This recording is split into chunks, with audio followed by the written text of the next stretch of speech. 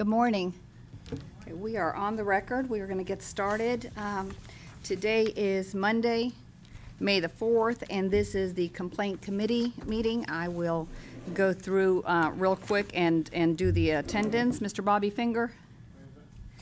Mr. Frank Gambusa, he was unable to attend today. He had notified me previous months ago. Ms. Tanksley also was unable to attend the committee. She has reviewed all of the legal report and had no changes, so she reported on that already. And Ms. Diane Tiefenteller? Present. Thank you very much. I will let Laura Martin take over for the legal report. Good morning. Before I draw your attention to any specific cases, were there any cases you wanted to ask questions about? Or we can just start with the ones that I had flagged that I wanted to discuss. Yeah? Okay. I wanted to draw your attention to case number 10 on your legal report. Case 10 is against a school. A complaint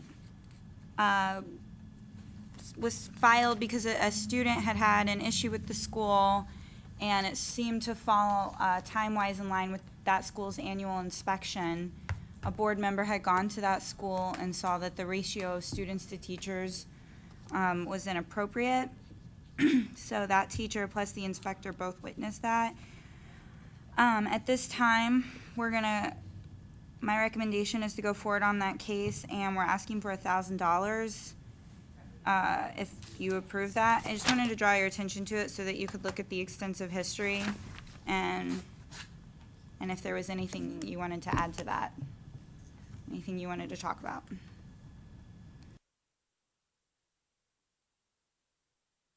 All these history is closed without action or closed with a letter of warning. I don't know what their history is, just the case numbers. The problem with schools that we come across a lot, which I want to draw your attention to, is most of schools' complaints are consumer complaints because they're students that call, and then proving those cases because they don't want to testify, they don't want their name associated with it. We can't find anything to substantiate the claim. There's a lot of reasons why when a student puts in a consumer complaint, it's difficult to prove. And you can see that this is what happens. The history just gets really long, so if you guys had any, I just wanted to draw it to your attention because this is a big problem with schools, and going forward, maybe not specifically right now, but that's an issue that we need to consider going forward. These are almost all consumer complaints. Okay, thank you. Okay. I want to ask a question. If a student doesn't sign his name to a complaint, does it really carry the weight?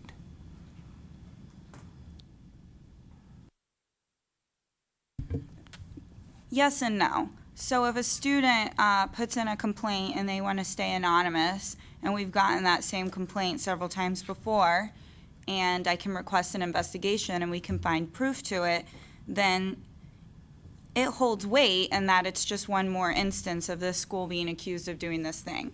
If somebody puts in a consumer complaint and it's completely anonymous and there's nothing else, just that anonymous person's statement, then I mean, it holds about as much weight as it sounds like it does. There's not a whole lot you can do with it.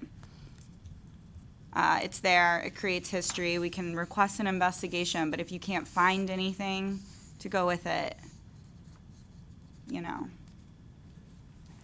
On occasion, just to quickly add to that, some of the anonymous complaints, whether from student or just from the public in general, we can send an inspector depending on what the accusation is. If the accusation is that there's no running hot water, for example, as soon as that complaint is filed in writing or we get it, we can hopefully send someone and yes, true, and there's really no running hot water. That's easy to find. If it's unlicensed activity, if we're lucky, we find it. Generally, we won't. It's a timing thing. So that's where it's so important for it to not be anonymous.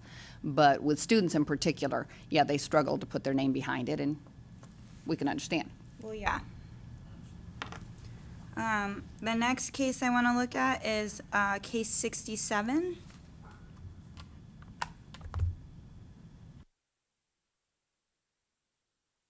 It's on page 20 on your iPads. Case 67 is also a school. This school's license was revoked, and they continued to operate for several months after the revocation of their license. When we got word that they were still operating, we sent an investigator. Investigator showed up, and the school is full of students. They were operating as if they had a license. As part of the inspection, the inspector also collected a lot of the student files. And we started to go through those student files and began to find a ton of allegations, or be able to substantiate a ton of allegations. The school had 2 open contracts for students who had been enrolled for longer than 7 years, which you guys know they can't do. The school, and they had been previously disciplined for that. The school was not properly recording student hours. They were not submitting the names of students who were enrolled but who had not attended that month. The school had signed up and collected tuition from, multiple students during the time period that they did not have a license to teach. So my recommendation was a $5,000 consent order on the owner of this revoked license. Is this the same case that we have been dealing with? The school and change of ownership? We're really not allowed to go through that. That's why the names are redacted and kept confidential, so that you can make a decision based on the allegations themselves. Does that help? Yes.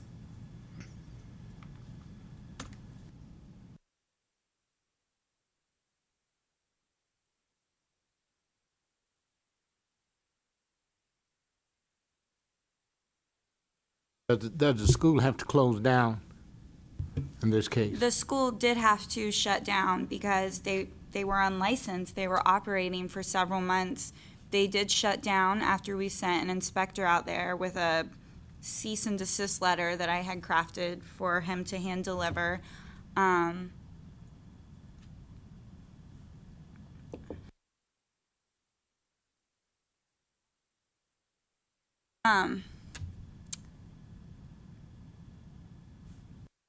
Keep this confidential. I'll just say that, that license was tied to a particular person, and that specific license has been revoked, and these are the allegations that I think are provable against that specific license, against that person. To summarize again, it was multiple students have paid tuition and have not been refunded while the school was unlicensed. They weren't properly recording hours on that license. They had 2 open contracts for students who had been enrolled past the 7 years.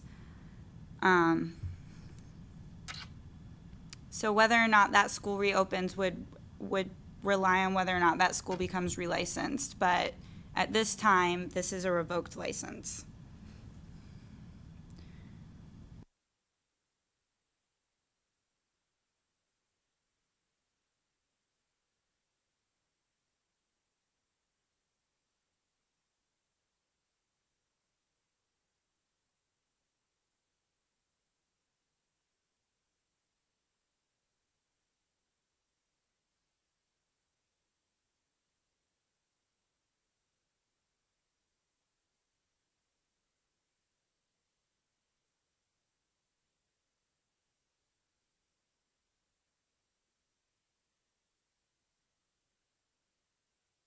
Look at number 74.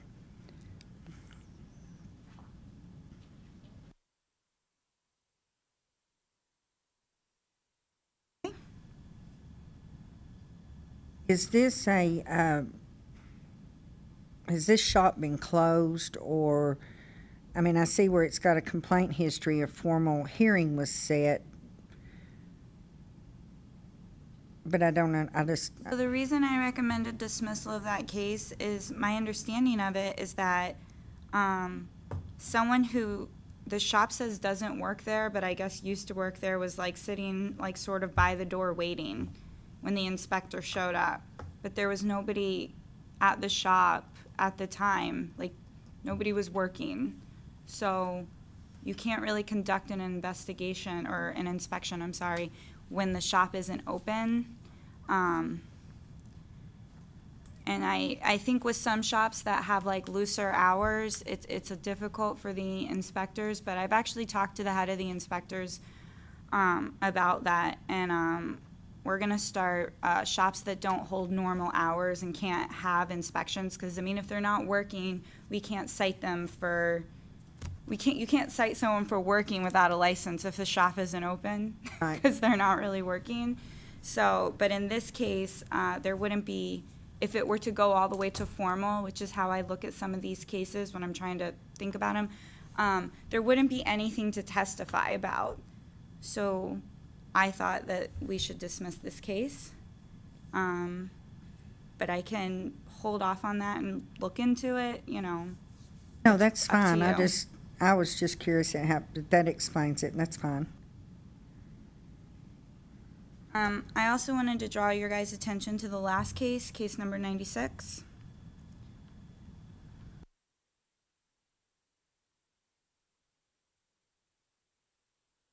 This is a case that stems from back, I believe, when the Barber and Cosmo boards were separated.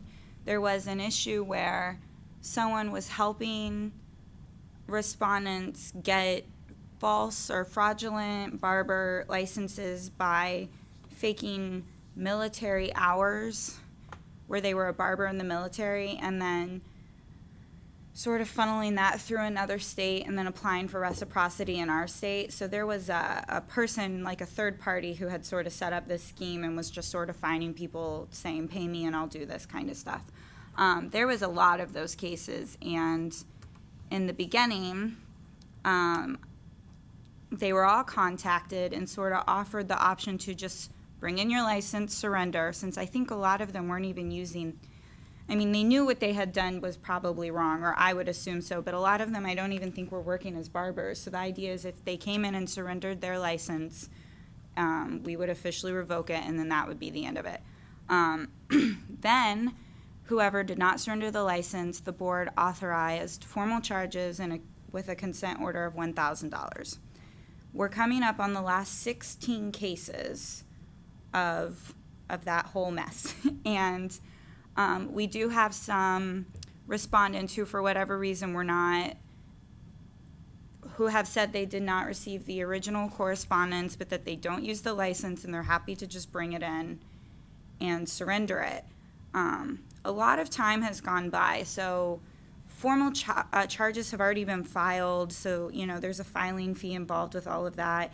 And I think the idea that months and months and months have gone by without them surrendering their license, the deal to surrender for no penalty is sort of off the table. But the litigator in this case has talked about if somebody wants to come in before the trial, surrender the license, maybe instead of going for at trial, it would be, I think, $1,200, the $1,000 you authorize plus the filing fee. Instead of going for that, maybe we can ask them for a $500 penalty plus the $200 filing fee. So instead of $1,200, it's $700. So that has happened in this specific case, number 96. And if you approve that, I would also ask that you approve that we offer that deal out of consistency to anyone else of that 16. So I'm sort of asking for authorization for the litigator to sort of put that deal out, because there has been other phone calls of people, I think, interested in that. And then, of course, once those 16 cases are disposed of, that authority will be gone. So think about this case and how you feel about that, and then also consider allowing our litigator to go forward with just those 16 cases, offering the exact same offer.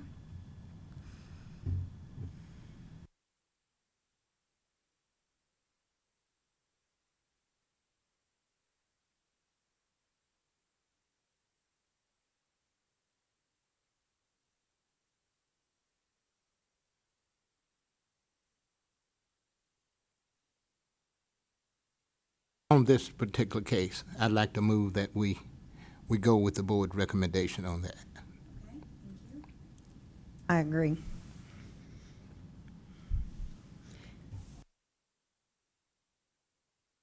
About this, I mean, the same deal to that other small universe of 16. Are you okay with I that? agree, yes. Okay. I'd like for you to go back to that other case before you got over to this one, 74? 74. Okay.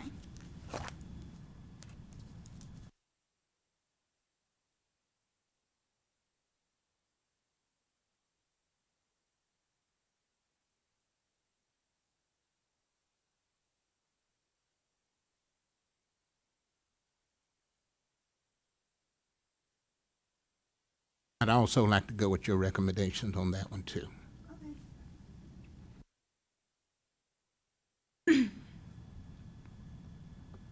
Roxanne, with it just being the two of us here, how do I do the motion for us to accept the recommendations?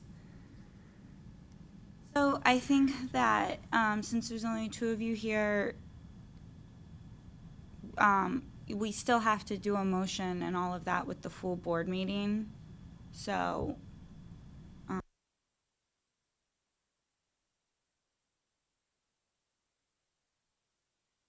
do it now. No one would be here to say that they agree, but it could be on the record that you both have gone with the recommendation.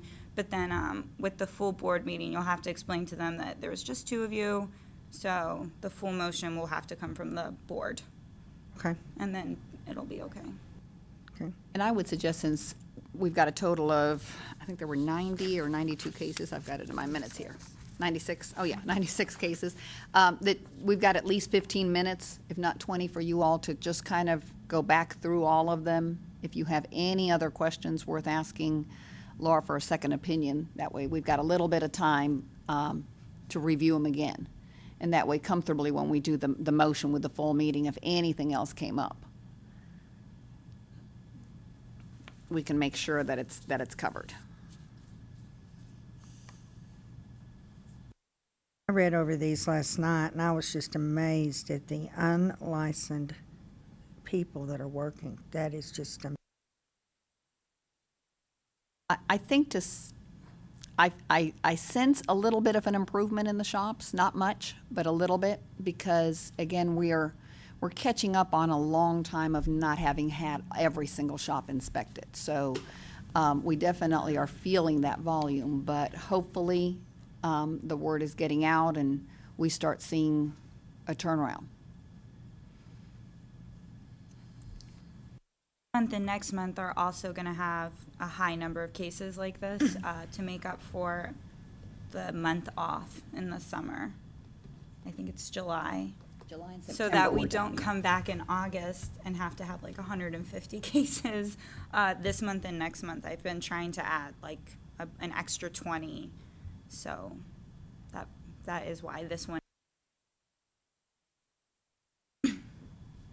it's July that we take off, right? July and September. Okay. So to some extent, the schools slowed down some, so I think that's the reason that historically we've been off those 2 months.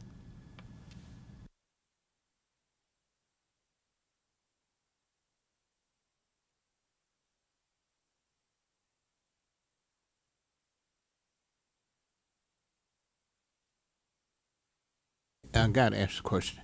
I know this is not, and we was talking about the students that, the school which students had monies or funds that they hadn't got. How do they go about getting those funds? Or is it any way to get them? Or do you have to go back to the school administrations and go from there? Yeah, so like for us, I can recommend in a consent order that they refund the money, but we don't have any sort of account where we could compensate for that. Students have to go back directly to that school and ask for it, and small claims court for it. They can go to, they have all those other options, but we don't really have that type of authority. Just, It's We what- don't ask that because it's asked quite often down to where Absolutely. we are. Yeah, where we are called Right. every single day, just about. Quite often, To try to so- make that right. right. So, I'm going to hand you, Mr. Fingers, here in a second, since we're, wrapping up the complaints. The presentation that Mr. Gillahan did, he kind of looked at best practices. The rulemaking committee talked about this, and he looked at best practices that schools do, and you're probably well familiar with, what a contract should look, just general information. I think he did a really good job keeping it to the point. So the rulemaking committee's going to look at this, but then we all, as a full meeting committee, will look at it at the end of the meeting to discuss some of these practices for the schools, because I think that's where we're at right now. We have quite a bit of complaints on the schools, and maybe a few more to come, just trying to make things right and remember that the students are who they should be taking care of, and looking at this refund policy. All right.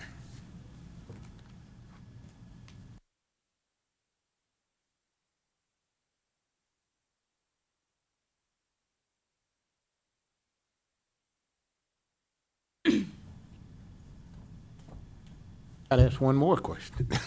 Today I'm full of questions. We were talking about the schools being relicensed, school that's under investigation. Is there an investigation, would a investigation be presented, I guess, on the person? Say the school is changing license, building's still there, school is still, equipment's still there, we want somebody else to take it. Would there be an investigation done on the new person that's taking it to verify that there's not any hanky-panky going on?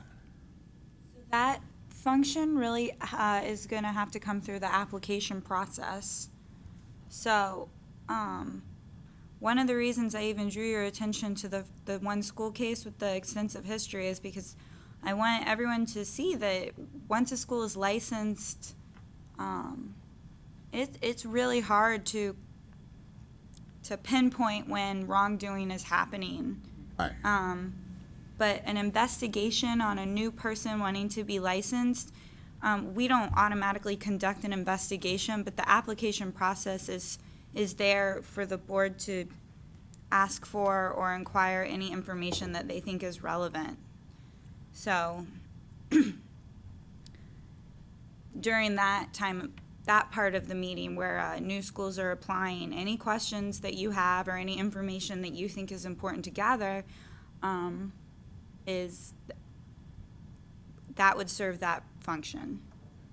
And I think, Mr. Fingers, you bring up a very good point. Just this last week, we were told about a school that did just decide to Right. close. Right. A very different school. It's not in our legal report now, but you all had voted on it before, and so that's a good thing if things weren't being done great, and the complaints and the approved amounts that the board has given is causing that.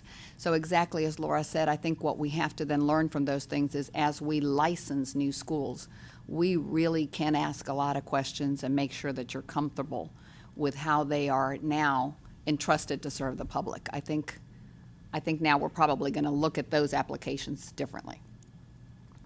Yeah.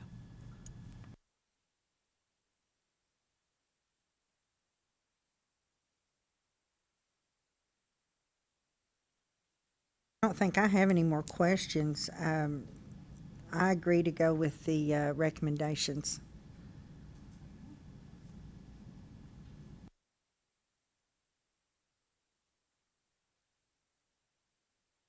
Need to be in a form of a motion. Now, second. Okay. Then adjourned.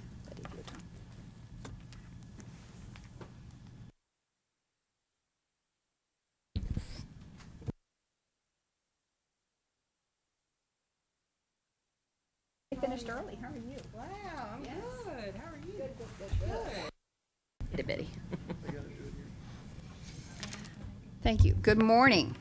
Morning. Hello. We are going to get started with the Reciprocity Committee meeting. It is 8:45 on Monday, May the 4th. And let me quick take our attendance, if I could. Ms. Nina Coppinger? Here. Mr. Ron Gillahan? Here. Ms. Patricia Richmond? Here. Perfect. Thank you. Okay, on your iPads, if you give me a minute, mine went to sleep.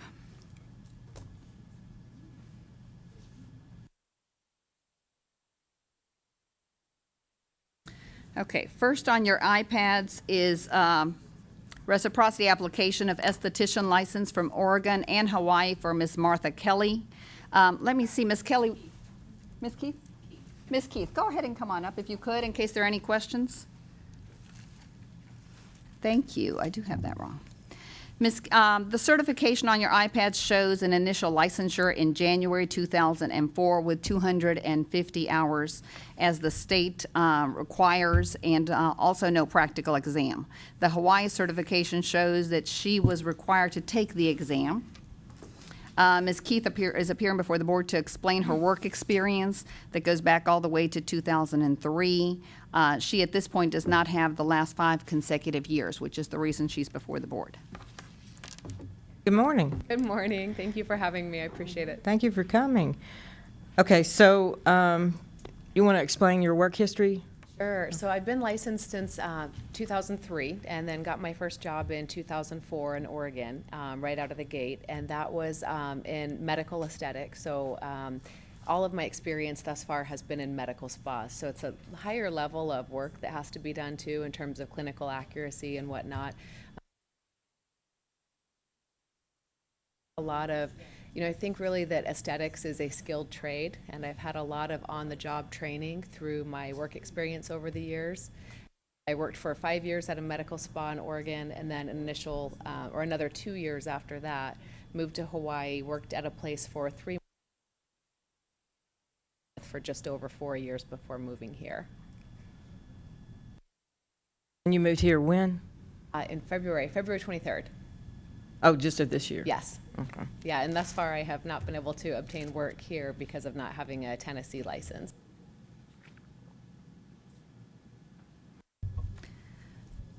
And you took a written exam?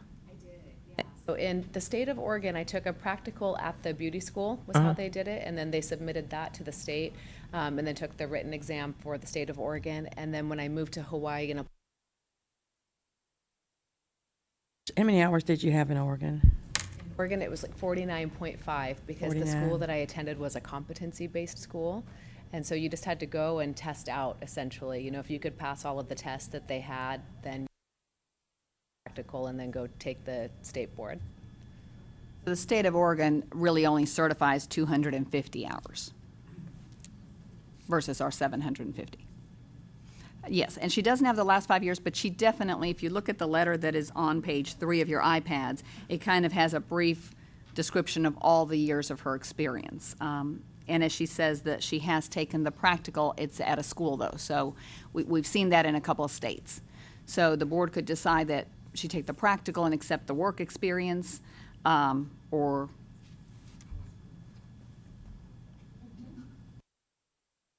Is that your recommendation? I think to be consistent with what we've done with Right. the practical, the board has yet to waive the practical with anyone with less than 12 or so Right. years of practicing consistently. So you haven't waived that requirement. I think her work experience is definitely there to where I would recommend accepting in lieu of the hours, the work experience. But to stay consistent, she'd be missing the practical. You did say you took the practical in Hawaii, I took just the written. just the written, okay. Yeah. So the practical was in Oregon at the school? Yes. Okay.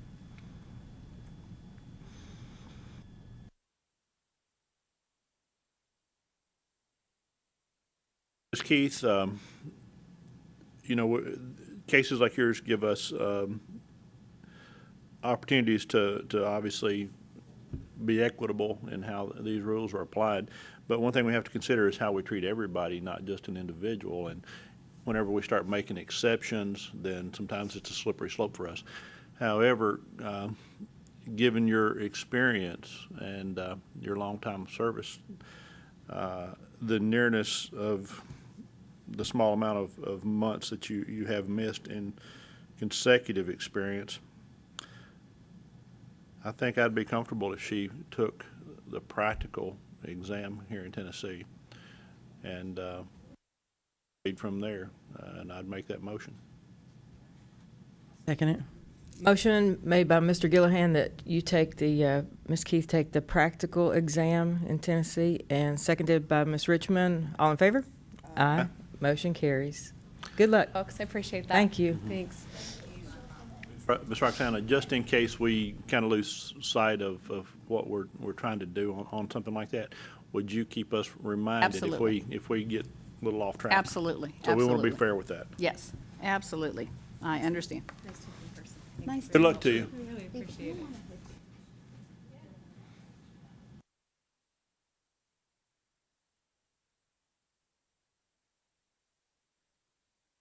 Thank you. Okay, next is an application for reciprocity of a manicurist license from Florida for Misty Rios. The certification shows an initial licensure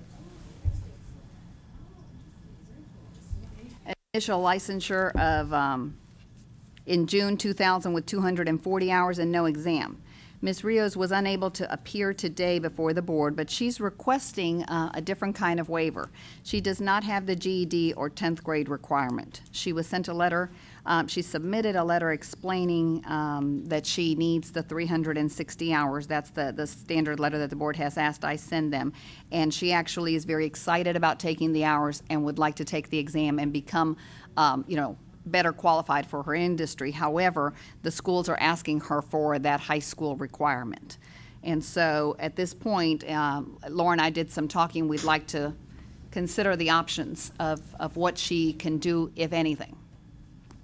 She has not been able to provide the last 5 years' work experience to me. That's one of the situations. Her letter is on page 9. I want to give you an opportunity to kind of read it, and then we can talk about the options.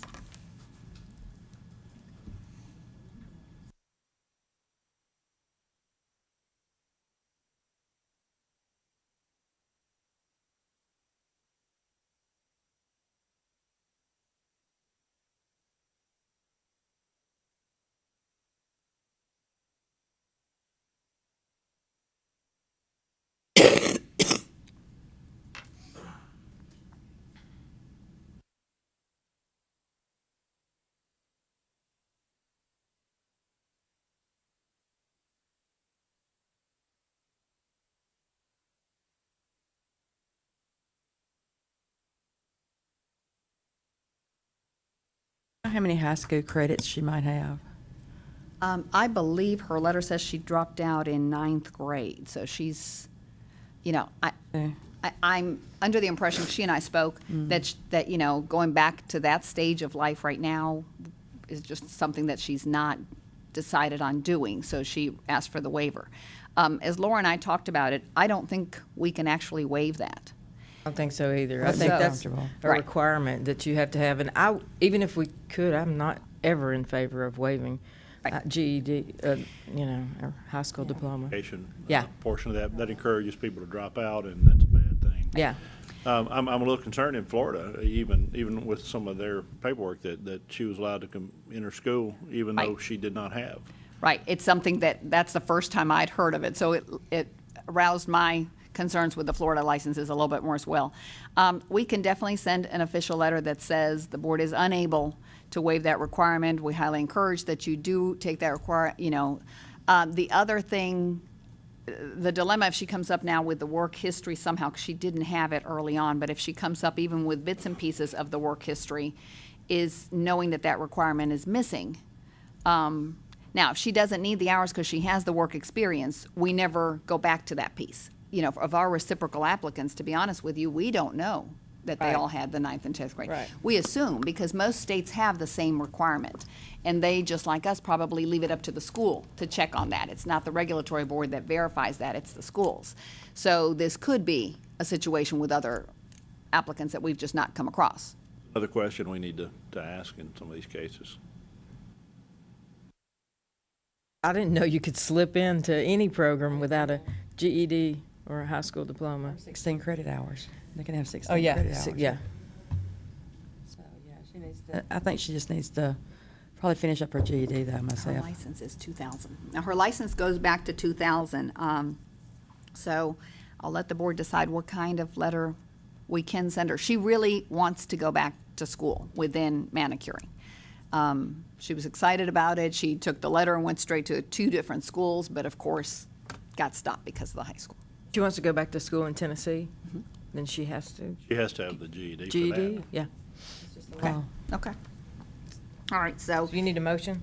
yes, please. Make a motion to deny. Second. And that they send a letter Send a as letter. well? Yeah. Okay. It's not that Motion, hard to get a GED. motions to deny our request, and all in favor? Aye. Aye. Motion carries. So we have that we are denying reciprocity and sending a letter explaining that she would be required to complete her GED. Perfect, thank you. Yes. Application for reciprocity of a cosmetology license from Florida from Ms. Amy Bullock. The certification shows an initial licensure in April 2011 with 1,200 hours, but no practical. Ms. Bullock is also licensed in Texas since 2011. She is the spouse of a military serviceman. She's also a veteran herself, and her entire family is planning on moving here this summer. She was unable to appear because she still is in the middle of the move. Her letter is on page 13, and then she has a letter from an employer as well. In this particular situation, I would recommend that we request that she take the practical exam, again, to be consistent with the number of years she's been practicing. That's the piece that's missing. But because of the military moves, she doesn't have the 5 years. So that's what I think we would be lenient on. Under our military rules that are being approved, I think that'd be appropriate. So I would move to accept the recommendation. I'll second. Motion and a second to accept. All in favor? Aye. Motion carries. It says on her licensure certification that, did you see that for the requirements for Florida? The individuals must be at least 16 years of age and have received a high school diploma or GED? Wasn't the previous one from Florida? Yeah, Yes, but but we she was- don't know if that was the case back in like 2000. 1999 or Yeah. 2000. Okay. So you have to remember you can't punish someone retroactively, so Florida couldn't Right. revoke someone's license. Okay. And the manicuring and the aesthetics license in Florida, well, the natural hair is only 16 hours. Yeah. So they are quite a bit different. Okay. Okay, on your iPads, we have an application for reciprocity of a license from Florida from Miss Melissa Johnson. The certification shows an initial licensure in April 2011 with 1,200 hours. Again, no practical exam. Ms. Johnson has provided a letter stating licensure for over 20 years. The license from Florida still only has 2011. They have not sent us a revised one. But she says that she's been licensed for 20 years, and to date, we've not gotten that verification. She attended school in Tennessee in 2014 and has an additional 620 hours. So she actually has the hours at this point if we can add those hours to it. She's just missing the practical exam. And she wants it for cosmetology, right? That's correct. Could I ask those of you in the back, we are recording this meeting, so if, and my ADD is kicking in with y'all talking. So if you want to talk, please go out in the hall or another room, but because we're recording this, can you keep it down, please? Thank you. Well, even with the manicuring of the 620, she only gets 150 credit toward cosmetology when they come in with dual under our law. Correct. So that would still leave her a little short, wouldn't it? That'd give her 1,350. She had 1,200, so she's really missing just the 300. The school that she attended in Tennessee in 2014, she did 620 hours. In nails, though, right? No, it's in cosmetology. Oh, that was in cosmetology. Yes, I'm sorry. yes. I'm sorry. You have a record of that? Yes, we have the record of those hours. This application that she did goes quite a bit back. If you notice, the letter is from August of 2014. So I think in between, because she was told to do extra hours, that's what she's done. I think she's still missing the practical exam, but the issue there is, again, she's been working, if she has been working for 20 years, we would be able to possibly waive that. We've not gotten Florida confirmation of that. What Florida does on occasion, and we've received these, is when they bump a license up, when they upgrade, if you will, it affects that initial licensure date. I know when the 240 for the manicuring goes up with the facial, it changes the date completely, which then affects us knowing what type of exam they took. I don't know that that's the case here. So we're showing just 2011. Does she have any records to show that where she'd worked? Nothing. No, just the letter that you see. That's why my recommendation, if we accept the hours that she's added in Tennessee, is that she take the practical exam. Motion, she take the practical, and we accept her hours. Second. Motion that she take the practical, and seconded by Mr. Gillihan. All in favor? Aye. Motion carries. Application for reciprocity of cosmetology education from Mexico for Maria Guadalupe Quesada. The documents provided show education in 2010 with 2,180 hours. The transcript provided shows the detail of the classes completed. My recommendation, if the board reviews the breakdown of the hours and approves those, would be that she take the Tennessee examination, both the theory and practical.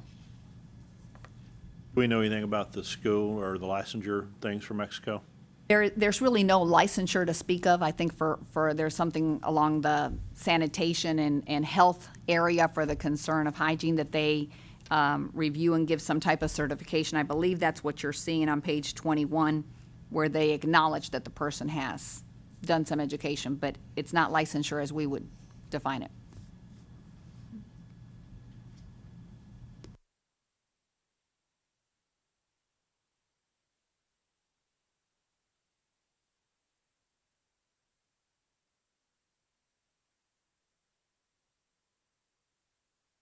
The test offered in Vietnamese and Spanish? Yes. Okay. For cosmetology, aesthetics, and manicuring. Okay. Were you able to find anything out about the school? Is this a legitimate school? Nothing? not. Okay. Have not. That's a great question.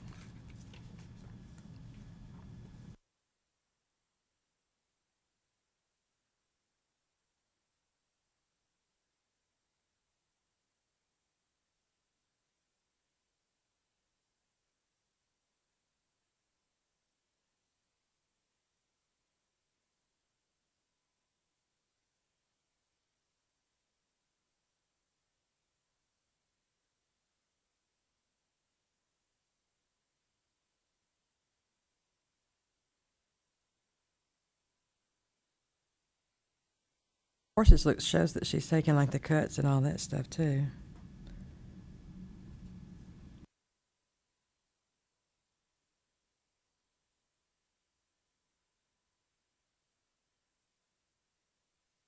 I think with our international students, we're kind of limited in what we can determine. So we've pretty much gone with a transcript if it looks adequate and just approved them to test and kind of go from there. I'll make the motion for her to test if that's what you are comfortable with, Roxana.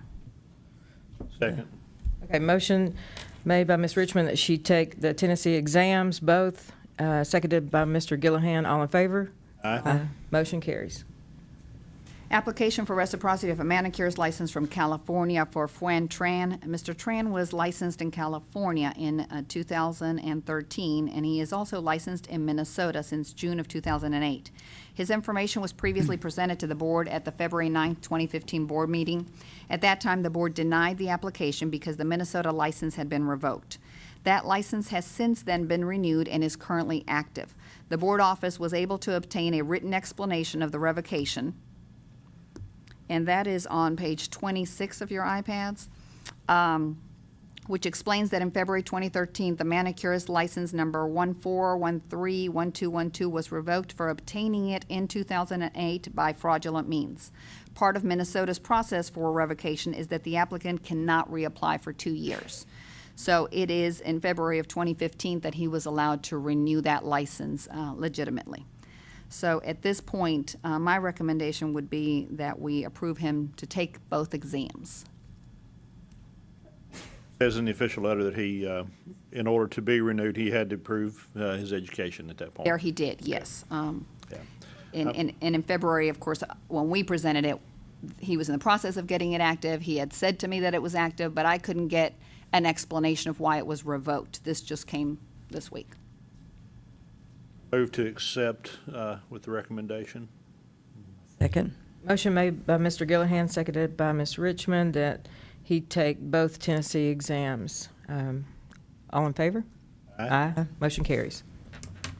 Application for reciprocity of a master barber instructor license from Kentucky for Bula Morgan. Certification shows an initial licensure in April of 2006 by exam. Communication with the Kentucky State Board has concluded that the master barbers do not attend school, nor do they complete any hours in Kentucky. They are able to obtain work history experience, and then they must take the exam in order to be licensed instructors.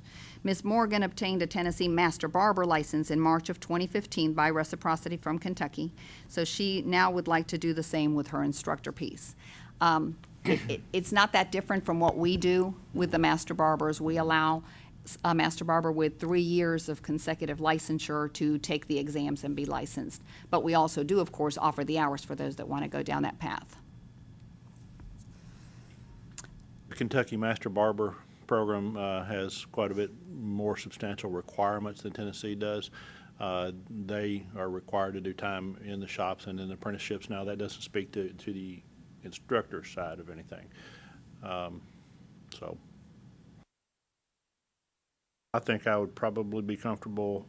No, she has the 3 years of practical experience, correct? She was licensed As a as an barber. instructor in 2006. Okay. They could not tell us how many years she had to work as an instructor. So I felt that if the board wasn't 100% comfortable, we could require that she take the practical, because the practical in Tennessee is made up of doing the classroom setting, Actually Okay, teaching the yeah. class. teaching a class. I'd That's move that what I'd we require the practical for this one. I'll second. Motion made that she take the practical exam, seconded by Ms. Richmond. All in favor? Aye. Motion carries. Application for reciprocity of a cosmetology license from Wisconsin for BACFAM. The certification shows an initial licensure in October 20th of 2014 by reciprocity from Vietnam. The documents provided show education in 2012 with 1,850 hours. Wisconsin accepted those hours and, again, licensed the individual. I would recommend that we ask that the Tennessee examinations be taken. Both of them, right? Both of them, Theory yes. and practical. I'll make a motion for him to take both practical and theory. Second. Motion made by Ms. Richmond that he take both the written and the practical exams, seconded by Mr. Gillihan. All in favor? Aye. Motion carries. Next, we have an application for reciprocity of a cosmetology license from Florida for Courtney Wilson. Ms. Wilson is here today. Ms. Wilson, come on in. If you can make sure the license is on ready. Thank you. The certification in front of you shows initial licensure in June of 2010 with 1,200 hours. And again, no practical exam is given in Florida. Ms. Wilson has provided a letter stating her experience since 2010, as well as from a previous employer. The letter is there on your iPads. She is required and was sent a letter asking her to complete the 300 hours missing and take the exams. She's appearing before the board just to explain her work experience to see if the hours could be waived. And my recommendation, if the board agrees with the letter, any questions would be that the practical exam is still missing. Good morning. Good morning. Thank you for coming. Would you state your name, please? Courtney Wilson. Okay. And state your case. All right. I just moved here in March, March 29th, and I've been doing hair the past almost 5 years. I'm short about 300 hours. I started out as a receptionist, which got to know the books and everything very well. After that, I assisted the owner for about a year before taking my own clients. So within 2 years after that, I was able to build up a very busy clientele basis. And then I moved into management. So before I left, I was a manager and pretty much key holder, taking care of all the books, confirming phone calls, just making sure clients were happy. And In the past, we've required the 300 hours be made up, right? Without the Most of the 5 time. years. Without the we 5 have- years. She's really close to the Yeah. 5 years. in June, she would have hit it. She's just moved really 3 to 4 months ahead of it for the 5 years, which is why I was glad she could appear to explain her work experience. It's not only in doing hair, but as she said, even in management. So she's almost right there with the hours. I still think, to be consistent with the practical, that's definitely missing.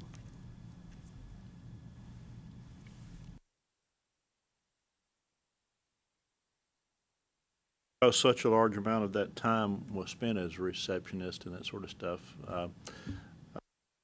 working around the shop rather than real practical experience.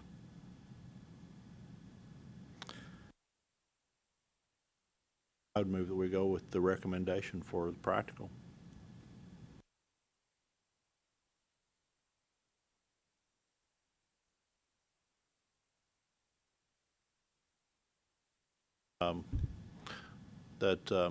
Excuse me, let me take that back.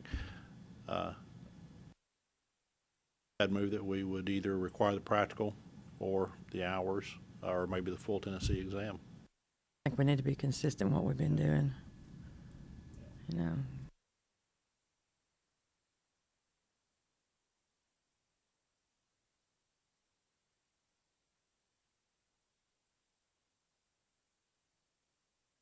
Have any military moves or anything in there we could consider?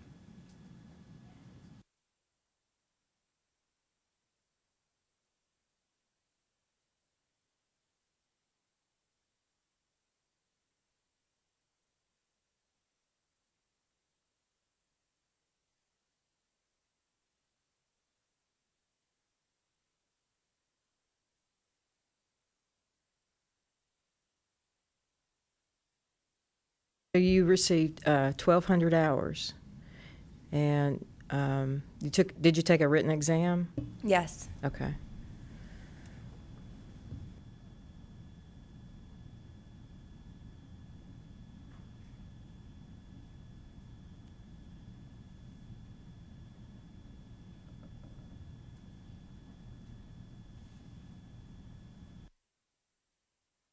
Roxana, would you tell me again what our initial recommendation was when she sent our letter? Yes, my recommendation was that her experience be acceptable. She's short between June 2010 that she got licensed and she just moved here in March, so she's really, as far as experience, short 3 to 4 months for that 5-year period. Her resume, and you're right, starts out as a receptionist, but it kind of covers the gamut to where I think the hours could be replaced by the work experience because she's so close to the time frame, but that the practical is still required. So I would be inclined to recommend that she have the acceptable experience but be required to take the practical exam. I make a motion to take Roxana's recommendation. Second. Okay, motion made by Ms. Richmond that you take the practical, Tennessee practical exam, seconded by Mr. Gillihan. All in favor? Aye. Motion carries. Good luck.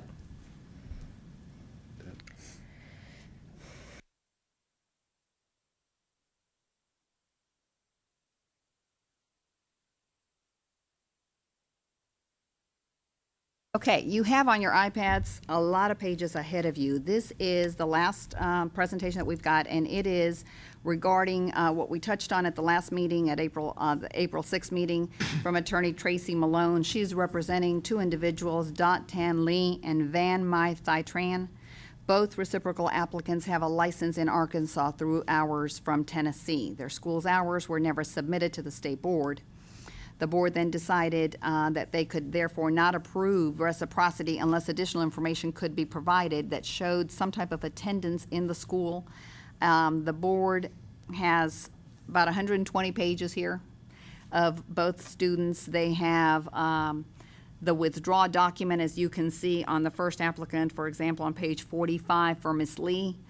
As I think both Mr. Gillihan and well, all 3 of you probably are very familiar with this document. It's what schools provide when students are transferring from one school to the other or withdrawing. And at the bottom, it says that the hours are released. The issue, again, is that none of those 600 hours were reported on a monthly basis. But if you'll keep looking at some of the documents that they were able to provide, I mean, the contracts there, enrollment agreement, I did see that each of the students has notes of different sorts. I'm going to let you all kind of look through them and make a decision what we do for the students. If anything at all, it would be for them to be allowed to test here.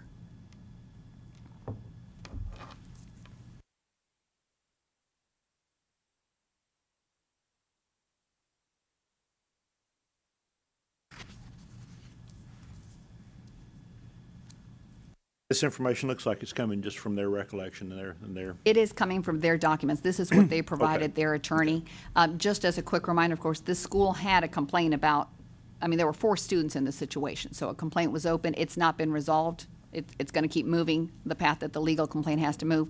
I think the school, if we deny completely, has talked probably through the attorney to the students and will accept them to go back in and do the hours. Obviously, no one wants to redo hours if that's the case. So they're still, this is their last attempt at seeing if we'll either accept the reciprocal license, which I would not recommend we do, but now that we've got the exam in Vietnamese, if the board is comfortable with the documents provided, we can definitely approve for them to take the exams. Both exams, correct? Yes. Okay.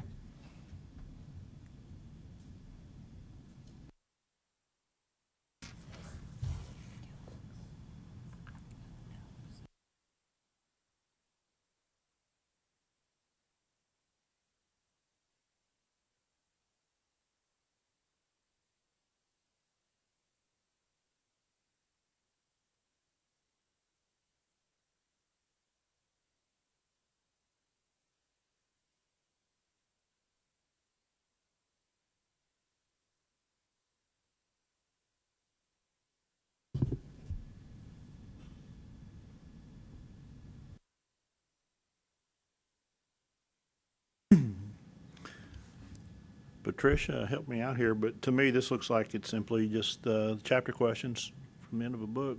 Yeah, and not like where they've done them or something.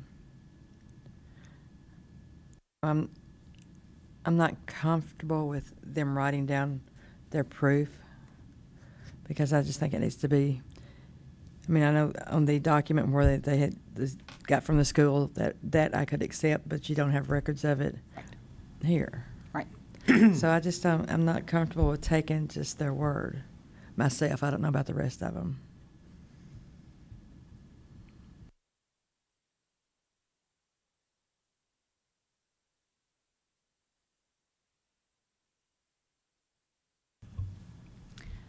Every school should have some type of backup on every student, you know? Now, the school, if you remember with part of the complaint, and you may not, is we sent an investigator to look for it. So some documents were found, nothing that, again, proved they were there. But that was really because one of the explanations was that they didn't have room in the building to keep enough, so they just destroyed documents. So I don't, you know, I really don't want to see the student penalized. I think now we're at an advantage with the exam in the language that they could But think pass. you would be comfortable with us letting them take both exams? I think that there's no way they could have had more documents than the notes. If the notes, they look legitimate to me, but that doesn't mean that they were written in 2012. You know, there's no way of knowing that. I know that they have stuck to it enough to go to an attorney and explain their case. And in speaking to the attorney, she said, you know, from what they're saying, they went to classes.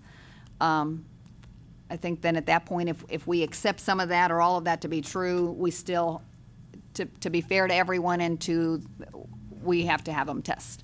Yeah. If not, they would be going back to the school, and will they actually be attending? I don't know. They'll be paying, or maybe the fee will be waived, but they'll be waiting more time in order to work. And they'd be in the same situation. They'd still have to take the exam. I'm not making any insinuation at all here, but as I look at these papers, there is just a tremendous amount Like a of workbook. consistency in the syntax and the way they're written. It's almost like somebody sat down at one time and just kind of copied everything and copied the answers. Alpha copier. Um, Yeah. I don't know. I See, mean- and that's the reason, I mean, at the last Yeah. meeting, as I mentioned to you, it was handed to me the Sunday before the meeting. I couldn't present them all. When Ms. Malone and I spoke, and the attorney, I told her that it was very possible that, again, we would not be comfortable with it. Was there a backup plan? And she said that the school would probably take them back, and if the committee is still suggesting that, that's exactly what we'll have to say. Hire anybody is one of the hardest things we have to do, but I'm really not comfortable with this. I would have to move. I'm really sorry about it, but I'm just not satisfied. I Motion, make that motion. motion made by Mr. Gillihan to deny, Second. seconded by Ms. Richmond. All in favor? Aye. Motion carries. That concludes our reciprocity committee. We will adjourn at 9:20 and start our last committee. Thank you very much.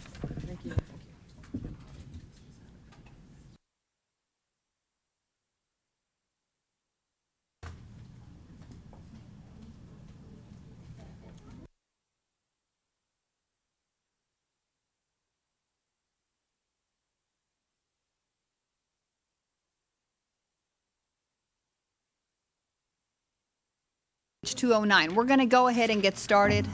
Ms. Richmond will join us here in a minute.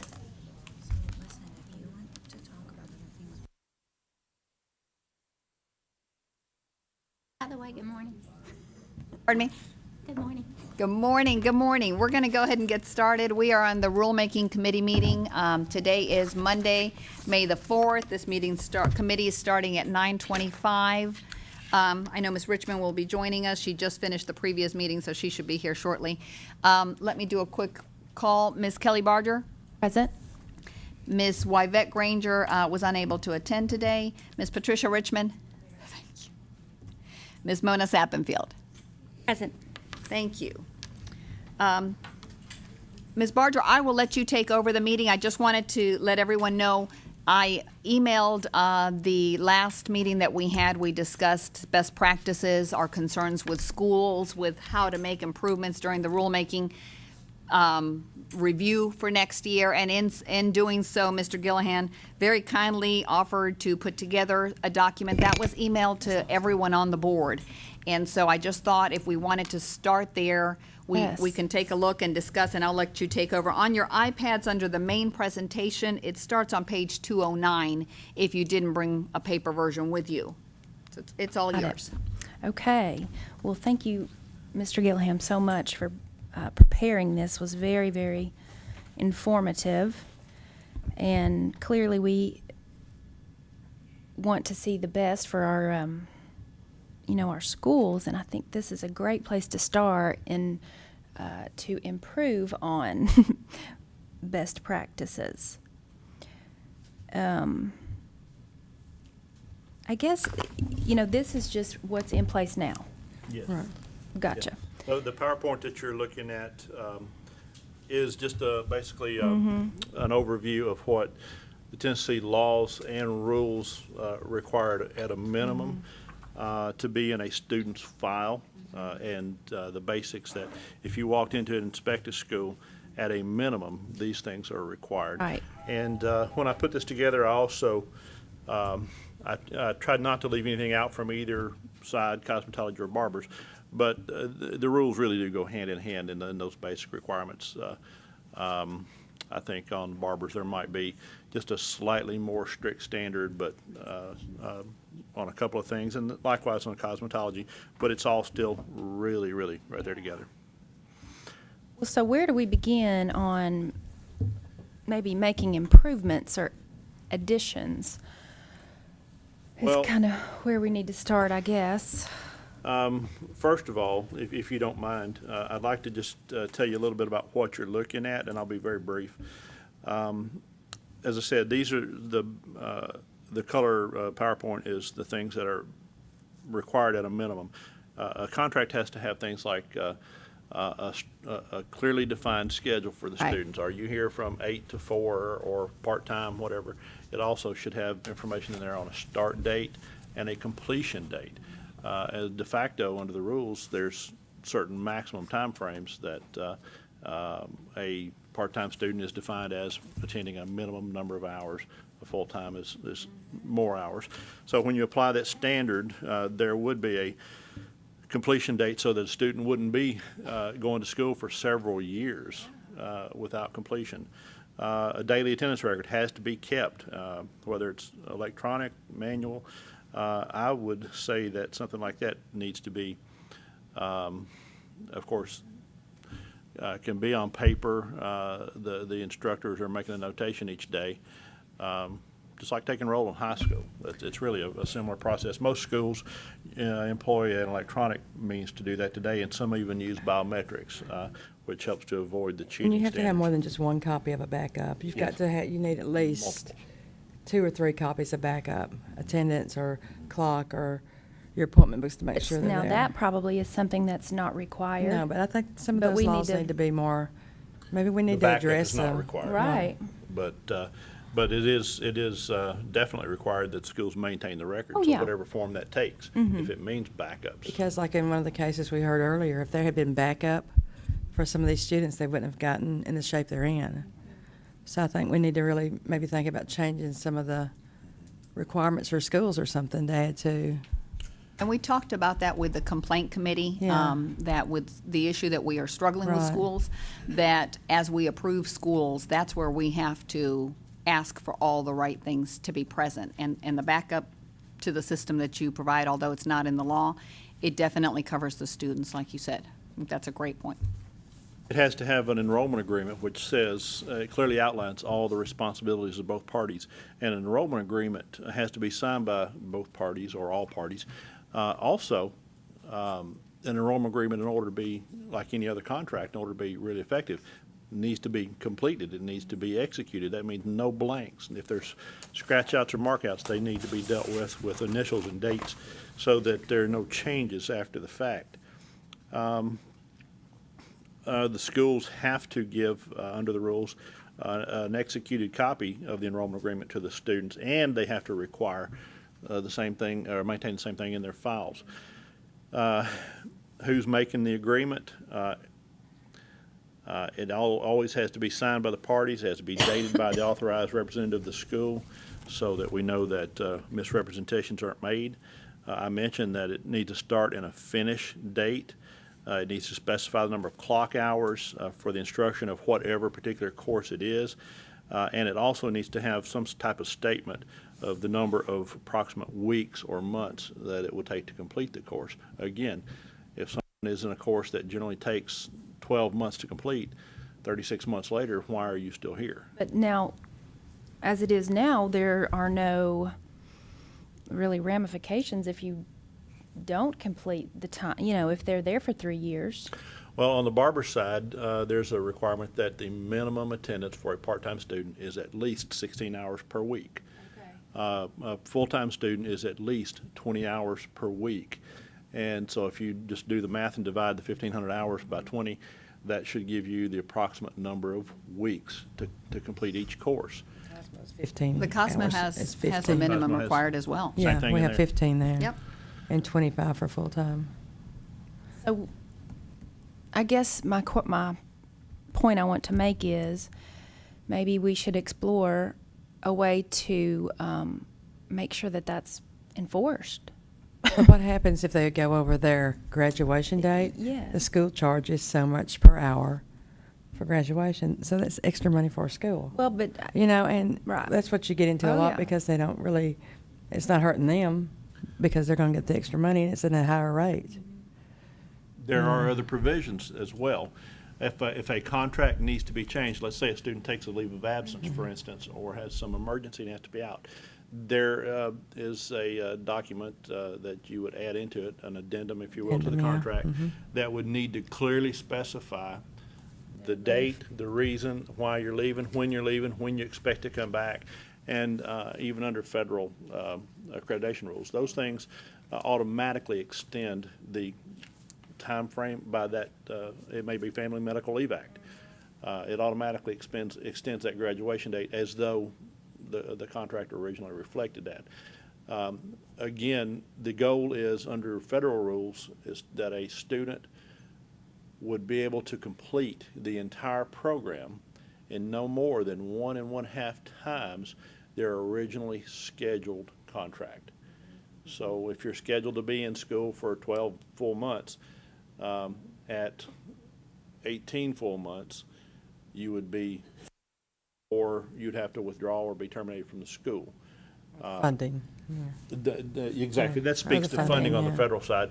But Yeah. if the goal is to help ensure that people are finishing in a timely manner, I still think it's a good rule.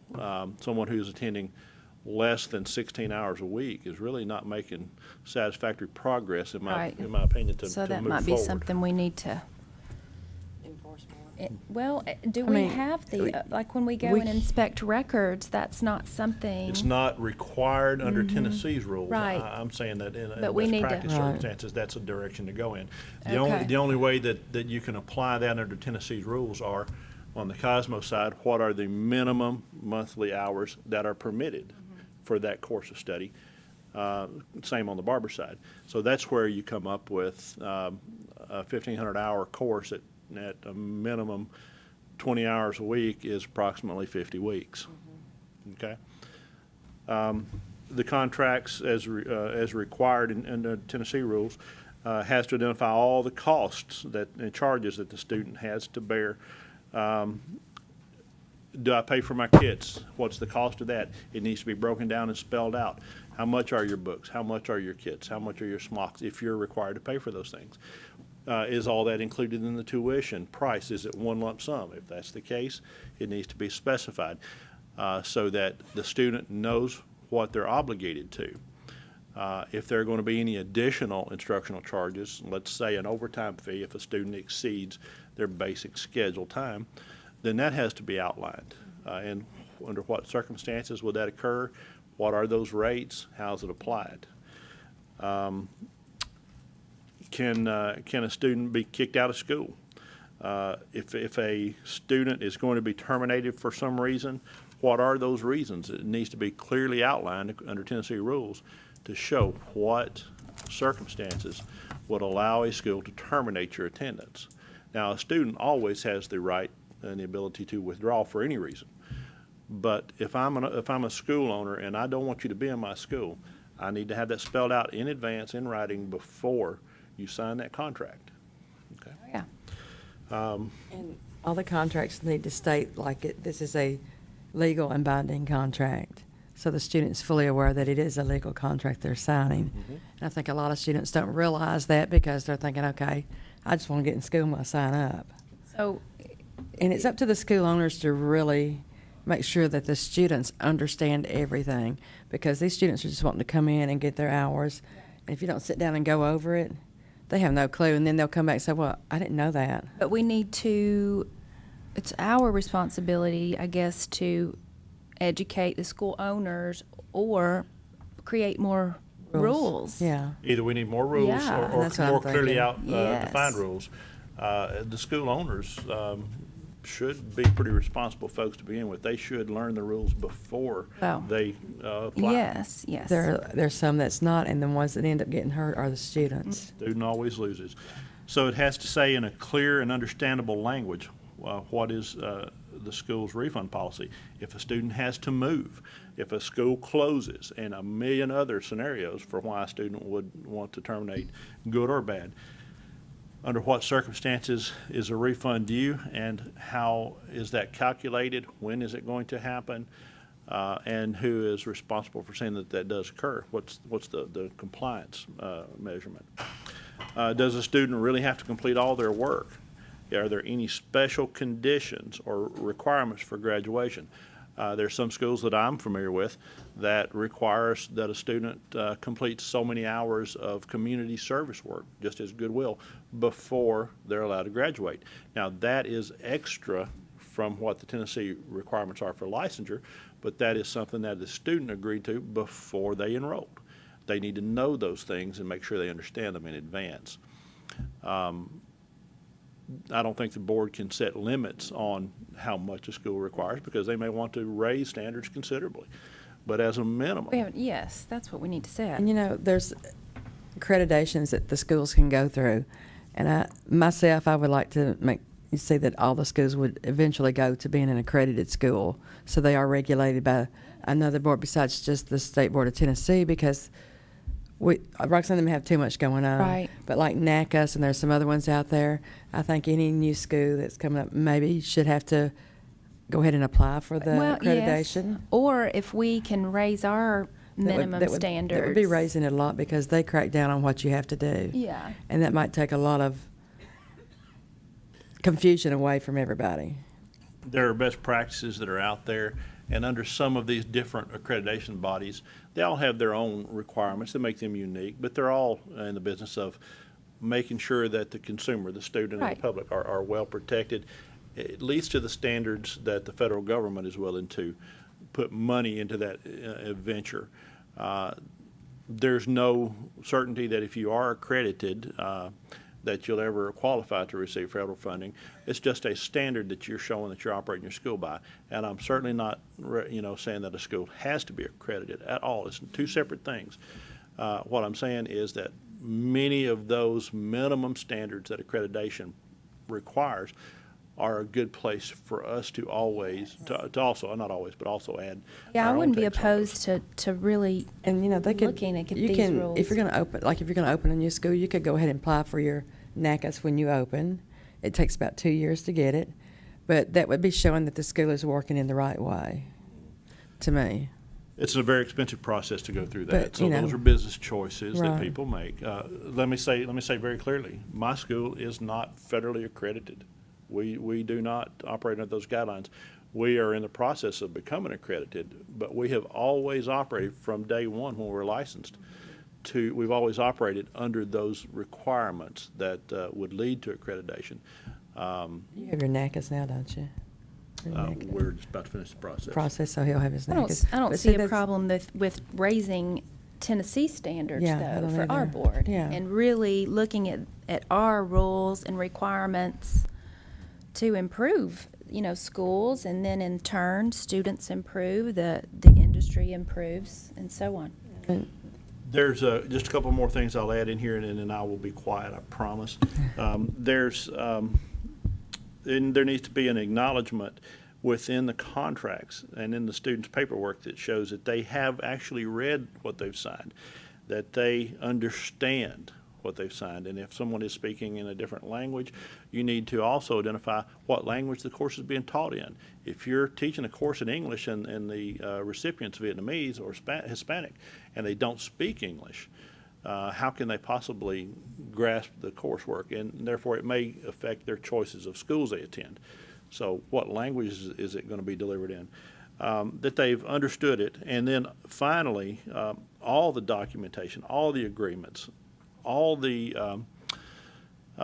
records for attendance, reports filed to the state, those kind of things, need to be maintained in the files. Now, these are things that are already in our code, folks. These are things that we don't have to reinvent the wheel on if we want to improve them or advance those. As you move through the rest of that presentation, there is also some of the members that asked for a example or a sample test of the state board. I tried to be pretty generic whenever I selected these questions. It came from a computerized test system, but this is the broad overview of a 100-question state board exam. We put the answer sheet on here, so I would encourage all the members, even those not on this committee, to actually sit down and see if they could pass that test today, so that whenever someone says, well, why do you really need schools, or why do you really need some education standards, it's not really that simple. In addition to this test, there's also another, I believe, email that you might have that has some examples of these additional recommendations for things like how a contract might be designed. These come from one of the accrediting companies. It comes straight from their sample books. It has sample refund policies that say things like, if you're going to have a school and you're going to accept money from students, you must have some mechanism so that if a student withdraws, under what are the rules that are going to be applied to how they can withdraw? Can they get a full refund within 3 days? If a school closes, it requires that a school have either an articulation agreement. For instance, if we both had cosmetology schools, I could have an agreement with her that if something happened to my school, got hit by a tornado, my building actually got hit by a tornado once. that she would take my students until I could reopen, so that they are not left hanging in the wind. And that works in both directions. That is one way that you could do it. Another way is, and I think under the one of the group's rules, under certain circumstances, the student would be entitled to a full refund. If they had been there for 6 months or 9 months, and you decide to close your doors, it can actually roll back to day one, and they get all their money back because they were not able to complete your program. And in those circumstances, it may be tied to the fact that there might not be another school in your area that could complete. So it tries to think ahead on lots of circumstances. course. Certainly, all circumstances cannot be foreseen. But it does offer a way to start to protect the consumer, which is the student in this case. Just would like to add, because y'all are so versed on schools, and I know y'all don't inspect the schools, but as a non-school owner, I went in to inspect schools. And so for me, there was a checklist. But on the other hand, when I got to each school, the files were different. Yes. So I think that should be very uniform. And from a business side, I was just really surprised that on the contract side of it, just like a business lease or anything else, that the contracts were not numbered, like page 1 of 5, 2 of 5, 3 of 5, and that those pages were not initialed. And then I was really surprised that they weren't notarized, because that, in effect, says this is that, these contracts don't have photographs of the students on them. And so it was a little ambiguous for me to go through everybody's files. And then some of them were part-time and some of them were full-time. And some schools were one of the schools was very organized in keeping that very good. And so that was, it was something I could track and I could see the differences. But, just a question, who is on your dropout list compared to the list that you're submitting every month? Like, who's not here that still owes money, and they just couldn't do that. But I think to accomplish what we need to do in just a protocol setup system, just standard business practice of how do you enter into a contract with a student. So because there a lot of these students, I recognize that their parents basically were out of town when they were going through the process, and some of them are quite young, and I know the hand-holding it takes, like, to get our children and the high school kids into colleges and things, and this is what they want to do as a career, and they need to be on, and I need to know, even if the schools have to take, this is your first legal contract, but this is a legal contract, and you need to know what it says on every page. You initial what it says, and then we're going to have a notary sign it, and it's just a good start. Right. Well, I think the better place start. where we begin is to kind of begin a list of things that we would like to see added to what schools are required to have before they open, and then to get their renewal the following year. Maybe, I'm not sure how this would work, but maybe there could be some sort of sample sample kit for a new school that, they can see what examples. Or better business practice. Yes. But also, like, on the school said that they had people out. It was just sort of like, if there's a doctor's note in there, then I knew that they weren't at the school. But there's just, like, really no in, out, it's very supposed to be here? mystical Right. Well, to me. It's a mystery. If I could, Mona, I don't think that the board is in any way trying to tell school owners that you must run your business a certain way. That's not, how do you teach, how do you operate your day-to-day stuff. I'm not really trying to get into that so much as, my idea when we formed this committee was that we can come up with a list, some best practices, some standardized things that we want to see each school come up with in a student's file, so that those questions you ask can be answered. Honestly, everything you just mentioned is in these documents that most of these accrediting bodies require, including the page numbers and the signatures. There are some issues that people don't think about. There are privacy issues that are involved. And the Federal Right to Privacy Act also limits what information can be given out about a student. That needs to be in these documents, in my opinion, as well. It is in some of the samples, I believe, that I've sent. If not, I will get them to you. Yeah. What that says is that when this person is 18 years old, they are able to do anything they want. They can sign their own contracts without mom and dad, even to the point if mom and dad are writing the check every month or paying for their tuition, and mom and dad calls to say, hey, is Susie here today? I'm sorry, I can't release that information. Now, if you want to drive in and see if Susie's here, that's one thing. But I can't even tell you if she's here. I can't tell you what her attendance is and those type things.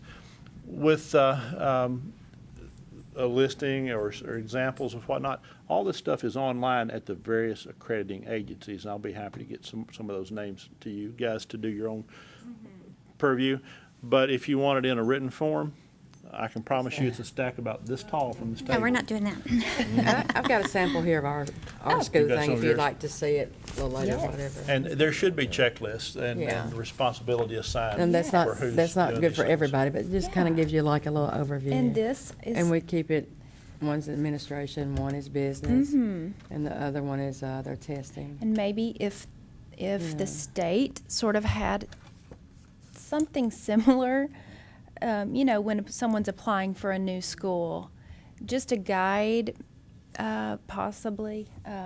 Right now, it only exists in the forms of being able to refer them to read the Tennessee law, to read the Tennessee rules, and discern from that what you can, and how you assemble your own business model is your business model. That's Right. up to your success or failure or implementation and the buyer beware, so to speak. I would really love to see it all go into an accredited, If we can put these things put that together as together. simple requirements for the state of Tennessee, Yes. under Accredited. our abilities as rule makers, then certainly I think that would be a nice place to start. It wouldn't require a school to be accredited. be but accredited. I start think the it's a great thing. process. Start the process of the Right. guideline. Because that way you've got somebody governing over you. I think, and I hate to interrupt you all, but as we get closer to needing to end it, I wanted to make sure, Laura does have one extra item that you all haven't brought up, but I think these are fantastic points, and we just need to put them into words to really move forward with the Yes. rules on those, because you all have that power, and I think it's fantastic. And although I agree that asking for them to be accredited is hard for our smaller schools, we've got there's a some huge small schools that are financial very burden. needed, and it's too expensive. But the criteria, if we put it all in the rules, I mean, we even have schools that do not hand out the contract to the students. When they call me, it is just mind-blowing to think that they would not hand you something that you legally have a right to have, but that is happening. So I think we clearly point it out, because then we can open complaints for those things not being there. So that's a really good point. I'm going to let Laura add one item that, again, she's seen through the complaint process that might be worth putting in there in the rules as well.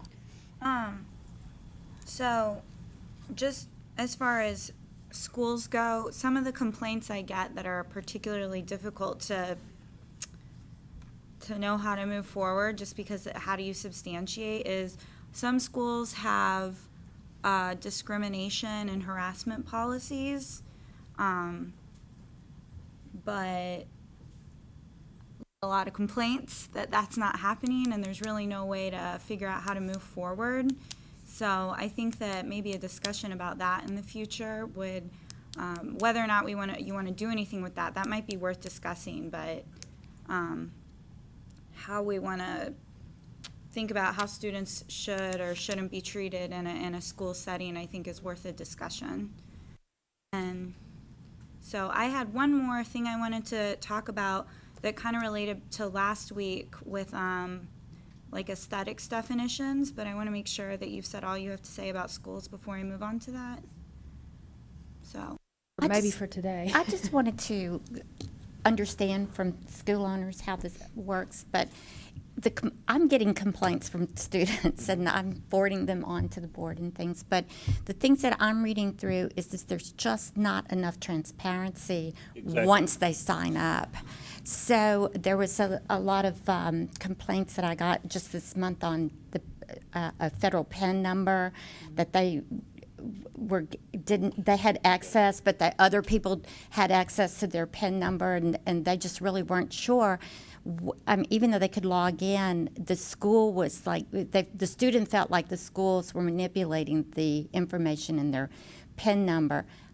And I just thought that was probably a federal issue, but it should be included in best practice, though, that there is transparency once they engage in a financial agreement.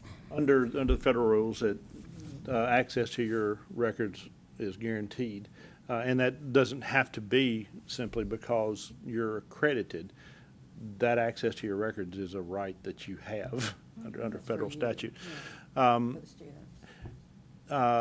Federal PIN numbers, I'm not sure where that falls into place, whether it's something that the student perceives as this is how I clock in and access my records online, or if it's something that gives them access to their financial accounts through the federal government. I'd have to know a little bit more about what they're looking for. But again, those are things that ought to be spelled out in the contract. What am I going to be have access to? When can I have access to it? Sometimes it spells out during business hours and with an appointment, So the student can't just walk in the office and say, stop everything, I want to see my records right now. Okay. But it's absolutely, it's in some of this documentation that I'm going to be presenting to I you. just needed to know if there was anything addressing it at the state level or if it just was a federal concern. There's nothing out there. Nothing, but There's we need nothing to in there. work on raising the bar, I think. A lot. Yeah. Yes. Laura, did you have another one to add to that? I have just 2 minutes, if we can move on from schools just for the moment. Last week in the rulemaking committee, we talked a lot about the aesthetics program and how I think what we determined is because some of our definitions weren't clear or expansive, that maybe that would be the direction to go with rules to sort of help define exactly what our practice is. And I did a little research and I looked in our statutes and I determined that there's 3 areas of the statute that seem ambiguous that we could look into. The first was using mechanical or electrical apparatuses. And I understand we don't want to put exact models of tools that can be used in the statute because of changing technology, but I think that maybe we could touch on, what tools or apparatuses can you use as an esthetician? What tools or apparatuses must you have medical supervision for? So on and so forth. The second area that I thought was ambiguous was giving facials. When you Google facials, there's about 100 facials. And some of them seem like an esthetician should be able to do in their own right. European facials, which cover just this whole broad spectrum of everything. LED light therapy, mini facials. I think epidermabrasion is a light dermabrasion that an esthetician can do. And I think that what we should look for, looking forward is, so we talk about the skin surfaces, maybe it would be better for us to be clear, you can affect the skin without medical supervision to this point. After that point, you have to have medical supervision, and then sort of include categories of facials that are appropriate in each of those. And then the last one was giving skincare. I think that's very broad. So again, let's talk about what kind of topics are we saying that we license and we regulate, and it's okay for estheticians to do that. And then, let's talk, maybe look for a barrier where we're saying, from this point out, we're going to say we don't regulate that, and if an esthetician is in that practice, they should have medical supervision. I think that would sort of help the issue, so that way we're really defining, this is what we regulate, this is what you can do with your license.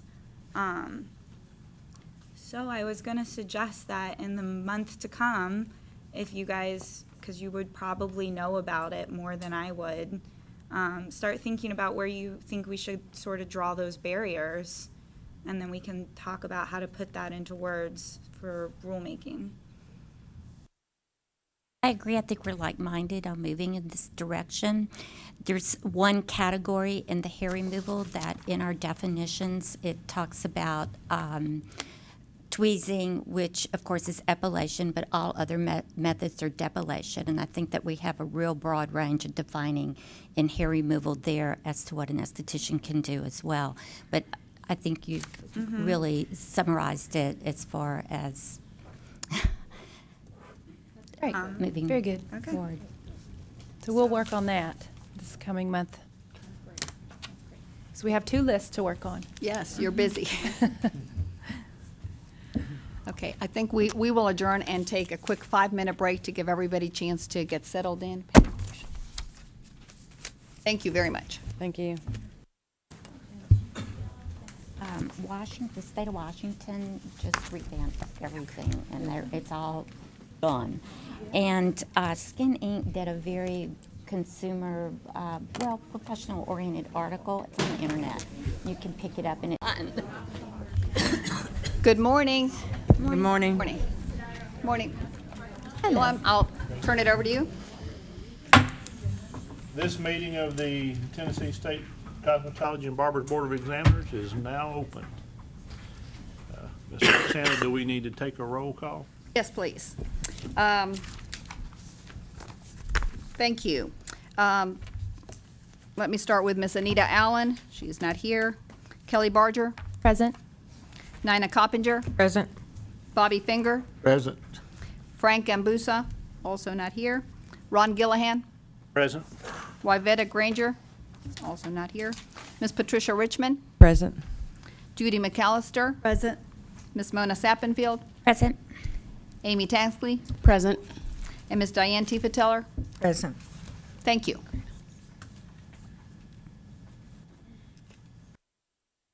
The next order of business is the approval of the minutes for the April 6th, 2015 meeting. Are there any additions or corrections or deletions? I'm none. If not, do I have a motion to approve? I'll make a motion to approve them. Second.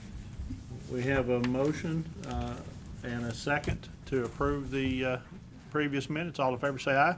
Aye. Those opposed say no. Minutes are approved. Pass those around. I believe we have Ms. Powers going to be here for the board today. Oh, there you are. Hello, Ms. Rachel. Good morning.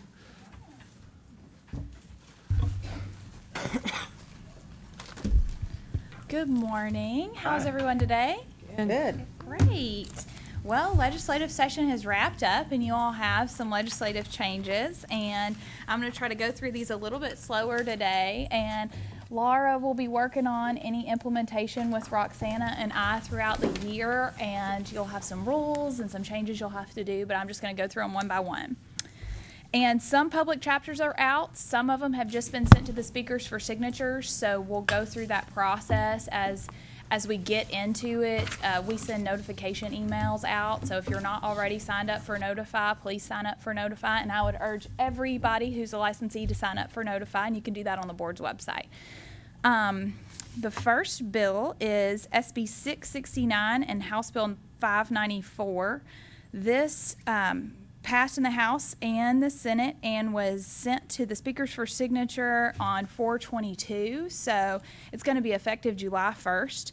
This is the bill that requires any cosmetologist seeking a license to instruct in a cosmetology school to have at least 3 continuous years of salon experience. So this bill will effectively change all your students who are in the instructor curriculum. They'll have to have salon experience before they can get their licensure. So that you'll essentially have to implement that change in your rules. If there is any changes that need to be made in your schools, will just need to be aware of that when they're taking applicants. And that is effective July 1. Students who are currently in that process, are they still going to be okay? Are they grandfathered into that? As of July 1, anybody in the process. So I'm going to defer to legal counsel, but I think that that's something that, it's going to be effective July 1. So anybody who applies after July 1, Has to have 3 years, okay. yes. The second one is Senate Bill 543 and House Bill 691. This is the bill that removes the requirement that the board be the authorizer for schools of barbering and cosmetology for the state of Tennessee. As you all know, you had been authorizing schools to be to receive Title IV funding, and that was last year's legislation. That was a piece of what you did. The schools applied with an affidavit saying that they were accepting post-secondary schools, a certification that they were accredited, and then we verified licensure. And Roxana would submit those authorization requests to you all, and as long as they had all of those things, they would be approved for authorization. Well, this bill takes that authority away from you and moves it to the Division of Post-Secondary Education with the Tennessee Higher Education Commission. And the representatives from the Division of Post-Secondary Education are here today in the front row, Miss Julie Woodruff and Miss Stephanie Bellard, and they are going to be helping the schools transition along with us in this process, because although you did authorize, your authorizations are still good until July 1 of 2016. Schools will need to apply with them before that date because the authorization process is lengthy. I'm going to go through some bullet points to talk about exactly what this bill does. Essentially, it deletes last year's legislation. It replaces it with new legislation that requires the schools to submit an application for authorization to the Division of Post-Secondary Education, which is a specific division within the Tennessee Higher Education Commission. And that division serves as the authorizer for the whole state of Tennessee. And so they authorize all other educational programs. Currently, barber and cosmetology were exempt before last year's legislation from the need for authorization, but the federal legislation changed that. So we as a state had to make an implementation change to let our students continue to get this funding. And so that's what triggered the chain of events from last year and this year. Basically, the legislation states that any authorizations issued by you as the Cosmetology Board prior to July 1 of 2015 remain valid until June 30th of 2016, or upon the division's granting of their authorization, whichever is earlier. So if these schools who've gotten authorization or who will continue to get authorization through this meeting and next meeting do not go and get a new authorization, they have the potential of losing their federal funding. So it's very important that we stress that people reach out and work with us on getting this change effectuated. And so we are going to make sure that we absolutely communicate this, not only through the board meetings, but through notifies, and we're going to have some outreach. We're going to put some information in the school renewals and that sort of thing. And we're going to partner with the Division of Post-Secondary Education in getting this done. In order to ensure that this is conveyed through all the schools. And we have met with the representatives from THEC, and they have suggested an application date for timely approval next year would be by November of this year, and that's very soon. The division's post-secondary authorization contact information is going to be provided. We, as the board, will have to provide letters of good standing for these schools. That's a requirement for them to actually authorize the schools. And so we have to say that they're licensed and that their curriculum is approved. Roxana and I have already had discussions about how we'll do this. We currently do license certifications for individuals right now. So we think that we'll be able to implement some form of license certification for schools in order to get this for our schools who are wanting to be authorized to receive funding through this new process. The application with the Tennessee Higher Education Commission is much more expensive. As you all know, they didn't pay anything for this for us. It was just part of something that we did. We didn't want to create a fiscal note. We didn't want to do any of that. We did it administratively, and you absorbed the cost through your self-sufficiency. But the Division of Higher Education initial fee is $3,000 plus an additional $500 for each program being authorized. And then they have a renewal fee, which is essentially their reauthorization fee. And that is based on the school's or the institution's annual gross tuition revenue collected during the previous fiscal year. And that's going to be 0.75% of the annual gross tuition collected. And then they have a minimum and maximum fee structure set. And they are set up very similar to you. They have a commission, and they have meetings, and they have committee meetings, and they have rules and applications. And so it's a very similar structure. So their applications have to go before their commission, and they have certain dates and deadlines when they have to accept things. So the structure is very similar to you as a cosmetology board. It's just a different work that they do there. In addition, they are planning to hold a new institution application training presentation to aid new schools through the application process. And we haven't gotten the public chapter on this piece of legislation yet. So when we get the final public chapter, we'll start sending out the information on here's the public chapter, here's your contact information, here's the application, and we're going to work with them on a date so we can announce that date at the board meeting as well, so the schools can be aware of that. And overall, we just look forward to working with them to help the schools get through the process. I think that we'll have a couple of meetings similar to those that we did with PSI, where the schools come in and they look at the application with people and we talk about questions and that sort of thing. And that won't necessarily be with you all as a board, but it will be with the administration and the administration of their division.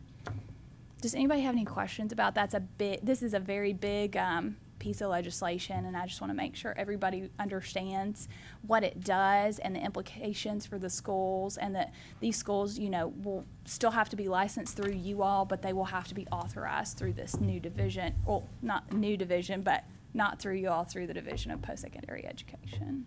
And now, to be clear about this is just for schools participating in federal programs, or is this every school statewide? No, it's not every school statewide. It's for those schools desiring to be authorized as a post-secondary institution. Generally, what triggers that is the federal funding. It will help with the all the grants that the state gets for the students. Could they, after they get post-secondary, would that help the schools get that for their students? I'm not sure what you're... Are you referring to things like the Hope Scholarship? The Hope Scholarship and stuff like that. Will that? Would that pull them into that? Would it fall into that? As far as the Tennessee lottery, no, there is one.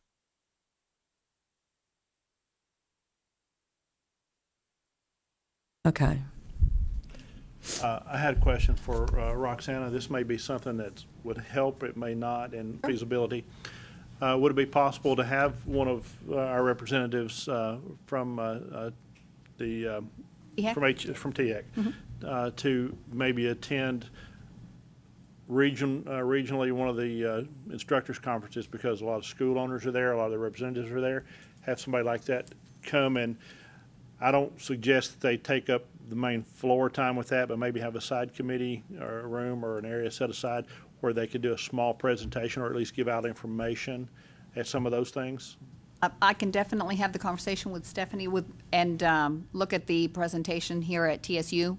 That way they wouldn't have to necessarily travel. That particular session, I think, is in August, so it would give us some time, and we'll look at that feasibility. There may not be enough schools out there, enough institutions that need it to be feasible to send someone out, but just the information would be good.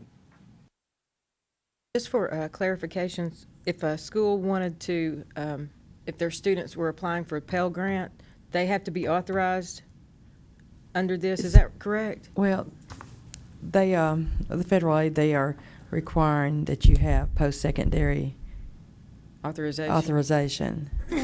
So, basically, yes. Okay. Yeah. And so it's gone from zero cost to $3,000? Well, it was zero cost because it was only temporary. It has always had a cost through the Division of Post-Secondary Education.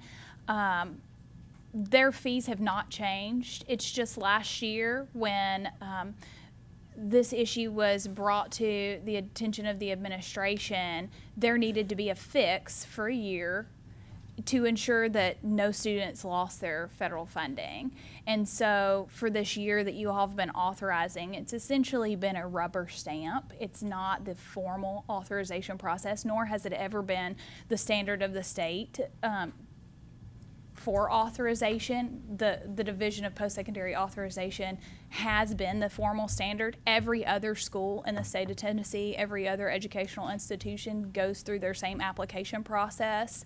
It didn't really, from a policy standpoint, it really diminishes the cosmetology education standards by rubber stamping it through you all.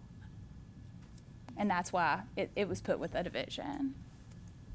Got a question. What was the recertifying cost you said?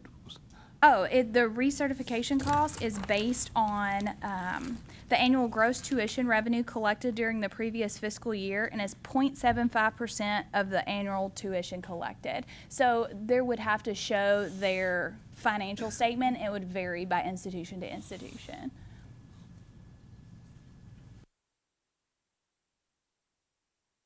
So the suggestion is that they apply by November of this year. The earlier the better. I mean, they can still apply with you all before July 1. You all are still the authorizer currently right now. So if someone was concerned that they wouldn't be able to go through the more scrutinized application process, they should apply with you all before July 1 in order to kind of get that rubber stamp to take them through next year. But as of July 1, 2016, yours will no longer be any good. And they will have needed to start the application process. And the earlier the better, quite frankly, because it is a long process. And that's why this summer we're going to reach out, as soon as possible and get some training and some meetings on the books for the schools if they have any questions. And, you license about 100 schools. There's not 100% of those that receive funding. There's not even, I don't think, 50% that receive funding. Small percentage. And so this is not a huge percentage of your licensees, but it is an important percentage of the licensees. So. My school will probably be one of the first ones because I'm going to probably miss the deadline in our accreditation process by a week. Now, let me think, what was I going to say? How long is the application process for a school? Are you thinking 6 months or a year 4 months to generally at a process? minimum. 4 months, okay. That's not bad.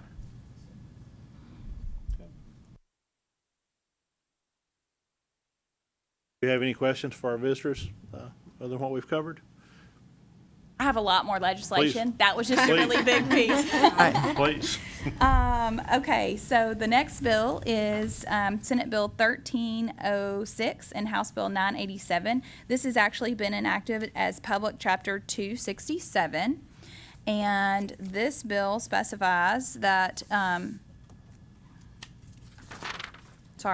that a conviction of a felony, if the felony conviction occurred within 3 years prior to the board's decision to suspend, revoke, or refuse to issue or renew the license, or a conviction of a misdemeanor involving moral turpitude, if the misdemeanor conviction occurred within 1 year prior to the board's decision to suspend or revoke the license, is going to be considered when you are issuing or renewing cosmetology licenses or any of the category of licenses. And we had talked about this before. You already have the authority to review this. It's just broadening the scope under misdemeanors and shortening the scope under felony convictions. And so it'll just be changing your process a little.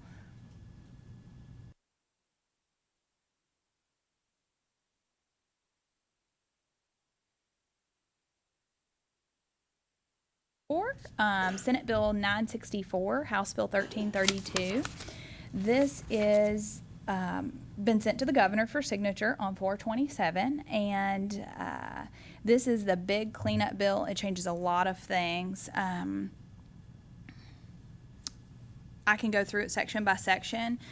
The first section deals with the inspections of shops, and it actually allows for you to create an inspection fee if you so want as the board. That will be something that will help you with self-sufficiency. If you feel like there needs to be an additional inspection fee along with the application fee, you'll be able to do that. The second section adds the HACCET diploma, which is a piece that you were already aware of. It was a cleanup piece. The third section does that for the barbers. The fourth section cleans up the retirement piece of the code. The fifth section requires that every person who's licensed notify the board of a change of mailing address within 30 calendar days of their change. It's been kind of an administration problem with the board office, is that we send a lot of licenses out that don't get there because people don't notify us of change of mailing address, and that's just something most boards have in their in their code, and it helps administratively if licensees let us know their information and it's up to date. The next, If it's time for them to renew and they've got an invoice waiting, then they can change it themselves. Otherwise, they cannot. The new system, probably the phase 2 of our new upgraded system, that's what we're hoping for. Then we'll let them do it online. So that'll be fantastic. Thank you. and that can be as easy as an email to the board office or a phone call. You don't have to physically mail anything in. It's just about updating your information. So it's not very formal, if that helps at all. The next section 6 requires the barber schools keep monthly hour reports and monthly progress reports. This is something you've traditionally done. It just has not been enforceable through the code. Section 7 is the apprenticeship piece for the barber industry. And so it is exact mirror of the cosmetology apprenticeship piece. Section 8 is just another cleanup success. It just says the barber successfully completed an exam prescribed by the Board of Cosmetology and Barber Examiners. And there's a piece in there that was missing an or. It looked like you had to apply and do a test a couple of times, and it was really just a tiny little. Section 9 includes that. Barber certificates of registration expire biennially on the anniversary date of the original date of licensure. This was another cleanup piece for the barbers, and there's another section in here that does the same thing for cosmetology. It looks as if you license people annually when you only license them biannually. Each different type of registration or licensure that you issue.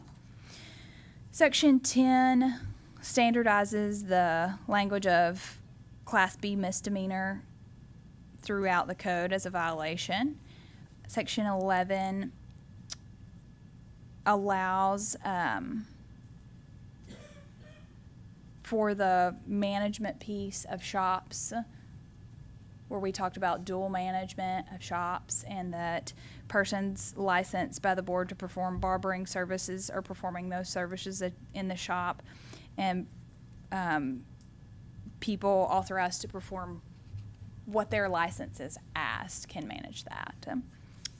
Section 12 requires the education expiration for the barbering industry. That is something that the cosmetology industry has always had, but you can keep your barber education for 150 years up until this piece was. It's going to be 7 years now? 7 years, yes. Section 13 defines dual shop and safety razor. Section 14 expands on those definitions and the services being provided. Section 15 cleans up the expiration of the board member terms. The way it is currently structured is that the shop owner member and the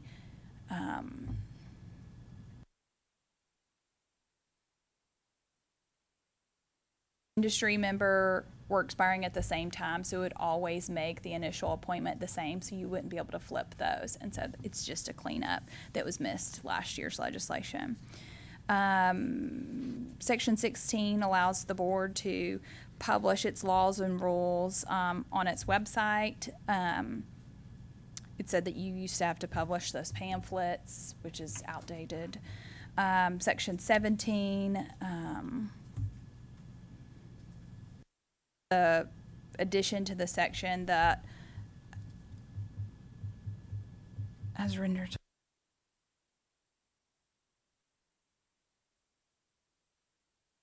But it says has rendered services on patrons in a shop that is licensed pursuant to this section for at least 1 year. That might be part of the apprentice piece. Section 18 is the mailing address piece for cosmetology. Section 19 is the record of payment or receipt of payment for the fee. That was a little cleanup piece. When you get your license application posted, you can post your receipt. Sometimes you don't always have that receipt to post.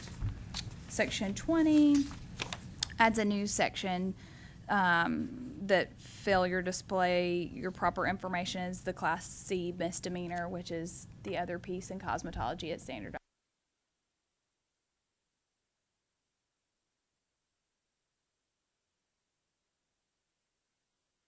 Section 21 cleans up the continuing education section by reducing it to from 24 hours for retiring your license to 16, which is something that you didn't ever offer. Section 22 removes the fee for reciprocity in the statute, so you'll be able to set that fee in your rules to help you establish self-sufficiency.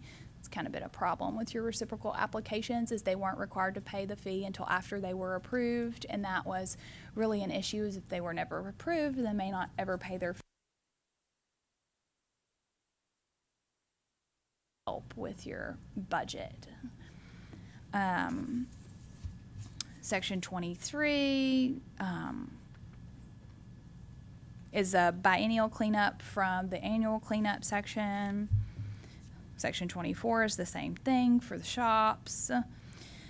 Section 25 allows you to promulgate rules for shop services for all the additions to the dually licensed shop and so on and so forth, and allows you to determine if they should pay a dual shop license fee or a single license fee or a renewal fee for undergoing a single inspection. So it really gives you go ahead and move forward with whatever fee implementation you need. And then 26, 27, and 28 are cleanups, removing and deleting subsections. Section 28 actually specifically says that inspectors now can inspect schools, and you as board members will not be required to inspect schools. So that will also help you with budget pieces and your responsibilities as board members, where inspectors will be able to do the board member piece of the inspection that you currently do. Section 29 is the school expiration, and it actually removes the bond requirement for schools, and that is also effective July 1. And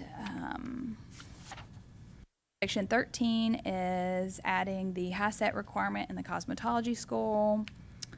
Section 31 is standardizing the operational time for schools. Section 32 cleans up the retirement of the license and allows you to set the fee in rule as it was currently set in code, and I think it was only a $10 fee, so that'll help with your the government operations chairman does a lot of the times is he removes money in the code because that harms your self-sufficiency. You can increase fees that are in your rules and decrease them through the rulemaking process in order to aid with your self-sufficiency. If you have a surplus in 3 or 4 years because maybe you've raised 1 or 2 fees, then you can lower your fees. But when they're set out in the code, you have no authority to raise and lower, so you're really just, your hands are tied as a board for self-sufficiency. So you can only look at the fees that are not in the code, and that's sometimes restrictive because, for example, reciprocity is a very heavy area that you all use from a business perspective and a lot of work that you all do. And if you can't raise that fee above $50 when all your other license fees are $150 or whatever they may be, it's burdensome on you. Section 33 cleans up the service animals and fish for decorative purposes in both shops. And But what does it say now? No fish. I'm just Nope. kidding. I don't. do you want me to read it? I think it says yes fish. Yes, it does. I think it does. Yes. Yes. You can have fish. And tropical birds? Yes. Any kind? It says bird cages in shops shall be cleaned daily. Departmental inspectors shall ensure that bird cages are cleaned sufficiently to prevent hazard to human health or well-being. And yeah. Yes, they just standardized it. You know, we've gotten lots of questions across the board of, well, if we're both shops, can we do one and not the other? And so. And then 34 and 35 are UAPA and then your rulemaking ability. And then it says that Section 7 of the Act shall take effect January 1st, 2016, and for all other purposes, it takes effect July 1, 2015. And I believe that Section 7 is the apprenticeship piece. So that's the only section that won't take effect on July 1 of that piece. That's a lot. It's big. You're going to be doing a lot on this one. So everything takes effect this July 1st? July 1, except for the apprenticeship piece. And it takes starts when? Effect January 2016. 2016. January 2016. Was there anything in there about serving alcohol? That's in your rules. So. Oh, okay. Okay. Where you been, Do Donna? we need a drink? Well, Just birds and fish this go around. you can't sell it, but you can serve it. I know that there's a difference in barber and cosmetology with the wine and Right, and stuff. that's your rules. So if you wanted to standardize that as the board, that'd just be something you'd have Laura draft a standardized rule to allow them to serve it or to not, whatever, at your discretion.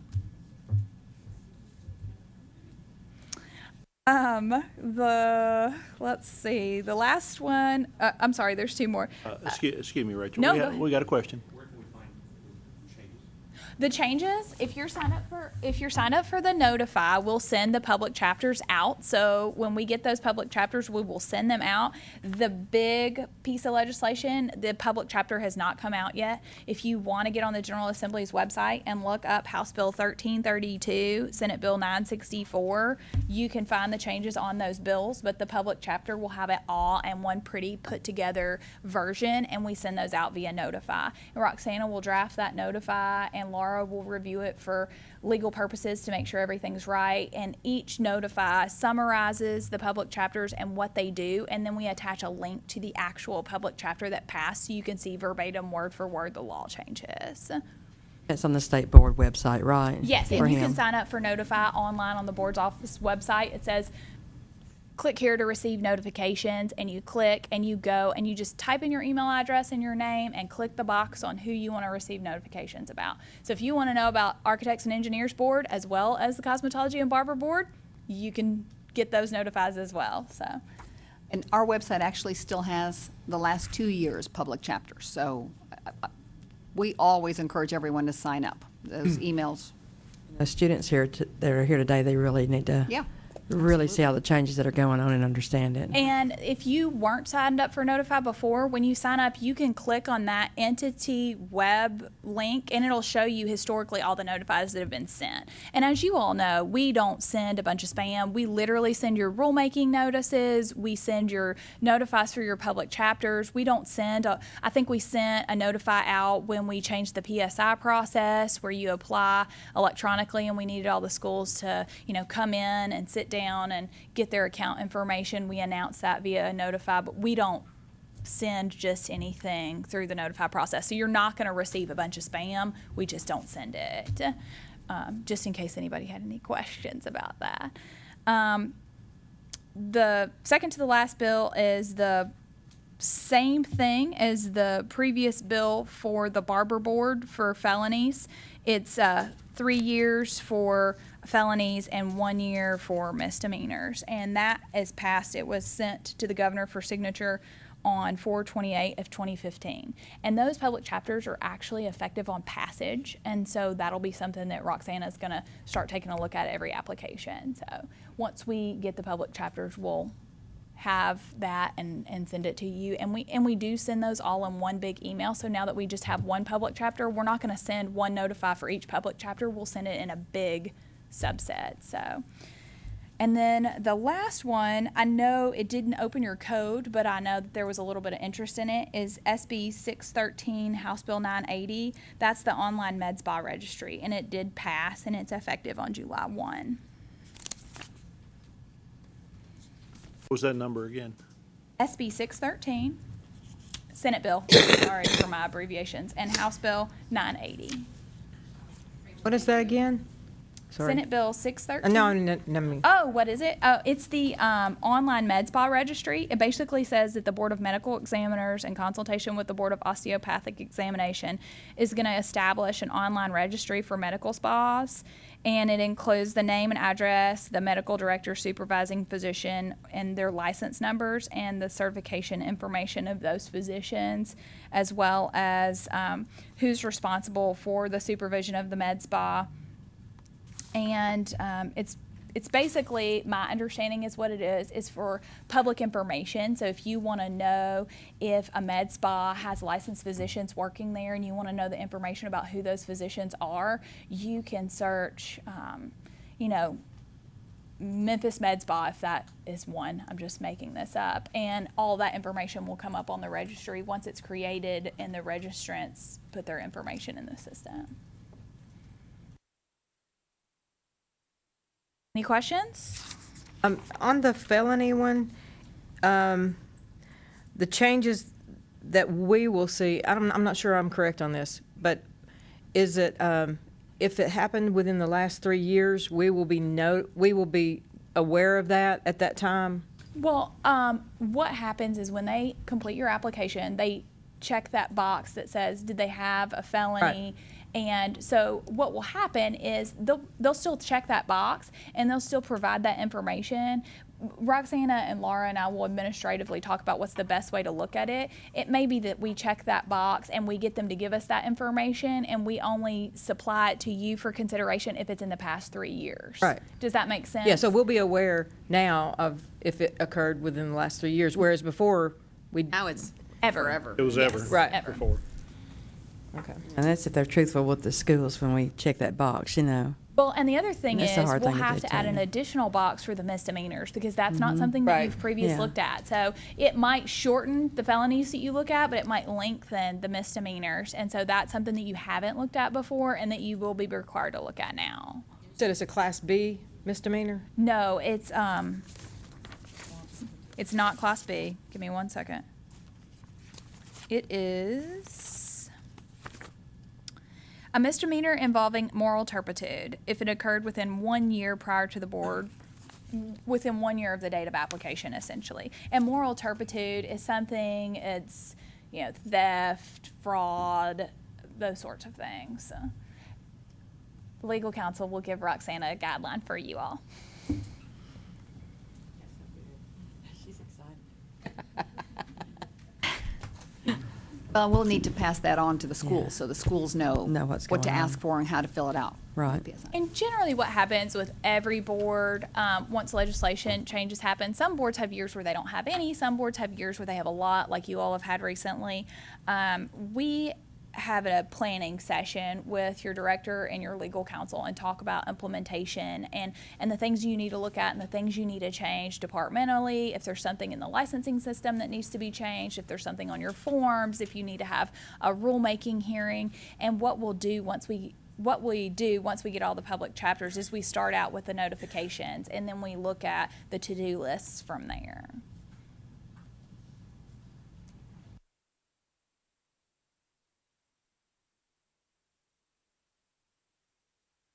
We do appreciate all the stuff you do for us, Rachel.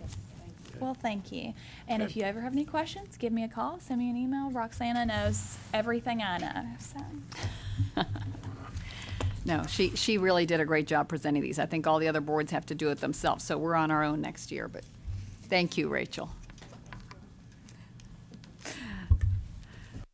Hey, just a second to ask members, does anyone need a break right now? Okay, if we're good, we'll just keep right on going. Ms. Roxana, Yes. if I'm seeing correctly, is it Empire Yes, that is correct. And I will go ahead and get us started. We've got here it's a Hub for Educator program that is being changed. Empire Beauty and Hair Design Schools out of Memphis are presenting the information on your iPads. Ms. Michelle Dietrich. Oh, thank you. I will let them take over here in a minute. They're appearing before the board to explain the concept that they're wanting to do. They would like this to start effective July 13th, 2015. And you've got before you kind of a layout if you want to take a quick look and then ask them any questions. This is, again, a change in how they want to do their training for their instructor program. Thank you. Ladies, thank y'all for being here. If you would, speak into the microphone and give us your names before you speak. Okay, thank you. I'm Michelle Dietrich, and I'm the Regional Director over the state of Tennessee for Empire. My name is Kelly Kennedy. I'm the Executive Director for our national.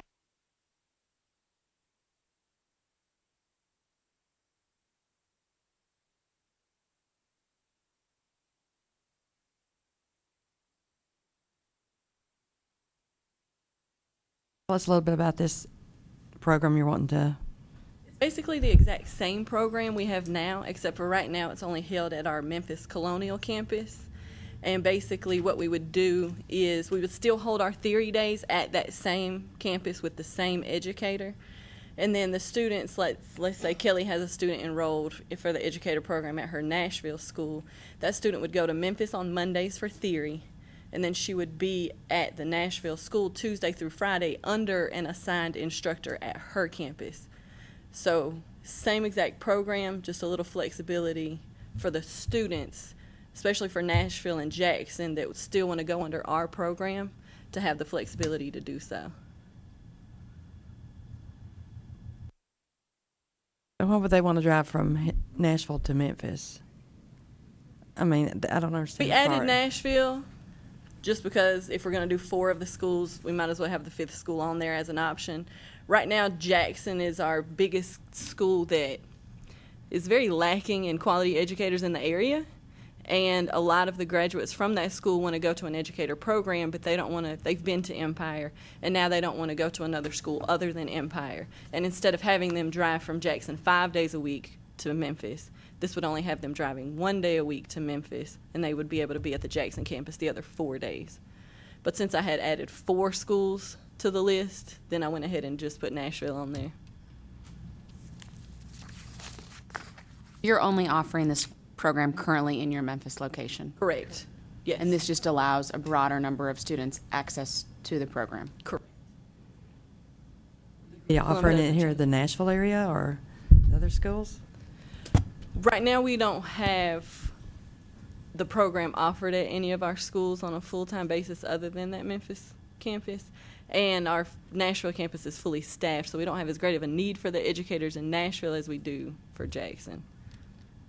So am I right that after July 1st, someone would need 3 years of experience to do the? That is correct. Before our Instructor? new instructors sign up, based on the new law, they will have to have been licensed for 3 years. I don't know how the public chapter is going to read, if we're going to need proof of work history. Yeah. That's going to be interesting, or just licensed. But no one's going to be able to go straight from, let's say, Right, from cosmetology school school straight to into instructor. instructor. That will not Can happen. they that go to might- instructor school?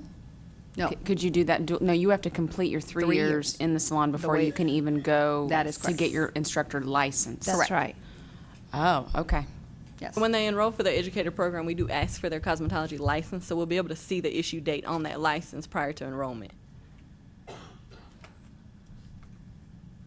Okay.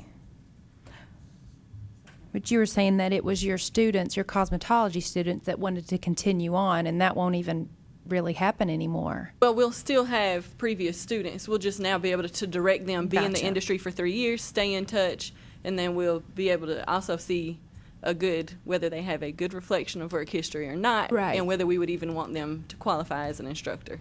Okay. Gotcha. So like the Empire here doesn't offer instructor training in Nashville. Correct.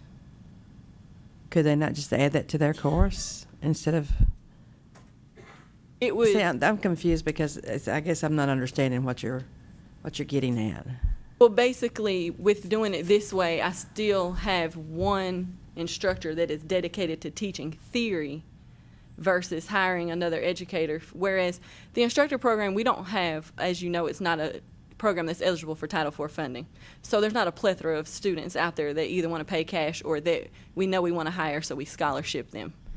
So in Nashville, it really would not be beneficial to hire an educator to maybe not teach the entire year if there's no educators to go through the program. I have to admit, I'm a little bit confused with this one myself. Help me get straightened out, if you don't mind. We have 2 schools. 4 schools. Oh, I'm sorry. They're wanting 5. We have Okay. 5 technically in the state, yes. One is Empire. 2 are technically Empire, 3 are hair design, all have the exact same curriculum, Right. exact same everything. Same owners, right? So essentially, what you're looking for is some type of partnership between the 2 schools. Well, we're all under the exact same company.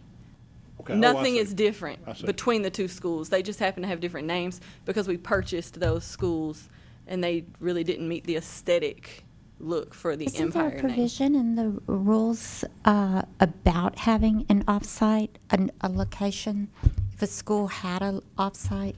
And again, that's not what they're addressing. I think what they're addressing is letting the board know that in order to educate more instructors Yes. that may or may not want to do this, they would like to offer the flexibility for those instructors that want it, but it's not offered here in Nashville, for example, because there's not enough need. Because a lot of different schools might teach it, and so there isn't that need. But by doing this, the instructors might be willing to drive 1 day a week to the program that's in Memphis.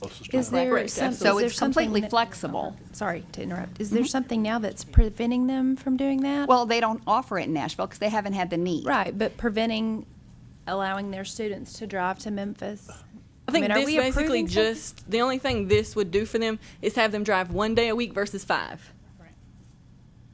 Okay, so Oh, that you're they could asking be about the students law. in 2 campuses, Correct. pretty much. Correct. And then they're going to come back and train under, so they will be like offering it if they're coming back to Nashville and training then. Right, they would never be alone in the classroom. They would always be in the classroom with a licensed educator. That's what I'm saying. If they were going to train under somebody at the Nashville campus.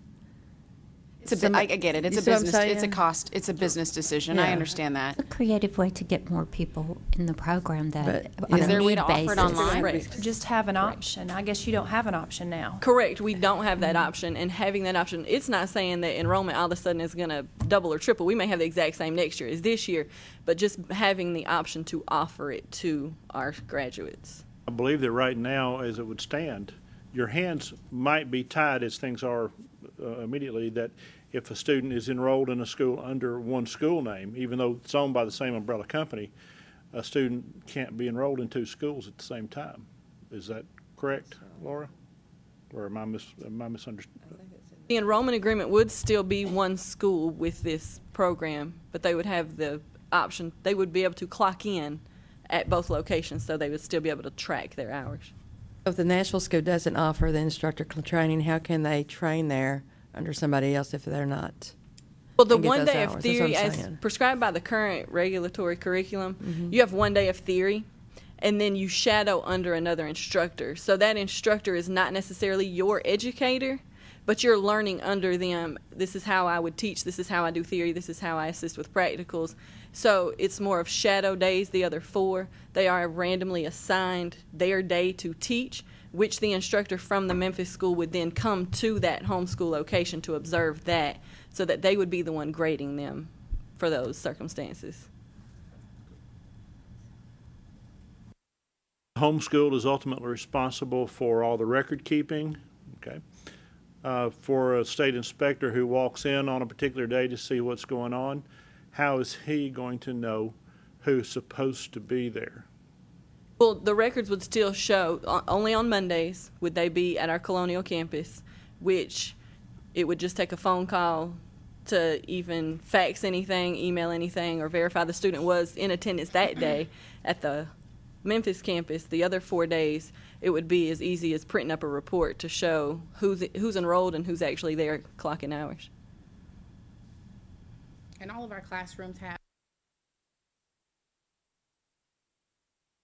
All of our classes have rosters, which are attendance roles that each educator has. So that educator that is responsible for that licensed cosmetologist that's going through the instructor training program, they would have the roster or attendance role on that person aside from their students. So they would have that educator plus their students on a separate roster.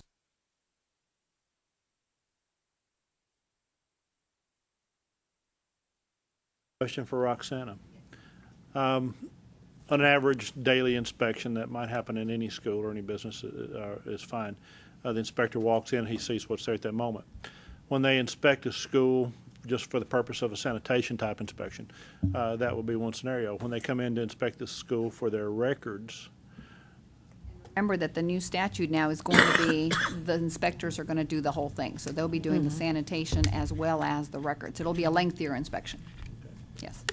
so what I'm getting at is if that student inspects that school if that inspector comes to that school on a Monday to inspect the school's records, those might not be on location physically for him to look at for the student's files. I don't imagine the records are going to move, are they? No, but I mean, if required, we can keep a duplicate record at both campuses. That wouldn't be a problem at all. Right. And I, from what I've seen in conversations, I imagine that what they will do is if this hub concept is approved, then we will clearly see, let's say they have 3 students as instructor students in the Nashville campus, and it is a Monday, they all should be at the Jackson or Memphis site, and then the rest of the time they should be at their home regular school location, right. I think you said it exactly right. It's a business decision to kind of keep more efficiency maybe, just for the I think it's very theory smart. classes. I don't think there's any fault in having more educators or giving more opportunity to educators to get that training. I think that's going to change a lot when this 3-year minimum expired. That's going to change everything. Well, school districts are redefining hub schools as well for better accessibility.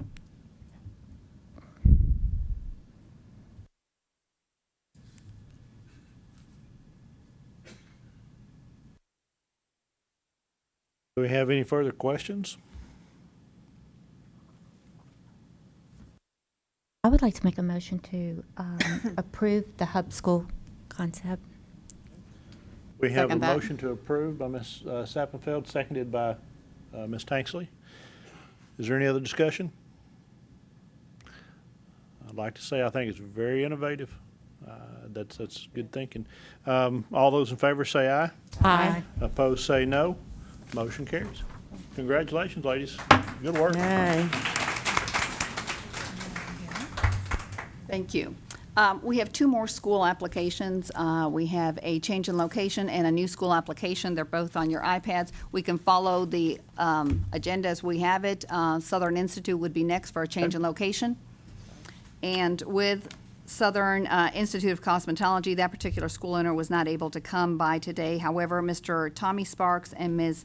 Mickey Sparks, thank you. Good morning. Hi. Hello. They are the current owners of Plaza Beauty School in Memphis. I'm going to give you a quick rundown of what you have in front of you, and then I'll let them take over and answer any questions you might have. Southern Institute of Cosmetology has prepared an application for a change in location. They are planning to and would like to move into the physical location that Plaza Beauty School is actually in. Ms. Nancy Ryle unfortunately couldn't be here today. The school is actually BR&R Incorporated. They are currently the owners of Southern Institute. Their location lease, if you will, is due to expire. And so the 2 schools have been talking about a transition so that both school sets of students can work together to complete all of their hours. They would like this transition to take place on or around May 21st, which is the reason that we're presenting everything to the board. And the future plans include changing the school name as well as then possibly looking ahead to Ms. Riley retiring. So the 2 schools have come together to kind of have this vision, and I will let them answer any questions that you have. Thank you for being here. Appreciate you coming. Having us. So you want to move locations? Yes, sir. Actually, what we would like to do is have Southern Institute of Cosmetology take over our location. We just recently renovated the school. Some of you guys have been in to see So we have a great facility, so we would like them to come in and just take over the lease, and we'll end up changing the name and come. In other words, you're kind of like selling out, and eventually that's Pretty what's going to much. happen. It's going to kind of work like a merger. right. Basically, I don't know if you're familiar with Department of Education's moratorium rules, but if we were to go ahead and purchase the school from Nancy at this point, there would be an 18-month moratorium on growth, whereby we would not be able to move. So we have to wait until after the move for the actual purchase of the school to happen. Whose record-keeping system are we going to be using? What types of It'll be curriculum and stuff? Plaza's. It's the same one that we have on file? Yes, Same sir. information? Okay. I have a list of students for both Plaza and for Southern Institute of Cosmetology, as well as new incoming starts that we have for the May start class.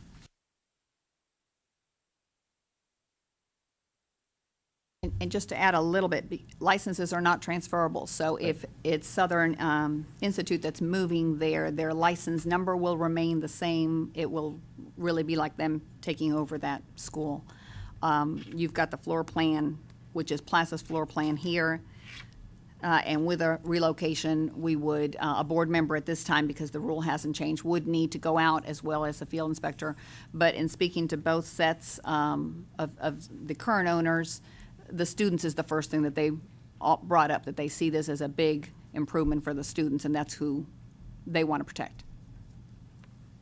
What about are there any students going to be affected in the way of they're going to have a difficult time moving from one location to the other? The two locations are approximately 4.4 miles apart, and it's just one right down Perkins Avenue, so it's a very short commute for them. They've all been spoken to already and have agreed to make the change. They feel that it's not a problem for them. They're actually pretty excited about the new equipment and new technology that they'll be able to access at that time. Okay. And for our students at Plaza, it would just be one night they leave Plaza and the next day they come into the new school name. No additional charges to the students for the transfer or anything, is there? Okay. Have a teach-out agreement prepared as well, if you Okay. guys would like to review that. If you don't mind, Yeah. could we take a look at it briefly? How do the two curriculums differ? The two curriculums are very much the same in that they are both approved by Tennessee State Well, Board and yes. follow the guidelines set forth. Plaza does have a pivot point curriculum that we follow, and SIC students follow the Milady curriculum. But we do have a very intense mock state board exam, both practical and theory, and we'll just kind of merge the two. Educators for the SIC students are going to come to our campus as well, so they will be able to continue on the same curriculum, and we'll just, hit some of that pivot point in with them just to kind of help them feel more confident with the technology and the things that we do. But otherwise, it's about preparing them for state board and getting them in the salon. So Nikki, as far as the articles of incorporation, it will be Southern Institute, and you and Plaza will actually dissolve in the merger? Ultimately, Plaza would dissolve, yes. The SIC is actually owned by BR&R Corporation, and eventually, after the move is completed and everything, like Ms. Roxanne, would be a new corporation name where we would purchase the school from Nancy. And we plan to have that done within about 3 years at most. Well, just to offer to the board, I've inspected both of these schools. I think that it's I think the Sparks have prepared Plaza School for something like this. I don't know if it's been in the works for a long time, but the school certainly is very modern and very current with what's going on. The instructors are very active with the students, and How are the files? Very good. great files. Actually, Nikki educated me quite a bit on files. We spent some time together because I had a lot of questions, and so because everybody's files were so different. But the Southern Institute, I think this is a good move for them. It's I know that you're operating a little bit differently because you and I had discussed that you do not take title for the Pell Grants and everything, but I know that Southern Institute is 100% with the grants. So I know that that's going to be a little bit different. And there's a student population difference. I think that with all the challenges that you've met in at Plaza, there's a more mature group of students there. And I really took note at Southern. It's a very young population of students. So it's different, and you'll have some challenges, only if you didn't take those instructors. So I was happy to hear that they're moving with them. Yeah. There'll be extensive training for the new educators coming in, and there will be a process where we're going to assign some of our students as, big sister, big brother type characters to kind of welcome those students in and make sure that they feel that this is their new home and they feel accepted and instead of intimidated. And there will be a transition process that we're going to have to, work with them and make sure that they know what's expected. And like I said, our state board preparatory class is very rigorous, so they will definitely be prepared for the industry when they get through the Roxana, there's program. not been any complaints against either one of these schools in the past, has there? As you said, schools get complaints Right. all the time. There's nothing currently open that we would be Open, or concerned no about. violations, maybe that's Right, what I should say, right. no violations, okay. That was That's my the main question. thing. Because, past performance is a predictor of future behavior. So I just wanted to make sure that we didn't have any past issues. Might pop up or something. Okay. I'll make a motion to approve. I'll second it. We have a motion to approve that's been properly seconded. This is very good work, in my opinion. Is there any further discussion? If not, I do have one other question for you. It's an opinion you may not be able to answer. How do your students feel about the move? Our students are very excited to welcome in. We've kind of just been talking with them about it. They're excited to welcome in a new group of people, additions to our family. They're excited to be able to stay exactly where they are. We've told them and communicated with them that there's not going to be any major changes for them at all, except for the actual name change of the school and the new people that we're welcoming in. So they're very accepting and very excited. Are the new students, the ones moving, are they as excited about that? I think they're a little bit intimidated, and that's one of the things that we're, kind of thinking about as we do this. We want to, have a little get together beforehand, maybe a pizza party or something like that, and just kind of have a nice transition to welcome all of them in. I think the only issue is that they may be a little bit intimidated because it is a brand new facility, new equipment, and everything's pretty and special and lots of technology and whatnot. So Can't imagine anybody wanting to not be a part of the transition, and I didn't have time to read the entire document there, certainly. But here was one question for you about that move. You have provisions for any student who chooses not to move? yes. They're going to be, Yes, we would have provisions for them. We would follow the minimum cancellation and settlement policy and provide them a pro rata refund, as in the case of the school closing, as Okay. if it were that case. all right. Question. Will, I'm excuse me. sorry, go ahead. Will they need to be inspected or anything? They will. And Before given- May 21st? Yes. Yes, I think the 21st was their date. I'll make sure, Ms. Happmeal, because you'll probably be the one to send you that date since it's right around the corner. We can be flexible on that. We were just shooting for June the 1st as the date for them to be out of their facility and everything.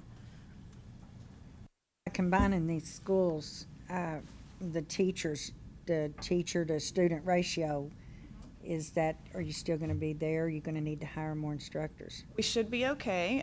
We have 4 instructors at our facility for our approximately 70 to 80 students on their different schedules, and they have only about 17 students and 2 educators. So we'll have, 6 educators, and we do have 1 substitute educator that's on file as well. So between all of our different schedules, we should be completely in compliance with that.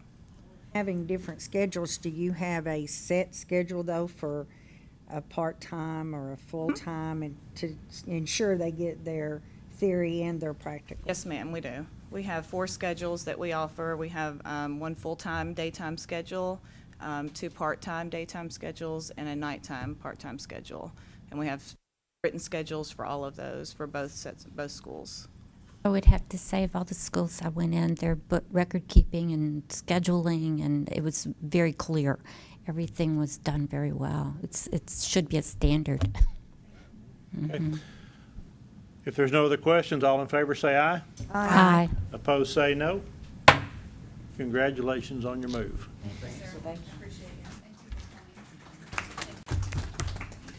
Thank you. Next on our agenda, we have a new school application. Ms. Amber Malone appeared before the board to answer questions. Ms. Malone? Thank you, Ms. Malone. She answered questions and presented a new application at the last board meeting on April the 6th. At that time, the school was denied the new license because the previous ownership had had a history, and the board was concerned that Ms. Malone was involved at that time with the administration. The board specifically asked for a business plan and a proposal of how the school would handle the part-time students, ratios of instructors, and looking out for the students. The application that Lisle School has submitted a payment for the application, the floor plan, the bond, and at that point, 172 pending contracts were all previously presented. So I don't have those in front of you, but I do have them in my office if you were to need them. But those were reviewed last month. The ownership of the school that was discussed at the April meeting left legal counsel with a few questions, so they have contacted the Secretary of State's office just to make sure that everything was followed with their site as well. As you all know, as business owners or school owners, that has to be done through the Secretary of State, and at least to right now, I don't have confirmation that that ownership has changed, and Laura might be able to answer a little bit more. But I'll let you review the documents. They're all in front of you, starting with page 30. I believe the business plan are the first few pages. They're not all numbered, but you'll be able to skim through them. There's probably 42 to 44 pages. And if you want to skim through or ask Ms. Malone questions, I'll turn it over to you. Ms. Malone, thank you for coming back today. We appreciate it very much. Thank you.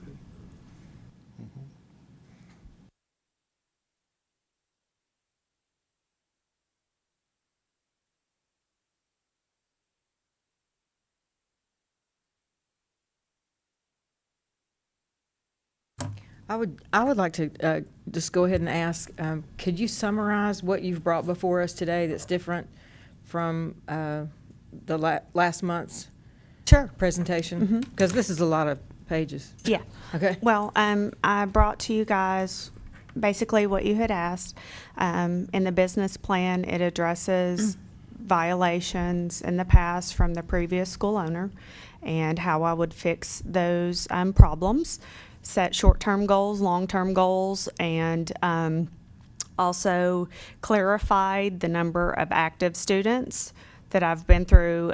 Ms. Avetta, one of the instructors, and myself have been through all of the files in the school and determined that the initial number was not accurate because of the file keeping, that it didn't show who had withdrawn, who had graduated, who had anything. So we have personally been through every single file to get the file number down to 78 rather than the initial number that was like 160 or something to that effect.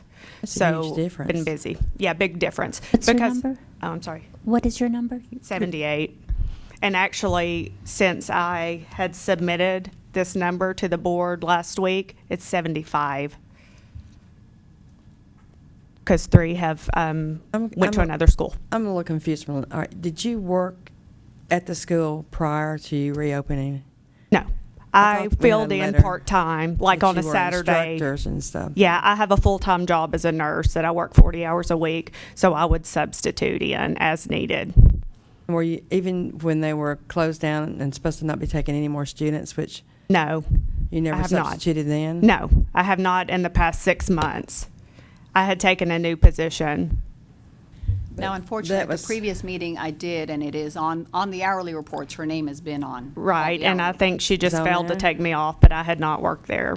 I mean, But I mean, I haven't pulled a paycheck from there. I mean, the first time it was like in 2014 is when the license was revoked. Right. And you were just saying 6 months. Yeah.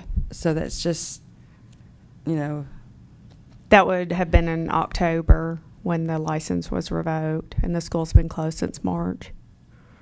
they were signing up students still when they were closed. Yeah, I mean, I did not do that. Obviously, I've never been the owner or the manager of the school. I filled in, my grandmother was the owner. Right, but, it's just hard for me to believe, when it's your family, you know what's going on.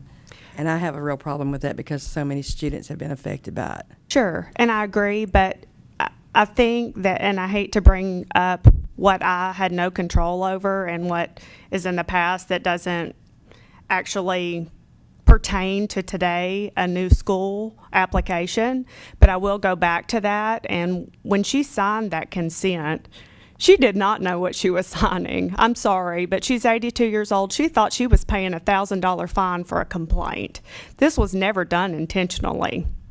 I mean, hours were submitted every single month. Students met the board. We're licensed in that time frame. There were so many students that were there for so long. Sure. Instead of getting the graduation date done and out. Right. Well, and that is to her not putting them on a full-time schedule or a part-time schedule.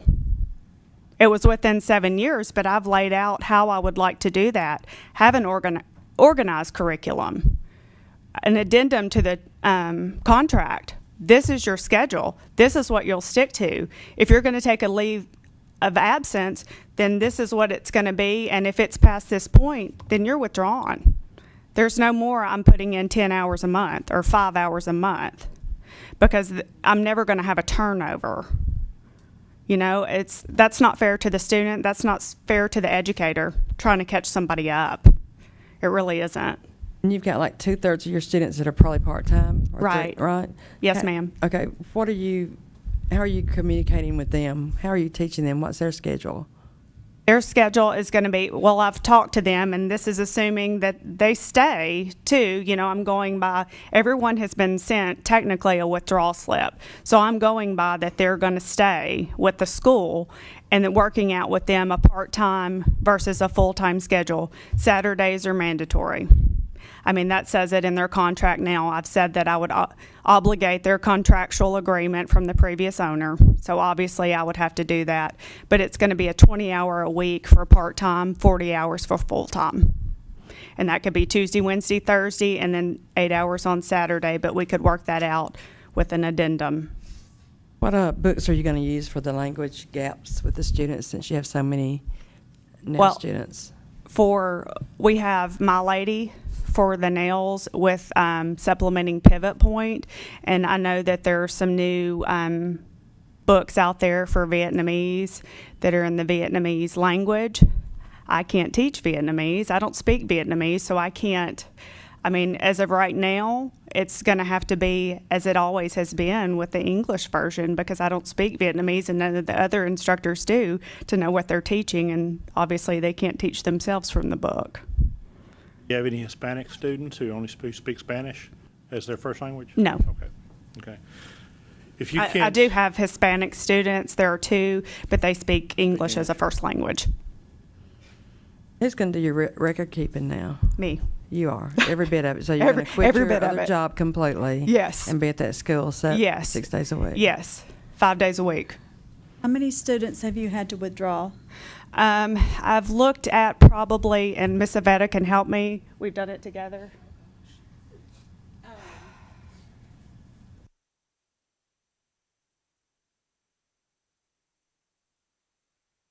80 to 100. But let me clarify this too. Going back on the record keeping was not up to par, so I'm not saying that these were active students. This may have been a student from 2010, and it's going back calling them. You haven't been at the school in all of these years. What's going on? Well, I withdrew.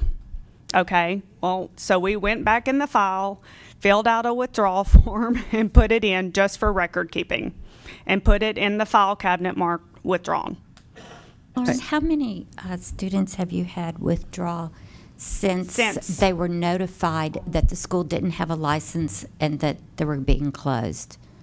Could I answer that? Just Sure. The papers. Let me, because we ended up, remember, the board approved that we issue actually the withdrawal document. For all of them. Right. So as of Friday, we did a total of 61 withdrawal documents. I have 127 students with hours from November through March. and 172 contracts handed to us as open contracts.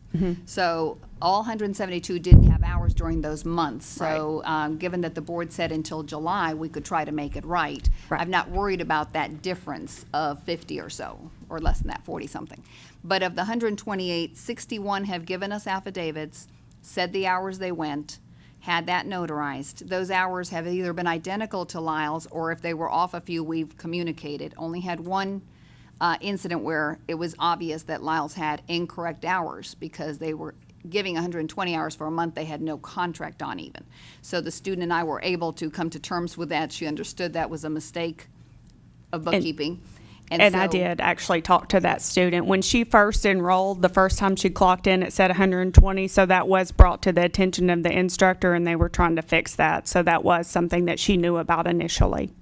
So of all your contracted students yes, ma'am, that have withdrawn through this process with the board, how many of those people do you basically owe money to because you weren't able to fulfill your contract because your school is closed, or that school is closed?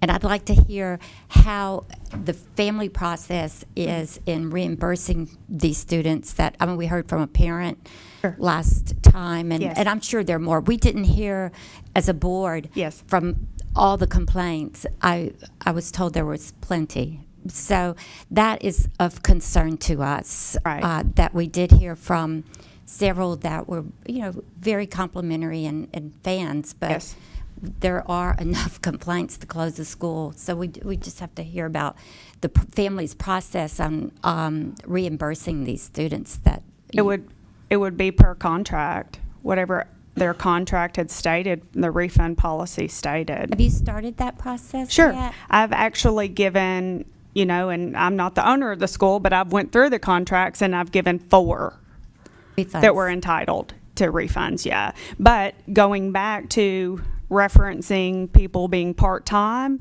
a lot of people have been enrolled for a long period, so per contract, the refund schedule, it would be Was a it zero. applicable to the Exactly. situation? Quite a few, actually, because they've been enrolled for so long. I have a total of 14 students with fairly current enrollments. Of those, at least 3 had 0 hours, meaning they were enrolled in January or February. Right. 0 hours, paid $2,000. At least 2 of those 3, if not all 3, have contacted the office. The complaints you're talking about are about those students. One in particular spoke to me at the last meeting as the meeting ended. Miss Lee had walked out of the meeting asking for guidance and was told to come see me about a refund. I've spoken to her as well as her father-in-law and said, I obviously can't give you a refund. But these particular students with 0 hours, to the best of my knowledge, these 3 with current contracts as of Friday had not gotten a refund. Now, hopefully, if they called us, they also called and spoke Miss Amber, and if they had 0 I don't know hours- who that is. I've given 2 $2,000 refunds back, but that, I don't know the 3 that you're referencing, but I'd be glad to if they would contact me or the school. But I've been glad to help anybody, and Miss Avetta has been there daily as well, trying to go through the contracts and showing them and explaining to them. Why would you have sent a student back in here to ask Miss Roxana how to get her refund instead of you answering that question yourself as a I wasn't potential asked that owner? question. I didn't realize that anybody came in and asked Miss Roxana I that think until she just had- now. I think she had said that you had told her to come back in here and ask Roxana. I That's did what- not. No. She's on the video. I actually had to stop And watch in it the middle of the again. process, yes, and watch her. But in either case, this particular student, yes, was asked to come in for the refund. Yeah, I My just- understanding is Why- she hasn't gotten it. Well, the refund wouldn't have anything to do with you, so I'm not sure what that has to do with anything because that's based on the contract. So I don't know if she misunderstood. I think that's the student that Excuse me, their money in place. They decided this. Come up here. I don't know. I'm a little lost. It might have been. I excuse think me, her last name's Lee. just to clarify something, anytime a student or a public member has any issue or complaint with a student, a salon, or school, or an owner, or anybody else, they always have business with the board of Miss Roxana. But I was talking about a that is her refund business. schedule. You know what I'm saying? A refund schedule in terms of asking me. I wasn't asked about it, so I didn't understand. Okay, she said that you told her to come in here and ask Roxana. Not for a refund. There's just so many little issues that I'm not comfortable with for Can I get your myself. name again, ma'am? Yes, my name is Iveta Cyrus. Iveta Cyrus. I do think that that was the student. Her English barrier is, she has sometimes a hard time understanding. And I have talked with her several times, and she was wanting a refund. But since then, is Lily, if this is the one I'm thinking of. Is it Lily? She had decided this week, the last that we had talked to her, to wait until after the board meeting to see if the school reopens. And if not, she was going to request her refund. She wanted to leave her money in place, and if the school reopened, she would just continue with her education. That's the last that I've heard from that particular. And we've had several, probably 2 to 3 of the 6 that you were talking about with 0 hours. There was one boy in particular. Michael. Yeah, that she refunded, and another one with the 2,000 deposit. But the others so far are willing to see if the school reopens, and then they will request their money. They are aware that they can get a refund. Yeah. In like the last meeting, you were supposed to have everything in place for that because you had met with Miss Roxana prior to last month, and she told you to come to the board meeting with your plan last month. Yes. And you didn't come with a plan. You waited till this month. Well, I had misunderstood. I thought in terms of plan for new school. I didn't understand in terms of business plan. But when you guys asked me last month and laid it out straightforward, then I've brought it today. I just have a few questions. Yes, ma'am. The first is for Roxana, just to clear up, since this is the history of complaints against the school were mostly around sanitation violations and record keeping. Were those the 2 areas of concern, or were there additional? For the most part, that was their concerns. Okay. So then, Amber, to ask you. Yes. I appreciate everything you've brought to us. Thank you. It's a lot of paperwork, and I love business plans. My question for you would be, it's in your business plan, you directly address the sanitation issues with Yes. the cleaning companies and the cleaning list and those sorts of things. Mhm. My question for you is regarding personnel and where you are. You don't have anything in your business plan regarding the personnel at the school, meaning your employees. What is the plan for that? The plan would be for I had given that previously in terms of instructors. I would serve and Miss Avetta would serve as the managers, and I would be administrative owner. So I would be in charge of all the file keeping in terms of the day-to-day operations of the school. Is there any other staff changes? No. All the instructors remain the same, and yes, the only addition is you are going to be there full-time. I will as be the there full-time. So how many instructors are there? 4, including myself. Were any of those 4, excluding yourself, were any of those remainders working at a time when the school was revoked? Miss Avetta was there from, and she'll have to correct me, December until this point. She was licensed, and then Miss Robbie, who is the nail instructor, has been there since it opened in the 60s. So at this time, I'm not aware of any actions that have been forthcoming on those instructors for working in an unlicensed school. However, should they become sanctioned for any reason and not be able to teach in your school, what is your plan? I don't see it here anywhere. I do have 2 instructors that are substitute instructors that could serve, and then I have another one who I could reach out to as a full-time instructor too to cover that need. So I have thought about that. I didn't see it anywhere in Yes, this sir. plan Yes, that you sir. submitted. Okay. I would hope that wouldn't be true because Miss Avetta and I have several instructors that are very strong, great educators. But I mean, if they were working in a shop with it revoked, they had to know. There was not a passing grade on there. Never know. Never. Nobody nothing knew was until March the posted? 3rd. Nobody knew till March the 3rd. This would never have been done on purpose. It makes no sense if you think about it to work in a revoked school. Why would you give hours each month to the board? Send people to be licensed. Why? It makes no sense Did you sign on new students when it was revoked, you know? because you didn't know. You Somebody- never, she did somebody not had to know. Somebody had to know. No, she did not know, unfortunately. I'm not going to argue that, but if you think about it, really, that makes no sense. Because you're submitting to the board, calling the board for questions about education. Why would you ever still operate? It makes no sense. I mean, people were licensed by the board. Why did the board give them a license? That's a question too. I don't know the answer.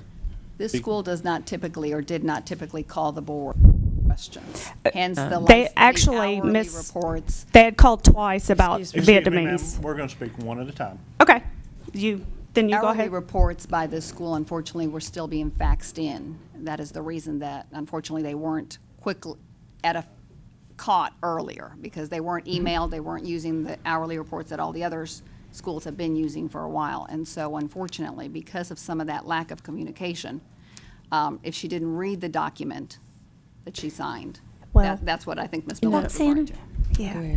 has this school paid a previous fine based on complaints, or was this the first fine they'd ever paid? I don't remember if there's previous fines, to be honest with you, because the complaint's not at hand as the issue. So I don't have it in front of me to be able to answer that. Are you thinking that if she was just used to paying a fine, then she thought she was paying a fine again? This has been brought up in board meetings before, that actually paying $1,000 fine is like part of the practice, part of doing business, and very acceptable that we just pay the fine and move on without correction.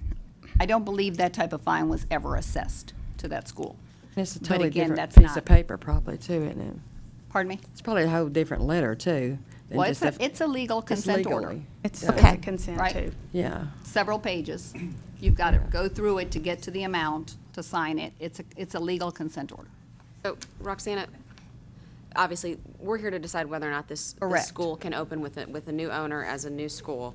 What do you need with the board to feel comfortable to move forward? Are things still missing here, or since you're the one who's taking the complaints and walking through this process, are you comfortable with what's been presented, or are there still things that you think are missing? I think the board, one of the things that we've been discussing, because we have unfortunately complaints with schools, this isn't the only one, and we are dealing with how to do the right thing for the students. One of my concerns that still stands, because the students with 0 hours have contacted me, is one of the immediate right things to have done for those students, and this is my opinion, was to refund them.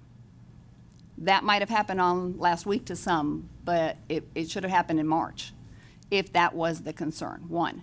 The rulemaking committee has been reviewing best practices, so I think the board needs to kind of think through those best practices and see if you think that those are being met. We're going to add rules so that as we license new schools, everything is there. This school has 75 open, supposedly, contracts that are going to carry forward. The ratio is 1 student to 20 students. 1 instructor to 20 students. That ratio has to be there. So I think one of your questions needs to be, how are the part-time students going to sign in? How are they going to attend classes? How quickly are they going to finish? What is the real plan for the part-time students if that is the majority of your students? I think we addressed that at the rulemaking committee, as there's got to be, for students to learn and to go through the steps, it's got to be there. The books have had books in different languages for a very long time. I want to say at least a decade, if not longer. So it's out there. Yeah, it doesn't mean we have to teach in another language. We've not approved that here.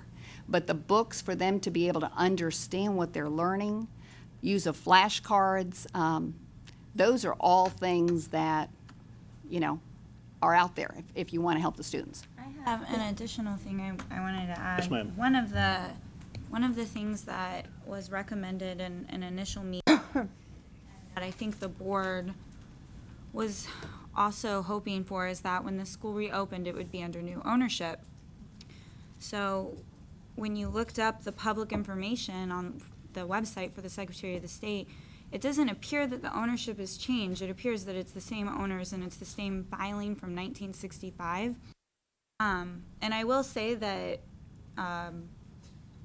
government websites maybe aren't always updated as quickly as they should be. So I have requested all like filings associated from the Secretary of State, and I haven't received them yet. But that was a concern for the administration. So Yeah. we kind of just wanted to be sure who really owns the school, who has the power to make decisions regarding this school, and at that point, I'm not really sure. Well, I just think if we are not very careful, we're going to have maybe twice as many students in the same predicament in a year or 2 years, and then we're going to be right back where we're at. And myself, I'm not comfortable in supporting this school because for the students.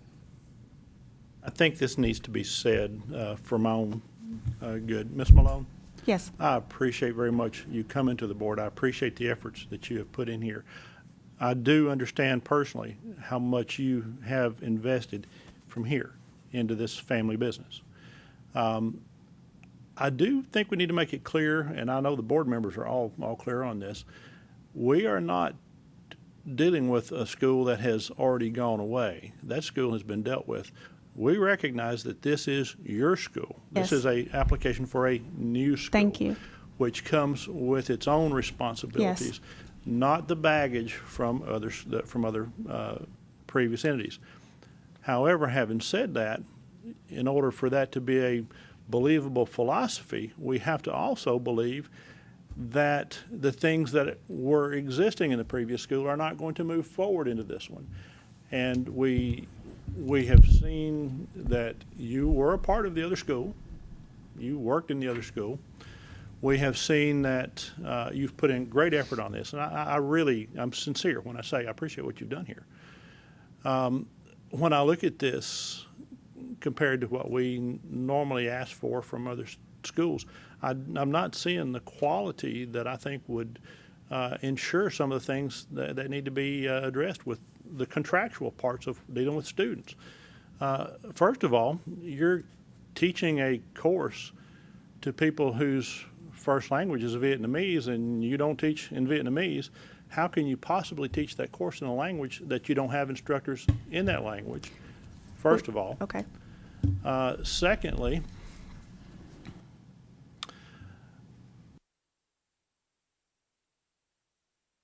I believe that as I look through this, there's a statement at the end that the student signs that they have that they agree to whatever conditions are in your forms. Yes. Okay. Nowhere through this are your pages numbered in any way. Nowhere is there a total given on. There's 30 pages here, and this is page 6 of whatever. There's no indication that there's you're signing that you agree to do what's within these 30 pages. So anybody can insert. Excuse me. Anybody can insert other pages, and I'm just going from what I see in front of me. So how does a student have any protection that files haven't been lost again, files haven't been changed again? And again, this is a new school, but those things happen in new schools as well. Same people doing the same work sometimes give same results. I believe in the last meeting you gave some number, and I can't recall what you said your pass rates were in the old school. But regardless of that, I believe if my checking is correct, that school had about a 70 or 80% non-pass rate, fail rate at least the first time. Okay, so that speaks to some of the practices that were going on there. Again, new school. Right.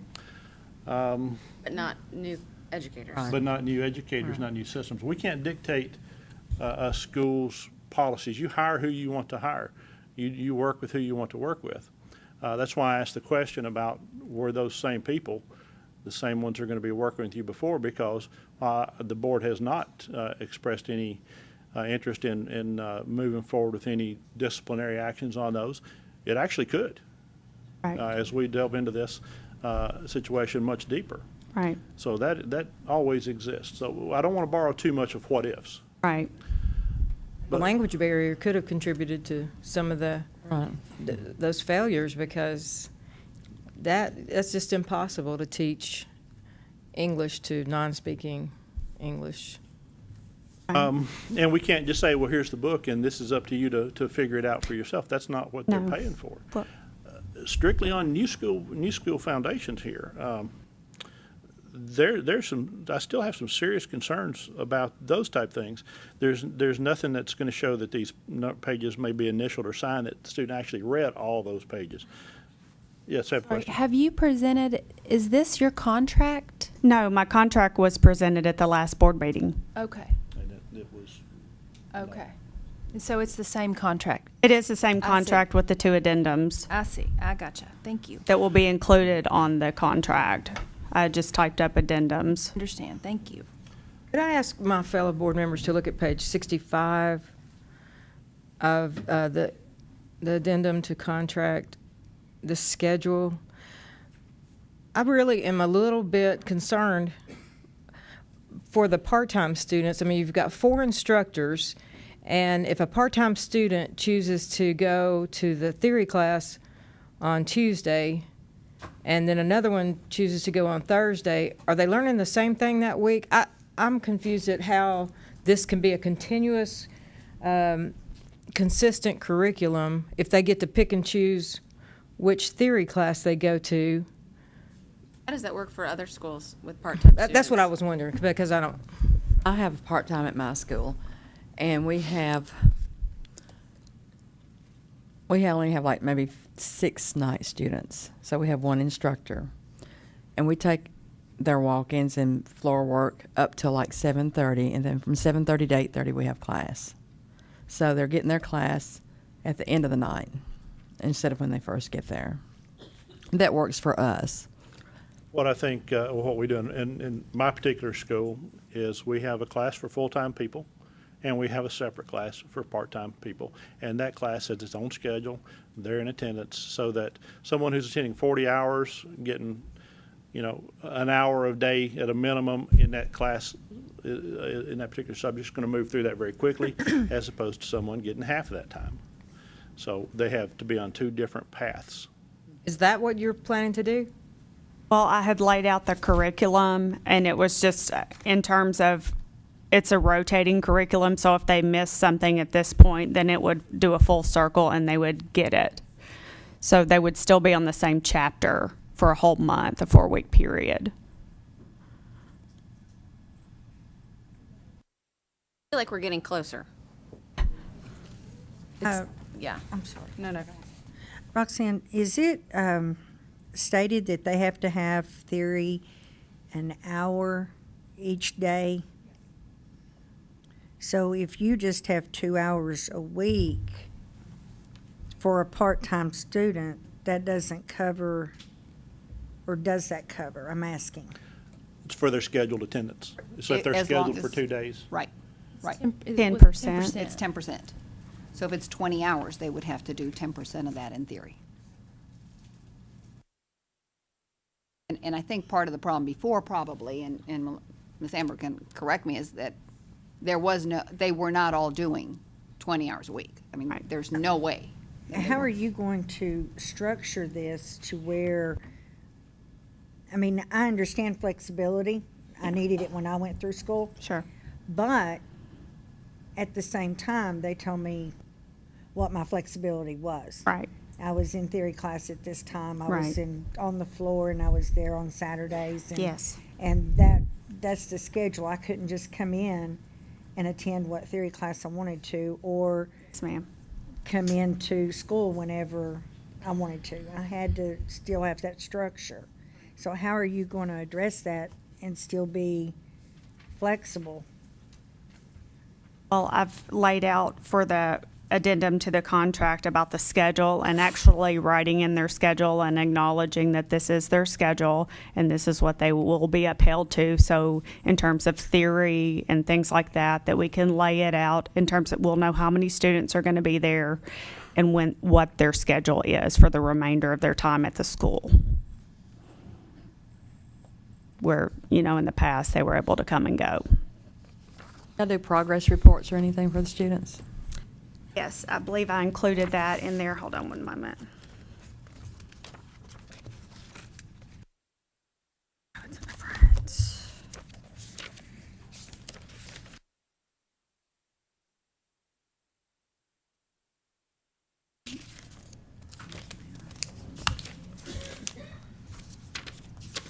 One of them is listed as the task sheet, and the other one is actually the practical. So in terms of what they have done, it is a, let me show you. This form right here. Task sheets on page 72 on your Thank you. iPads. Sorry, I don't know how they're in there. And this is actually for the practical, for their progress in terms of, you know, how many shampoo and sets they've done, and it's marked off by an instructor. So it's in terms of how many hours they need in terms to go towards the practical. And actually when they go to the floor to work on clients. Ms. Malone, I know it seems like we're hammering you, probably to you, it's and it fine. seems like we're asking you a lot of questions. But honestly, a lot of these things that we're asking you are documents that we would normally expect to see in writing, so that 6 months or 6 years or 10 years from now, we can come back and look and say, Yes. this is what was approved at that moment in time. Yes. Are they still doing those things? Yes, When- sir. When we don't have all that stuff in front of us, then it Yes. makes it very difficult. On what are you specifically looking for? Well- So that we can keep a running list of whether or not it's here. Exactly. There's a reference in here to grades and at some point. I've seen that. Can you explain your grading procedure while I'm looking for this? How do you grade a student on a haircut? It's listed in there in terms of under the practical, a pass fail if they meet all of the guidelines. But how does a student know what those guidelines are? They're taught in theory Okay. under the curriculum.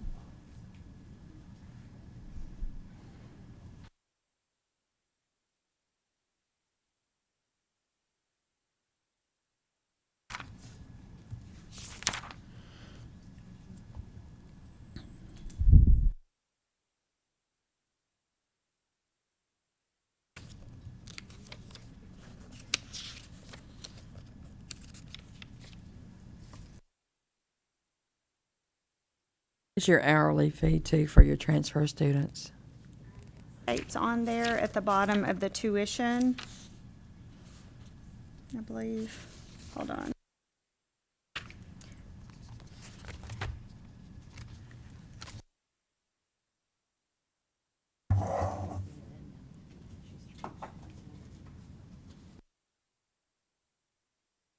No, I think we need to make a motion and see what we want to do here. It's $4. It's under attendance leave of absence in the student packet, and it's $4 per credit hour. Where is your teach-out agreement? Where is your policy in this in case you were to close or go out of business? It is, Do you have a page number for that? no, it's covered actually. It's under withdrawal policy. Do you know what? Seen that. It's on page 34.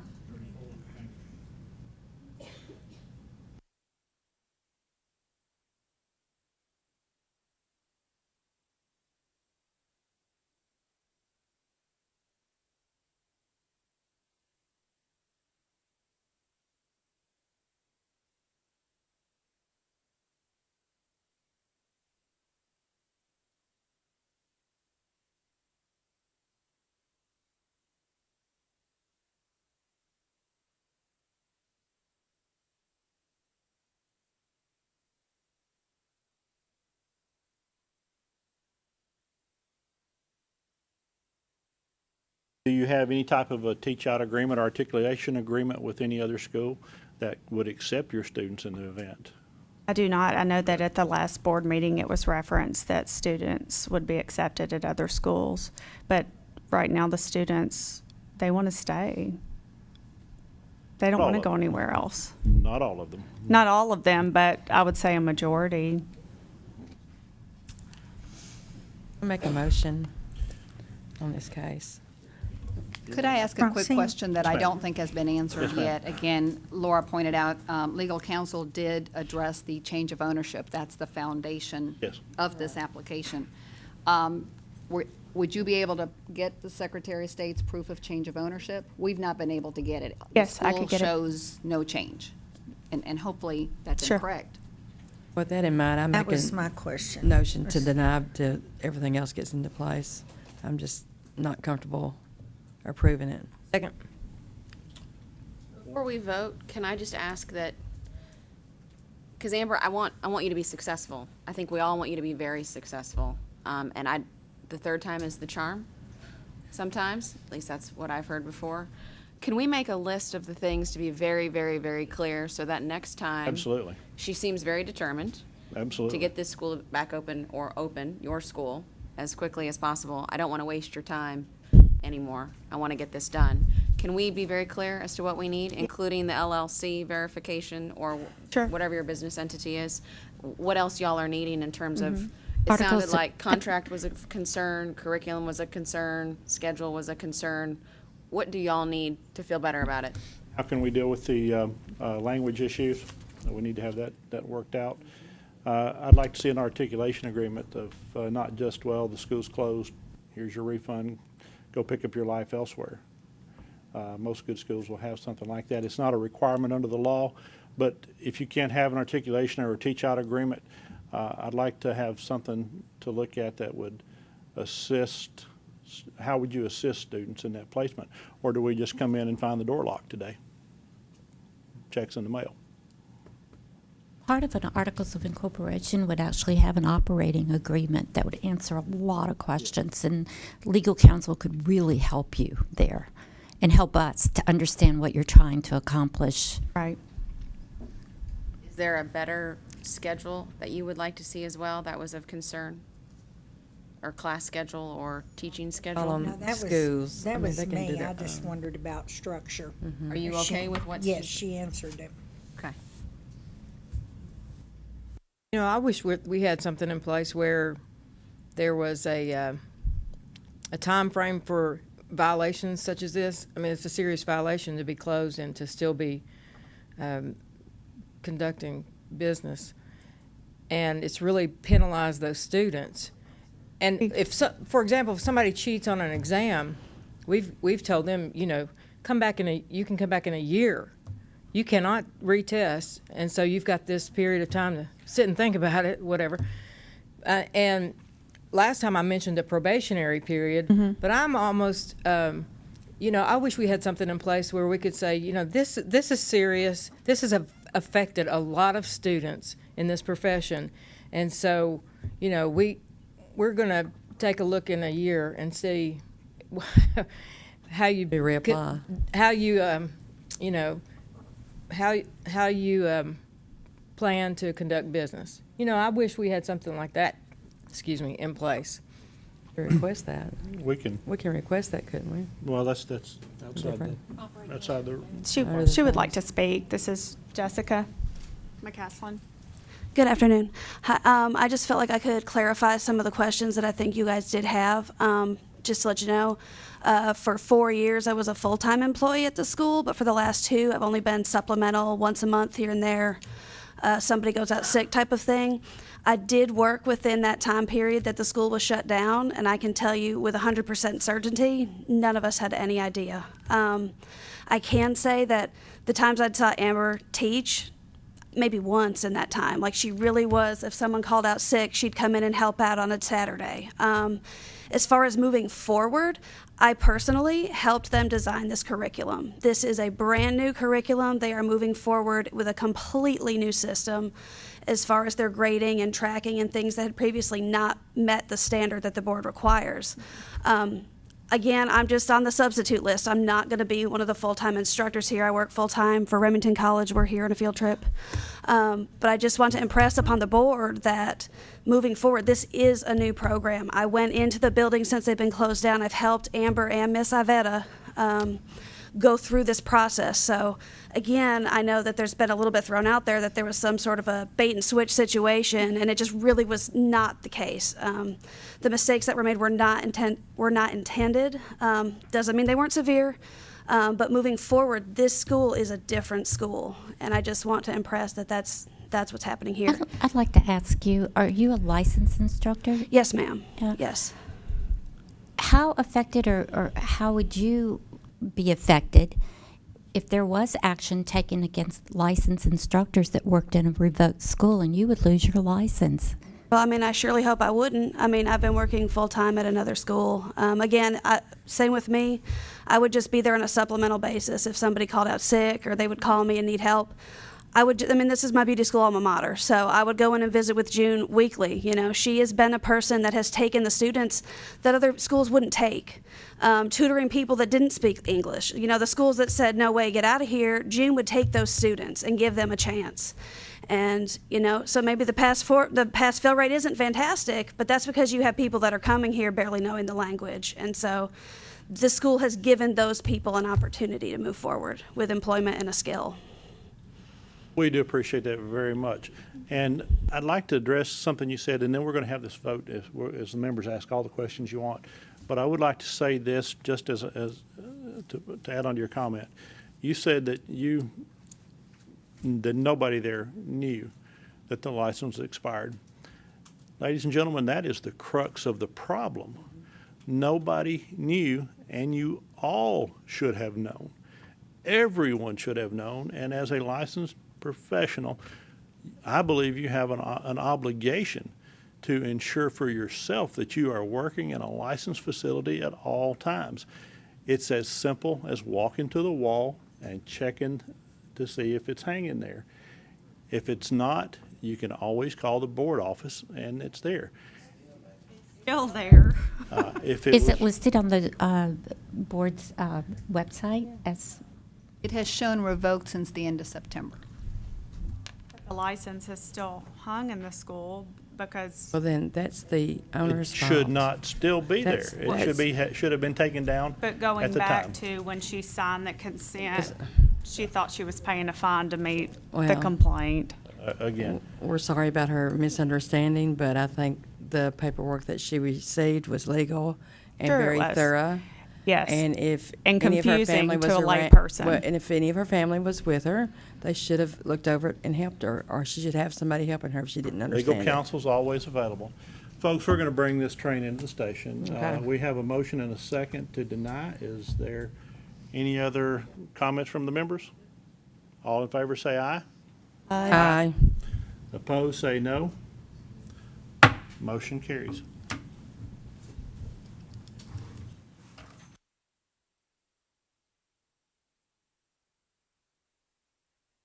Board need to take a break, or are we ready to continue applications? A break? We're going Take a break, a short break.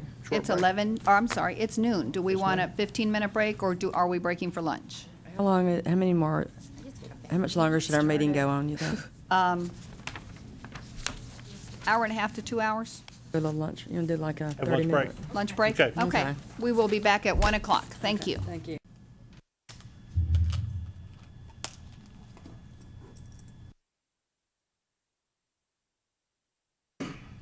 We are on the record, so we will get started.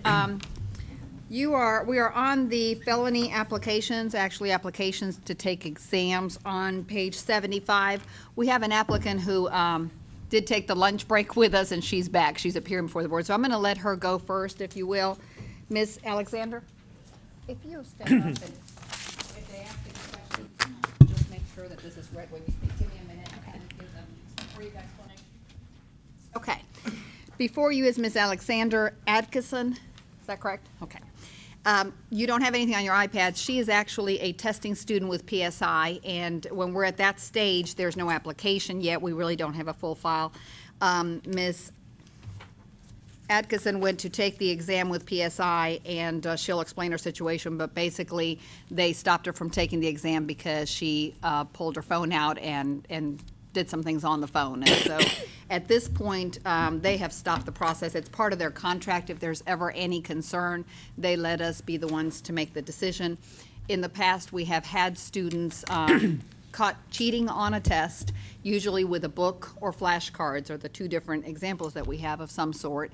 The board has at that point imposed a 1-year wait period. This is a little bit different, so that's the reason that I'm glad she's here so she can explain. You go right ahead. The day that I took my exam, I had went in, took the picture and everything, sat down, went through the front of the part that you have to agree to, and then started the test. I got completely through the test, And when you finish it, it gives you the page where it says pass or fail. At that point, it did say fail and had all the percentages. And without thinking or anything, and also it's my fault for not reading over everything at the beginning of the test, I understand that. I did get my phone out to take a picture of that because I wanted to know what I could study for later. The examiner, or the guy that was in the back, came in, got my phone, deleted the picture, and explained to me, you did make the mistake, and I understand that is 100% my fault, but I did not have it in there with cheating or anything, because I still failed. If I had cheated, at least I should have passed, but I didn't. But that was the situation, and so I was trying to retake it, and they said that I had to go through all this different stuff, and so now I'm just trying to figure out what the next step is or what I need to do now. Did I hear correctly, you had already failed the test? Yes, sir. Yes, sir. After I'd finished it, it had the page that said fail, and it had the percentage, and that's when I got my phone out and I took the picture of the screen. Yes, sir. Probably a first. It is. And PSI, because we had a phone conversation about this, and she called me immediately. I mean, she was heartbroken. I needed to get PSI's take on what happened, and so that took a couple of weeks. And so she waited, and then the second time we spoke, I said, okay, PSI has given me the kind of story of what happened, and they agreed exactly with what she said. She had finished the exam. They go over the instructions, as most of you probably know, right before the exam starts, what you can and can't do. And one of the instruction things are you can't do anything after you've failed. You have to wait, actually, I think it's 48 hours or something to call in and then get an explanation so that they can give you the statistics of where you failed more so you can study for the next time. So they agreed with the whole story. She had failed, but she used her phone to photograph the missed questions. That is my fault. There's no one else to blame but myself. That was my responsibility. So What was your score? it was a 68. Yeah. Barely failed. But No allegation of cheating. Right, just failing to comply with that could be viewed as cheating, but obviously you're done, the exam score's there, it's just you were told not to do that. What's your recommendation? This is a first. I don't see it the same as taking the book into the class. I don't see it the same as flashcards, something written on, as you're trying to take the test and pass. I can see especially the generation that's used to having phones to quickly have this tool at hand. To her, it's a tool. We may have others like this, so whatever we decide. I think at this point, when was that exam you took? March 11th. March, okay. So she's already missed out almost 2 months of punishment, if you will, because by the time I had an answer, it had missed the April deadline, and so she wasn't able to appear sooner. So if the board is okay or wants to do another month probation while she waits, or okay with her testing, I don't think I'd have a problem with that. So she was just taking a picture of the results, not of the questions themselves. She was just what percentages of what she would know she failed. Right, and to be honest with you, having not taken the exam myself, when you pass or fail at the end and you get a recap, I don't know what the visual is, but. It doesn't show the questions, does it? No, sir, it just shows you at what percentage you did bad. That's Ryan Hurd. And I. Ryan Hood, Shear Academy. Whether you have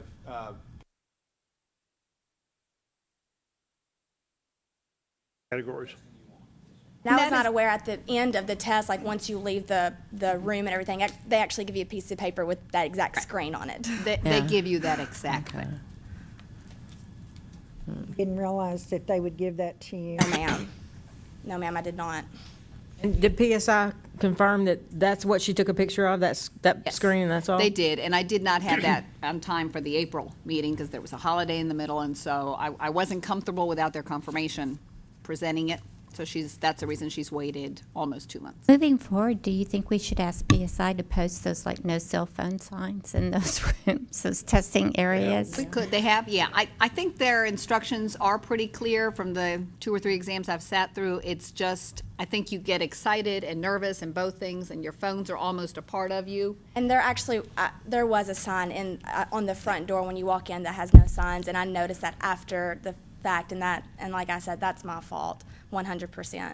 They generally say, leave your phones, purses, and personal items outside. Yes, sir. And I had my phone in my back pocket. As soon as I got out of the car, I just put it in my back pocket and went in, not thinking about it at all. How would you feel if we gave you a year without a license? What would that mean to you? Didn't mean to upset you. Well, I was just, that your answer, Ron? intimating that we probably would. That's your answer. You ought to see me with small children. Oh, Lord. You're making me want to You did so good earlier, we bragged on you. Around. I appreciate you not making excuses and Amen. owning your Thank you mistake. so much. Very So proud of much. you. I'm sorry. I make a motion that we let her retest. Second. You got shot down, right? You want to make a statement why you went that way? Will you explain that? Because I felt very confident that this board was going to give you a chance to redo that. But we certainly don't want to make it easy for anyone to not follow the rules. We understood that you had been fully forthcoming and foreclosed everything, and you didn't try to hide anything, which is different than what we see sometimes. So thank you so much. We do need to have a vote. We have a motion by Ms. Diane and a second by Amy. Kelly, technically. I'm sorry, Kelly. I think we all seconded at the same time. I think so. All those in We'll go favor with say Kelly. aye. Aye. Aye. Opposed luck. say no. Question about it. Do you know how long it might take for me to be able to like re-sign up or anything? Or do I need to contact PSI? I don't know what I need to do from here on. I made her Now cry. you need to apologize. I'm so embarrassed. Not again. Not again. Poor thing. Okay. Aren't we the new friendlier board? And then here comes Ron. Thank y'all so much. Good luck. Congratulations. Study a little more, okay? Just a little bit more. Run. Now you need to apologize for upsetting her. Question, if the practical Shows you your scores and your percentages. Does the theory as well, or the, excuse No, me, that's that's just the the theory. theory. The practical, does don't the show you practical nothing. give you feedback? Don't give you nothing. You need to wait. What they do Pass or is when the fail. test is complete, they ask you to wait outside. Right. If you want to leave, they will mail you your results. If you wish to stay, in about 10 minutes, 15 minutes, they will have them graded. They walk outside. They have them in sealed envelopes. They tell you to wait until they have gone back inside before you open the envelopes. And if you have any questions, you can call the PSI numbers that are in the paperwork. And that also has the applications and all the new forms for. Correct. Correct. If you fail the practical, It would there's ta- no feedback as to No. why Why you you failed failed. It or. tells you what your score is, and don't break it I believe down. it tells you the categories. I think you need to wait for the breakdown of the Yeah. categories. They It gives mail you you the categories, It gives you yes. the number of hours when it will be available. Oh, but it is available at Yeah, some oh, yeah. point. Yeah, it will be available Okay. for you. And then they also mail a copy of some of that information to the schools. We get a report that shows the day you tested, when you tested, what your score was. On the written test, that's all we get. On the practical exam, a school gets a breakdown that you missed 3 questions in hair cutting, 6 questions in shaves, whatever category that would be in, but not the actual things you missed. And to kind of add to that, since we're talking about the exams, every 2 years, PSI has an expert matter panel, if you will, that's selected, a board member, and this time, since we're one board, only one will be able to participate. But we review the questions that are great, and meaning everybody's getting 100, everybody's getting it, so we don't really want those necessarily. Those that are really scoring poor, that everybody's missing, so something's wrong. And we really try to improve on the pool of questions that we have, so that we keep building on it. Quite a So- process. Yeah, I participated in that last year. I really thought it was interesting. It's a problem. Okay, thank you very much. So we will get started on our felony applicants. On your iPads are applications for examination for Ladoni Alexander, Martavius Brim, Summer Clark, Tiffany Claiborne, Johnny Conaway, Antonio Dowdy, Joseph Hill, Brittany Lakey, Jocelyn Melvin, Lacey Montgomery, Robin Schenk, Kyle Therawalt, Delvin Washington, Whitney Webb, Ashlea Woody, and Candace Voss. All of these applicants have felonies. Their applications have been processed, and they are ready to take the Tennessee examination upon the board's approval. They have submitted disclosure of a student letter regarding the felony, and then as well a letter of recommendation.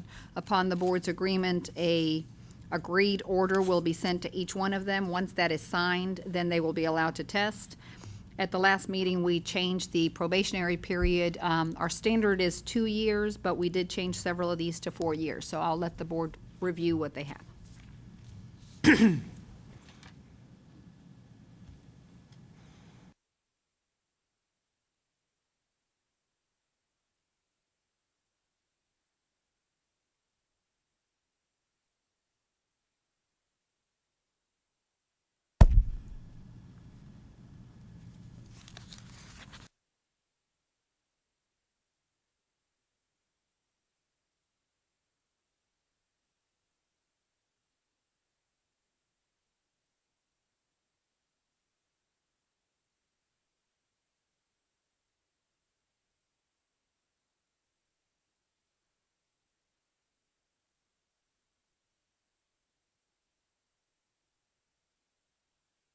I have a question. I see here on one of them, this guy from Correctional Center Beauty Academy. So they've got this school set up in the correction. Several of the prisons have, yes. Are they inspected? They do not have to be because we don't license. They come through the Board of Regents for the licensing and the curriculum. However, for their accreditation, they ask us to, as a courtesy, inspect them. So we go only for their accreditation purposes if we are asked to go inspect. Otherwise, it is up to the prison to maintain as they see fit. But several of them ask us every year to come down. When they're ready, they'll call us.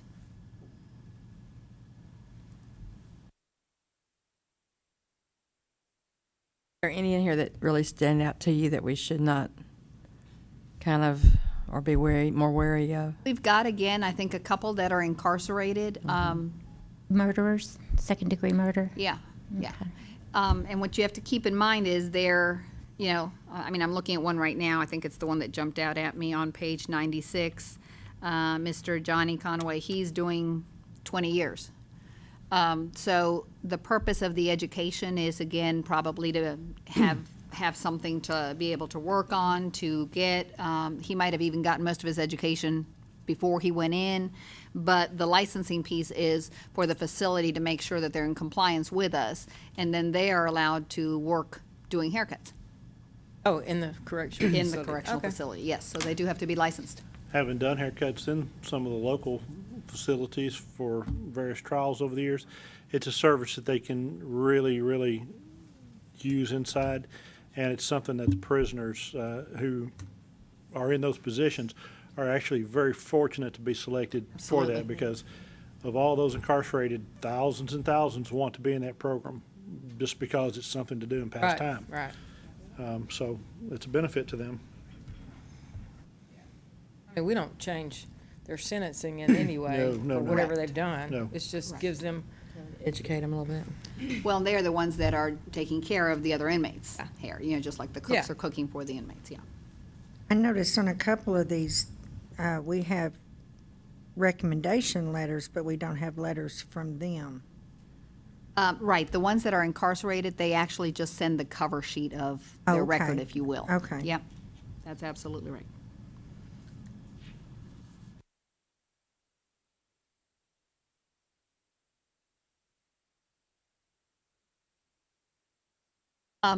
Yes. Now, again, going forward, I think those that are incarcerated, that won't change, right? Because it's the last 3 years and they're in, so that will still be the case. But since we're limited to just the last 3 years, we probably will see a really, a big decrease on the felonies. It's just going to be interesting for the schools, how to get the information from the students, how to explain the moral turpitude, and I will be getting that out to not only all the board members, it'll be on the webpage, and then to all the schools to try to understand what that is.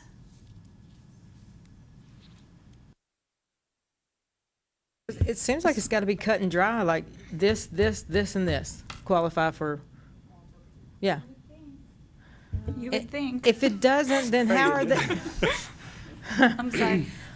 Yes, it is, but moral turpitude is this, it applies to some crimes almost all the time, like check fraud and other crimes, it doesn't. And it just depends on, at least in law school, sometimes it was moral turpitude and sometimes it wasn't.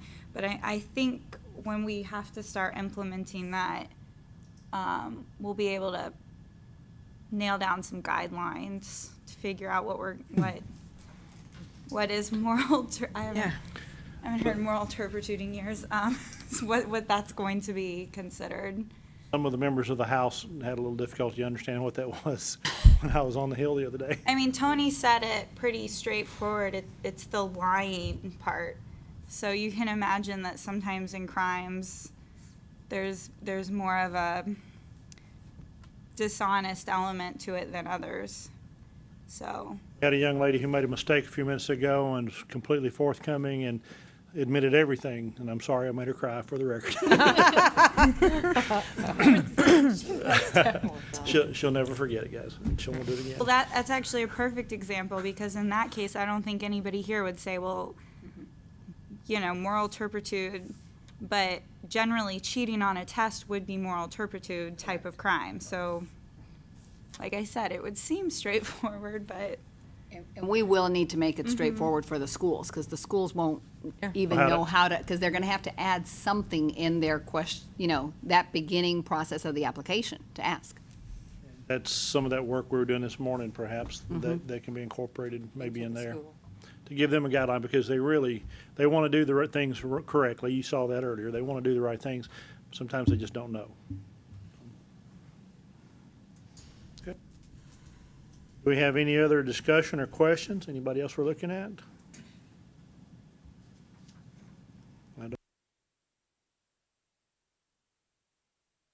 When you look at page 118, has this one been released? No, she's 13 years in, and this cover sheet is from 2004. So I imagine, and I'm looking at the criminal case at the bottom left, 1391. That was revised in 2004. So this could be, and she started her time on July 24th of 2013, I think. So she hasn't been yet, but she could be soon. So just saying, if I'm reading it right, it says 1213 of 13? Right. That she was first eligible. Right. Maximum is 13 years that she has.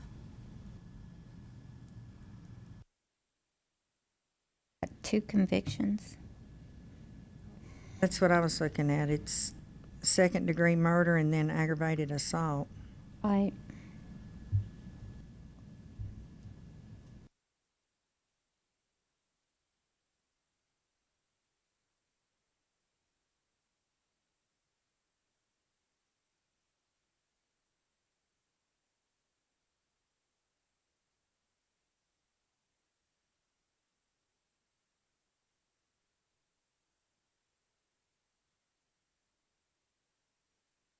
On that particular one, if approved, would you want to see some more time to be looked at?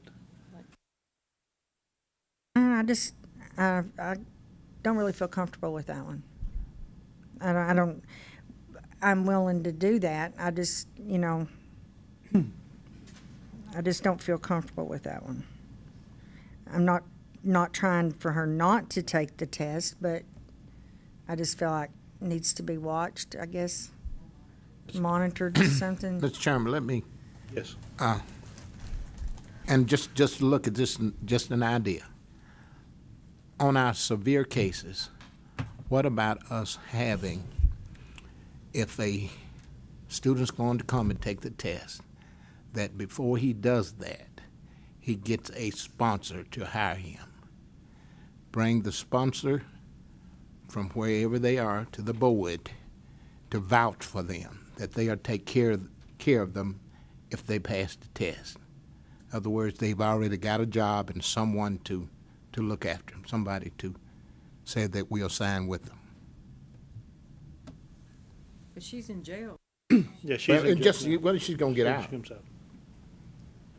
Maybe not for And she's 13 going, years. and she, well, yeah, whenever. Well, I'm not talking about that severe case. Yeah. Laura, correct me, but several years ago, that used to be part of the barber code, because I remember writing several letters and helping with my student graduates who had to turn in a letter from an employer who had agreed to hire them. That's basically what I'm saying again. Yeah, that was something that we What have done in the about past. revisiting? And I think historically, we may have, right, it's never been in the rule not in the or in the rules. law. Right. It's a process that you can start. The Right. only thing to think about, I mean, I think it's a very good idea, is some of these individuals are gonna have a hard enough time getting out and then dealing with how do I even start searching for a job? The advantage they have here while incarcerated is, one, even the license, the test, I think it's covered by the facility. I mean, they do them Right. that favor of helping them test. So they're at least $140 ahead of expenses because they're gonna get to test. And if they don't pass, maybe test again. So I think the facility's philosophy probably is also, let's get them out there with a tool at least. If we delay them testing till they get out, we might have lost that opportunity for the person to start on the right foot. I mean, I'm just throwing ideas. I understand. I just Coming something from a court background, that's just that- something to think about if we really want to give them that light at the end of the tunnel. And I have moms that call all the time with that. You know, at least if you all license them and let them test, they've got something to look forward to. Yeah, and that's what I was saying. I wasn't trying to, I don't want to set anybody up for failure, and I know that people make mistakes. I just think that's very severe charges, and she was first eligible to be released in 13. Right, you're right. So I feel like she could be released at any time with that severe charge. Is that something that we ought to? We can definitely extend the probation. That's what we've done in the past, unless we come up with a better solution as well, yes. I think I would feel better with that one. And we've also done that once they're out of being incarcerated, they need to report in. Now, you know, I don't know that we have a way to follow up on when they've gotten out, but At some point, they'll have to renew a license. correct, absolutely correct, yes. So we can do both those things with this particular individual. I would feel more comfortable with that. That a motion. What is the motion? That we extend the probation, and when they're out, that they report in. So Ms. Lacey Montgomery only, is that correct? Okay, so I think I've got the motion as extend the probationary period from the standard 2 years to 4 years, and that she report to the office when she's released from being incarcerated. And we did, I think, 6 or 7 individuals the last time, exactly like that. We have a motion. Do we have a second? Second. Second to Mr. Finger. All those in favor say aye. Aye. Opposed, say no. Motion carries. That was just on that one. It's just on the one. Okay.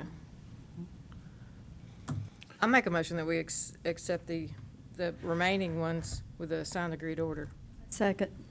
We have a motion and a second for a signed agreed order on the remainder. All those in favor say aye. Aye. Opposed, say no. Motion carries. We are on our miscellaneous section. Let me get a page.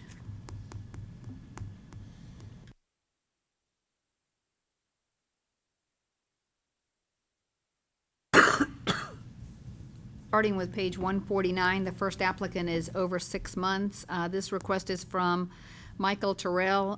This is a request for waiver of Rule 0200-1-.10, which is requiring the applicant to obtain their original license within 6 months after passing the examination. Mr. Terrell passed his Master Barber practical exam in September of 2014. He is currently incarcerated because and the board reviewed his application last year, and so by being incarcerated, his check didn't get to us timely the last time, and the board did approve the agreed order for him to complete his information, but therefore he wasn't able to get his license timely, so that is the situation with him. Kind of caught in that in between. He is, and there's no easy quick fix when they test at the facility. PSI doesn't have a printer, so they don't get them the paperwork in time. For the license, they definitely, or a family member has to pay, so that delays it and so forth. So in this particular case, we have in the past approved because of this similar situation. Motion to approve. Second. Seconded by Ms. McAllister. We have a motion to approve. With no discussion, all in favor say aye. Aye. Motion passes. Request from Ms. Fausia Yosef Omar. This is a waiver of Rule 0440-1-.10. This is also the same statute, but for the cosmetology side, requiring an applicant to obtain their original license within 6 months after passing the exam. On page 155, Ms. Omar states what has happened. She did pass her cosmetology exam in August, on August 14th of 2014, and under the cosmetology statute, the applicant must apply for examination within 6 months. However, the verification eligibility requirements, those documents that we discussed last month, in 2014, they weren't handed to the applicants. We started handing them out in December. So she filled out her 6-month application on February the 10th, which would have barely made it, but she would have gotten it here timely. And she missed it because of the verification eligibility. At the last meeting, the board said that I could approve those only if they're only a month late, and she's passed the month late.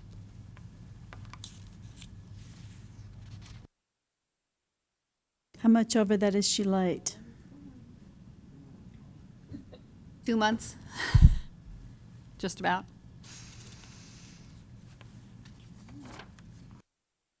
So based on the statute, if we don't approve her, she would need to obviously retest, which is both exams. August would have put her to need to submit everything by February the 14th, so she was timely, but because of the verification, then from February 14th until now is almost 2 months that we're late. You didn't receive that? That's correct. As the handout from Right. PSI? PSI did not start to hand out those until the middle of December, and so And she they were never not got it. distributed by schools either? up to Correct, that point. correct. So it was almost, yeah, catch-22. She didn't know she had to do that portion of it.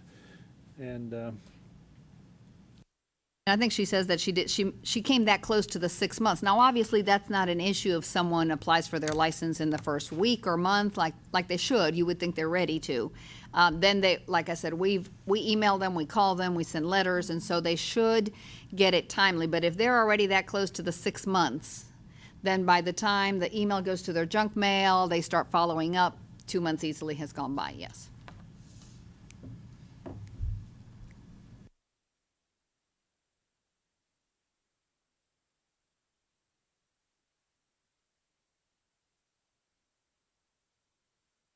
It's a federal requirement. It's actually a requirement now for all professions, just about. Even new school owners are going to have to submit it. If it's not incorporated or an LLC, anyone getting a license, shops have to have it, licensees for a new license.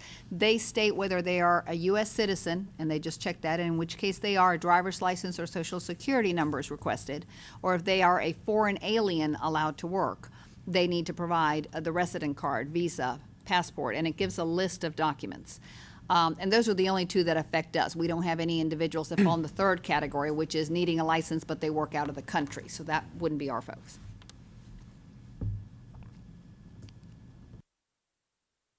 And I think this particular year with the renewal, especially the cosmetology shop or schools that we do all at one chunk, we're actually going to send that document to the schools. It's available on our line in 4 or 5 different places. But just so the schools can start talking about it and handing it out as well. And PSI now hands them paper, but many of our applicants toss it anyway. So, and it's affecting our shops just as much, to be honest with you. PSI is not going to take any time to tell them, hey, you need to open it up and look at it. Right. Here's your envelope, and then It's important, They yeah. disappear. So. Make a motion to approve her because of the way it was like that catch-22 and Motion seconded by Ms. Tanksley to approve this particular case. All in favor say aye. Aye.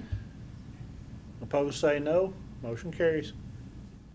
Next is a request from Tommy Meyer. It's the same waiver of 0440-1-.10, requiring the applicant to obtain a license within 6 months after passing the examination. Ms. Meyer passed her cosmetology practical exam on August the 21st of 2014. Under the statute that she must take both exams if she hadn't gotten a license within 6 months.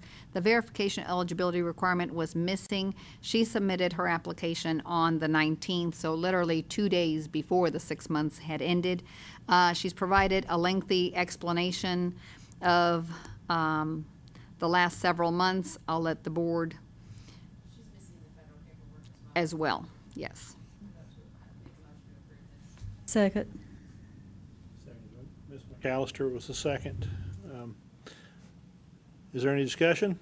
All in favor, say aye. Aye. Opposed, say no. Motion carries. And the last one, exactly like this, request from Nikki Rohaniford. It's a waiver of the 0440-1-.10 requiring the applicant to obtain a license within the first 6 months. She passed her practical exam on September the 11th of 2014. She is providing a letter regarding her complicated pregnancy as well as the doctor's explanations of the events in her particular case from December of 2014 through March 2015. She was under care and definitely wouldn't have been thinking of her license. So she did lose a lot of time, not only because of the eligibility, she didn't even submit her paperwork because she was homebound, if you will. Her payment and all documents were received in the board office by April the 28th.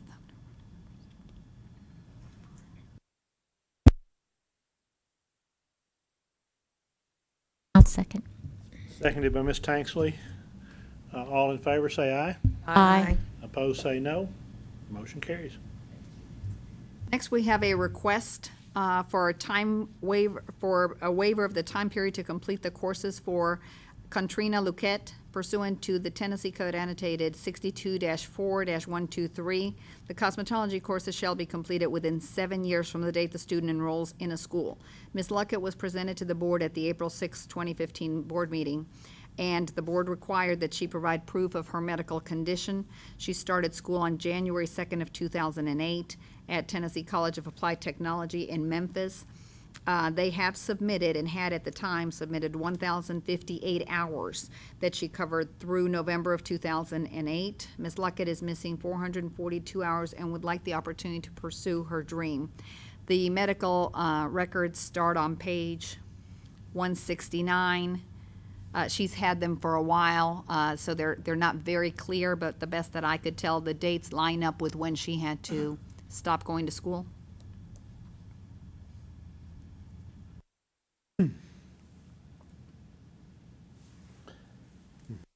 Asking for a waiver of the 7-year time period. Correct, so that she's able to complete the 442 classes.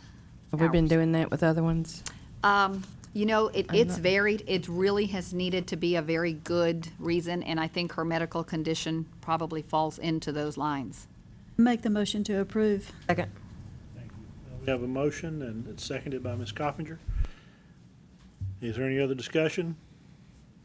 All in favor, say aye. Aye. Motion carries. Next, we're on to instructor requests. This is a request from Tanya Kane for an extension of her required continuing education hours through 2015. Ms. Kane became a licensed instructor in 2013. She would have needed to attend the seminar for the first time by April 30th of 2015. She's provided a letter explaining that she didn't realize she needed to complete it by the end of April.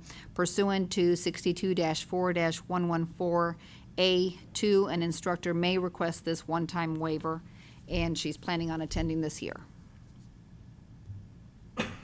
Motion to approve the waiver. Second. We have a motion by Ms. Tanksley, seconded by Ms. McAllister, to approve. All in favor, say aye. Aye. Opposed, say no. Motion carries. Next, we have an instructor request from Lionel Chiesong for an extension of his required continuing education hours. Mr. Chiesong became a licensed instructor also in 2013 and should have attended for the first time by April 30th. He is planning on attending the July session pursuant to Tennessee Code annotated 62-4-114A2. An instructor may request this one-time waiver. First time. Make the motion to approve. Second. McAllister made the motion, Ms. Tiffany second to approve. All in favor say aye. Aye. Opposed say no. Motion carries. And the last request, from instructor Josephine Ruda for an extension of the required continuing education. Ms. Ruda became a licensed instructor in 2007 and has attended a seminar every 2 years. She stated medical problems in the past year. She is planning on attending the July session as well, pursuant to Tennessee Code Annotated 62-4-114A2. An instructor may request this waiver, and she has never done so until now.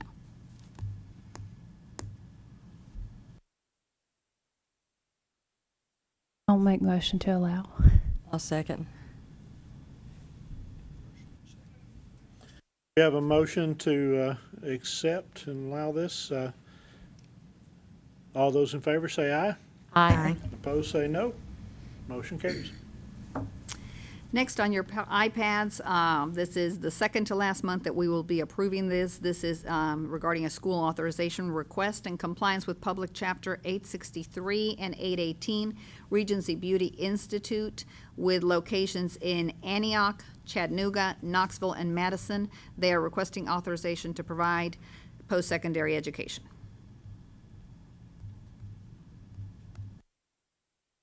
These all for Regency.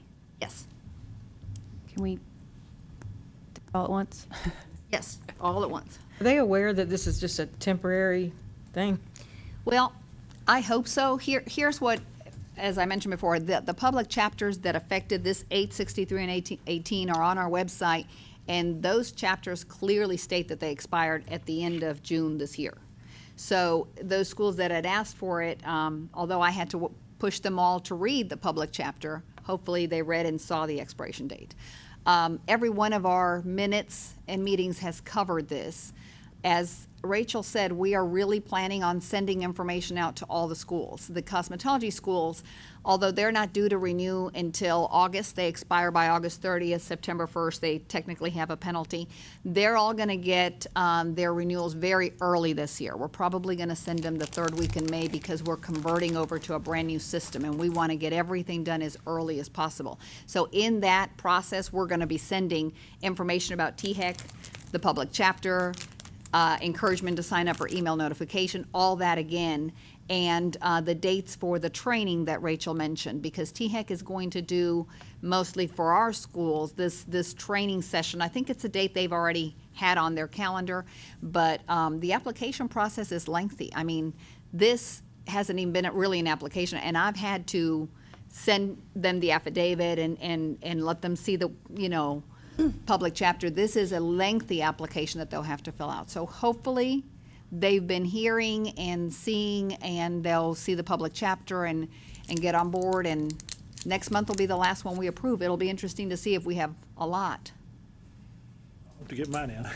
Oh, yeah. You do. It gives really you do. some extra time. It really does to then, yeah. Yeah.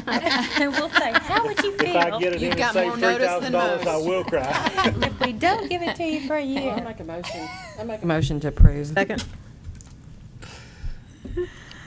We have a motion and a seconded by Ms. Coppinger over here to approve. All those in favor say aye. Aye. Opposed, say no. Motion carries. Before we move ahead to our consent orders, if we could I will let Ms. Coppinger take over the reciprocity meeting and just brief everyone in on what we covered, and we need the motion for that. Okay, we had 11 reciprocity requests, and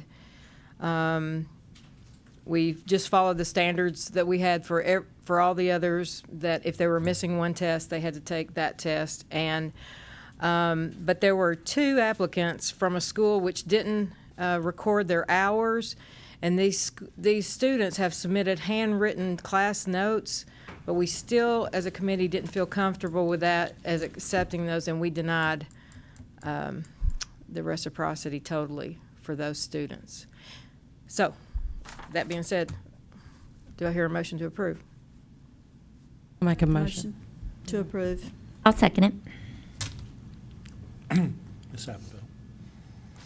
We have a motion by Ms. McAllister, seconded by Ms. Sappenfeld to approve this report. All in favor say aye. Aye. Opposed, say no. Motion carries. Thank you.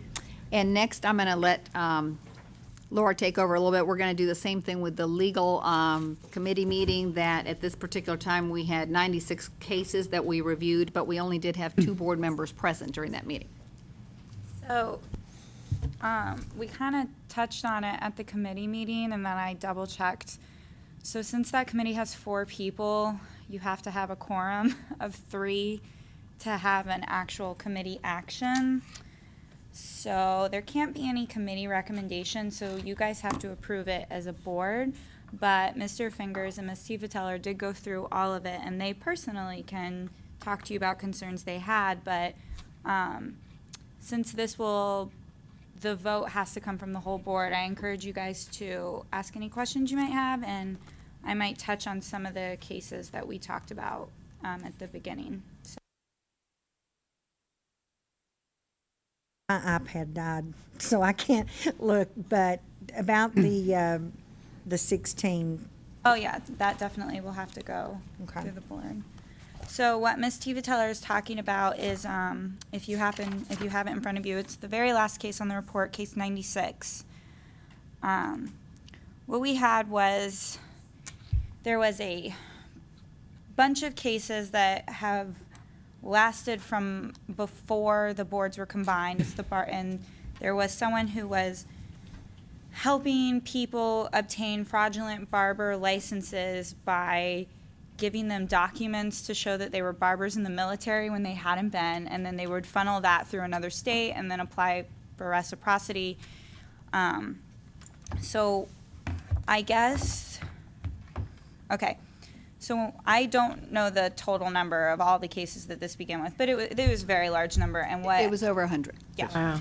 So what the original process was, a letter was sent to all these people. A lot of these people I don't think were even practicing. Certainly they were complicit in fraudulent behavior, but they weren't the schemers. So a letter was sent out basically offering them the chance to come in, surrender your license, sign this agreement, done. And then for anyone who did not choose that option, the board authorized formal charges with a consent order of $1,000. We are down to the last 16 cases, and the litigator on this case had a respondent call and say that they were willing to bring in and surrender their license, and for whatever reason said they never got those original letters, but they don't practice on it. Could they come in and surrender their license? Our litigator felt that since previously we had offered sort of a break to come in before trial, that we should do the same here. So in this case, time has passed. Maybe they got the letter, maybe they didn't. When it goes to, once formal charges have been filed, there's a $200 filing fee. So if this goes to trial, our litigator will ask a judge for $1,200, $1,000 that you authorize plus the $200 filing fee.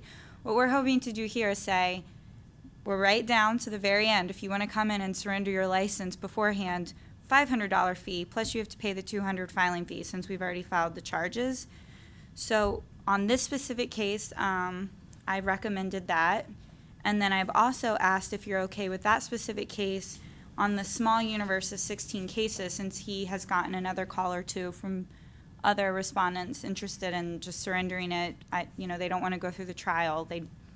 I don't think they even practice on it. Can he offer that same deal to those people that surrender their licenses? Mr. Fingers and Ms. Tiefenteller were okay with it, but as I said before, this has to be the board has to vote on that. It's a great solution. Originally, some of those deals were offered and made so that we had in mind cost-saving ideas through the litigation process and actually protecting the public by getting that license back in our hands and off the street. So I think it's a win. Do we need to vote on that one individually? I had a question about 2 others. Well, you can vote on that individually, but most importantly, if you're okay with that individual one, I need a vote for that authority for those 16 cases that our litigator can do that. So If we'd have a motion for that. Make a motion that the litigator can proceed as following. that deal, Mhm. okay. Second. Seconded by Mr. Finger. All in favor say aye. Aye. Opposed say no. Motion carries. And that will clear all those off the books, correct? Yes, within the, At the end of this yeah, month, I have formal hearings for all At the end of this month, I of them. think we'll be down to just, I think maybe 2 more. But it's all going to be resolved very quickly at this point. Do we think we'll have formal hearings for those? There those are going to be couple? formal Okay. hearings for, That's I fine. think, still at least 12 of them. Oh. And the That litigator. included in this number? Yes. Yes. Okay. There's Yes, yes, yes. 16. So they He may still- feels that about 12 of them probably will Take still it. need formal hearing, but he thinks 4 of them are interested Okay. in just settling. So I just wanted to make sure that if we were being consistent. So. Did anyone else have a question on any of these? I know as you had time to look at them. I was looking at number 81 and 82. I'm not sure if I think it's on page 24.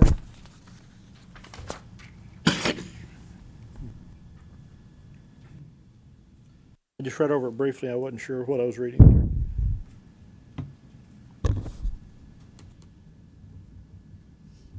Oh, this was about identification tags. We're not being warned.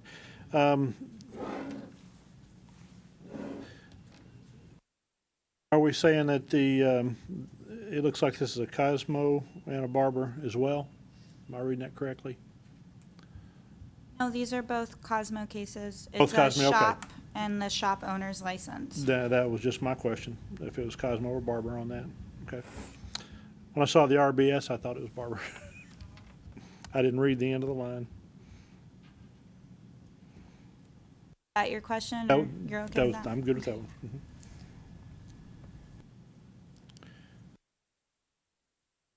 Number 37, These had gotten put on the iPad before I corrected the year. Yeah, the year is wrong. okay, It should be 2014. Number Correct. 37, yeah. Sorry. Oh, I changed yours, but the iPads were loaded, so. Okay. Documents we received in the email were correct. Is that Yes, right? except for number 37. It has December of 2015. It should have been December 2014. But you all got your emails. And thank you again, Ms. McAllister. She helped proof and catch things from the minutes that I'd missed, and then this on the particular legal report.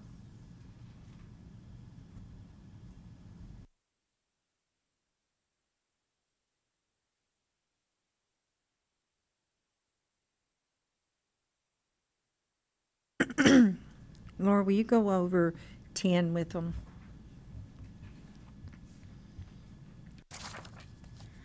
So number 10 is against a school. A complaint was received in the board office from a student who made the allegation that that the sanitation wasn't being properly handled. It was sort of unclear. At that time, the time in the calendar, it worked out that it was time for that school's annual inspection. So before anything was officially open, an inspector and a board member went to inspect that school. They couldn't find anything to determine exactly what the student had alleged, but they did find that the school had an improper ratio of students to teachers. And I think they were using their junior inspectors to like make up for that ratio in ways that are not okay under our statute. My recommendation was $1,000 for a consent order. One of the big reasons I had wanted to go over this with the committee is that when you look at this history, I think this is a very good example of the issues we have with schools. A lot of these are closed with letters of warning because once a school is licensed, if a student calls in with a complaint, it's very difficult to prove anything. So I think this serves as an example of how hard it is to catch schools once they've already been licensed, and why I think there's been a push by this board to be more vigilant in the application process.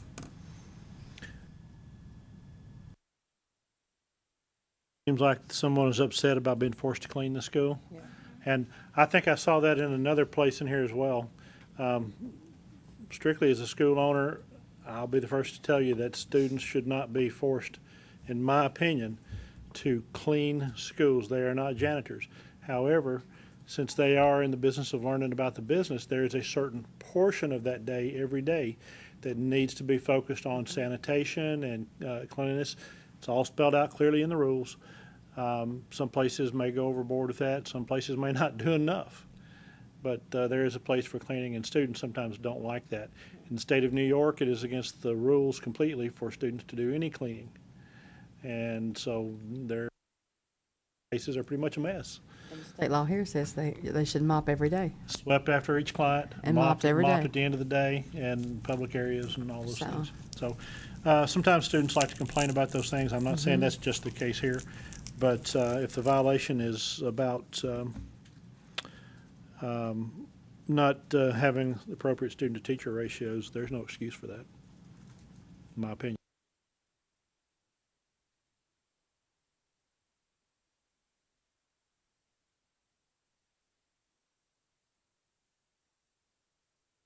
Are there any others?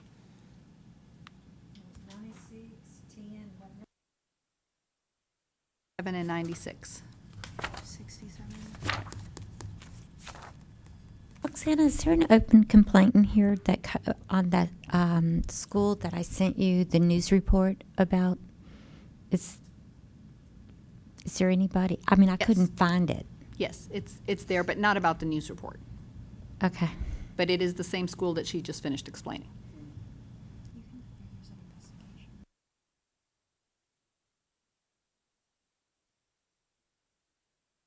School that had the news report that you were concerned about, that's under investigation. So there's nothing here about that. Federal? Our investigation isn't federal, but that issue is a federal issue, yes. But in addition to the federal investigation for... So the investigation's ours because... Simultaneously. Simultaneously, So you're right, having right. some- Because some of the allegations, it is in our jurisdiction, some isn't. So we are investigating everything that's in our jurisdiction and following up on questions about financial aid. It's in that school as students. It's an interesting thing. The last case that we went over before the meeting was case number 67.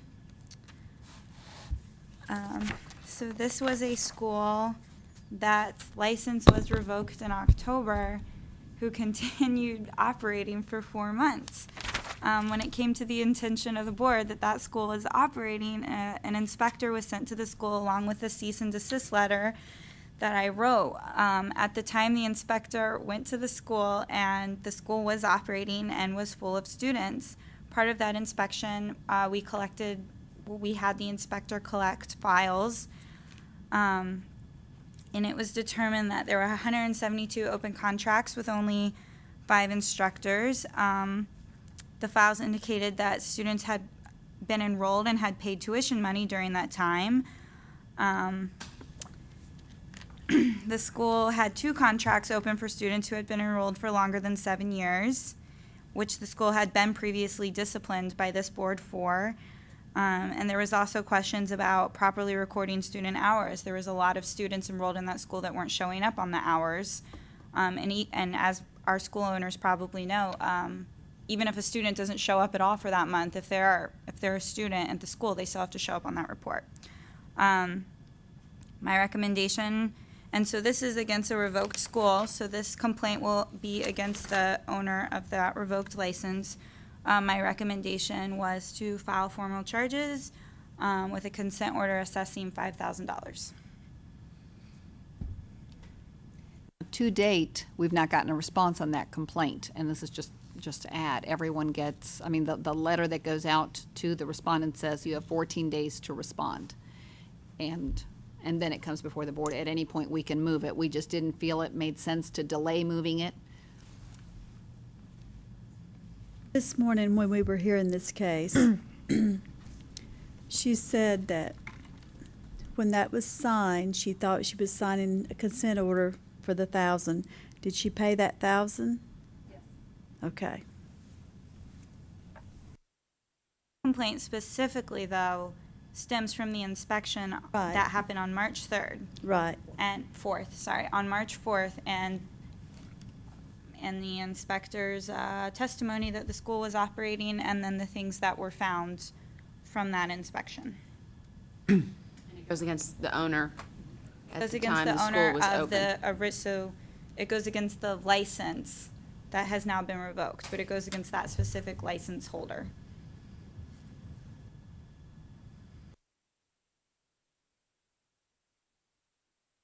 I've got to say, I've taken in one or two of their students that just like maybe 50 hours or 80 hours, you know, and they're like, we just don't know what to do, you know? But at least they are looking now, which I think they need to be, so they're not just in limbo. Do we have any other questions on this legal report? Motion Make a motion to accept the report. with those changes that were made? We have a second by Ms. Coppinger. All in favor say aye. Aye. Opposed say no. Motion carries. Thank you. Since everyone's on the legal report, let's stay here for a minute. We've got at the very end of the legal report, if you'll get your pages at the bottom and get to page 30, and I'll let Laura keep going on this. This is a situation that was brought before the board. Are you in the legal? You're not in the legal. Regarding things that are sort of under our exemption, such as individuals that do makeup just for photographic sessions, weddings. The more and more that the movie production industry grows, we're seeing some of this. And so this was originally brought just for us to think about and question regarding makeup and the extent, and they're calling it war paint. And so Laura did a great job kind of researching it, and we really want the board's opinion on what we do next, and that may be a letter of warning, a letter of intent. What are they trying to do? This is non-licensed individuals that are obviously teaching and doing this, so I'll let you keep going. So I think this was brought to Roxana's attention because a school that teaches theatrical makeup as sort of an addendum to their aesthetics program was wondering how this company was getting away with teaching what they're teaching without really being licensed by this board. And I started to look at the company and our statutes, and I don't know if we would need to license them as a school, because they're not really a school. They're not looking to release anyone to test. They're not trying to gain hours. This is sort of a personal decision. If maybe I'm an esthetician and I want to learn how to do makeup in a way that I didn't learn originally in school, I could go and do this extra thing that's more like Specialty. it's a specialty for your career. So I'm not sure that we would necessarily need to license them as a school, because for purposes of this board, they're not like teaching someone how to be a cosmetologist or manicurist. I will say that the exception we have to licensed activity allows a licensed cosmetologist to perform, or esthetician, anything under that statute, the cosmetology statute, to practice their services when they're not in a licensed school or shop. And I mean, it's the side of a television, motion picture, video or theatrical productions, photographic sessions, or similar activities. So I think this school crafted its whole business plan around the idea that they are a similar activity, because they're teaching people how to be successful if they are hired to do makeup for like bridal parties, which is part of this, or Very extreme makeup. Their site and their online information, I mean, it's breathtaking and gorgeous, but very extreme. the problem that I see with this business model is I don't think that the instructors are properly licensed by this board. To fall under the exception to practice outside of a licensed institution, you have to be a licensee. That's how I looked at it. In order to do makeup, you have to have an esthetician, aesthetics, Cosmetology. or cosmetology. Barber even teaches makeup. Yeah, we can do that. Barber would be able to do makeup. But the minimum number of hours for school would be an esthetician. Is that correct? Correct. 750, yes. Some states have a separate makeup art or, you know, that, just a whole separate chunk for makeup. Whereas, you know, we don't. It's one of these three. Perhaps one of the keys is the word you said, a licensed professional who is taking or teaching a class or something like that. Opposed to, are they teaching anybody in the public, just whoever walks through the door?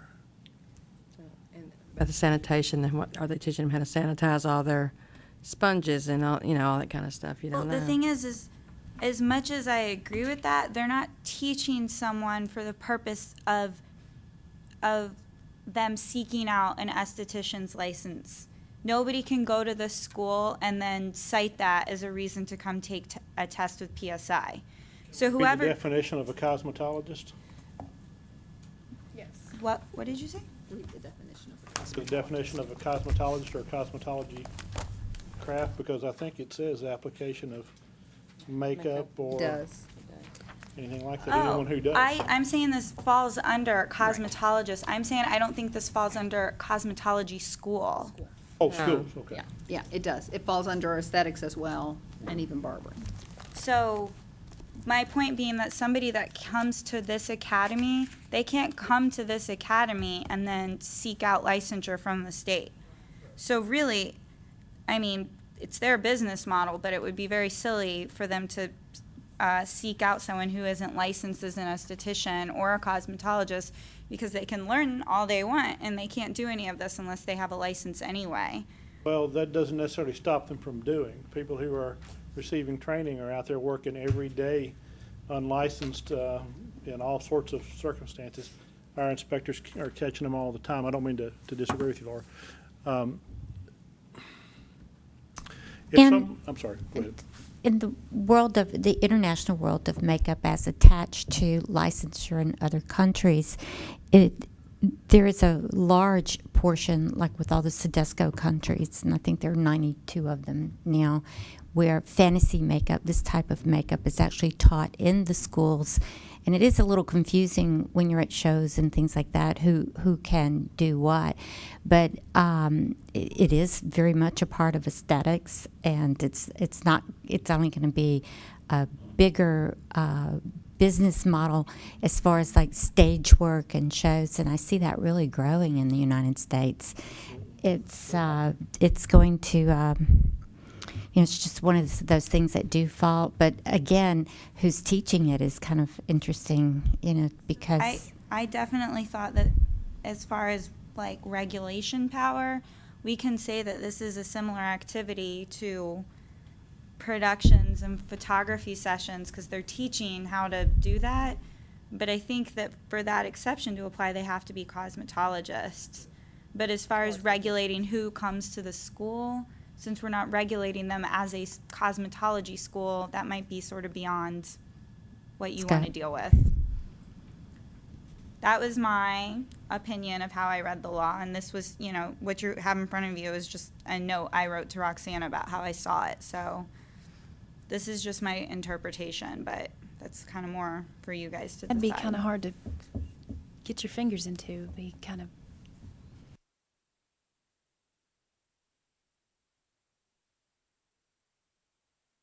Someone wanted to open up a school or what do you call it, War Paint Academy, if we wanted to open up a school that says Hair Color Academy.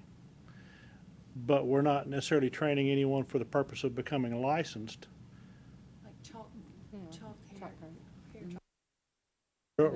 They're using real makeup, we can use real color. So would we be correct to license that place under the same rules as a school or a shop? I'm just asking questions. I think what we probably also have to look at is, if we license that place, isn't it being licensed so that a license can come out of it?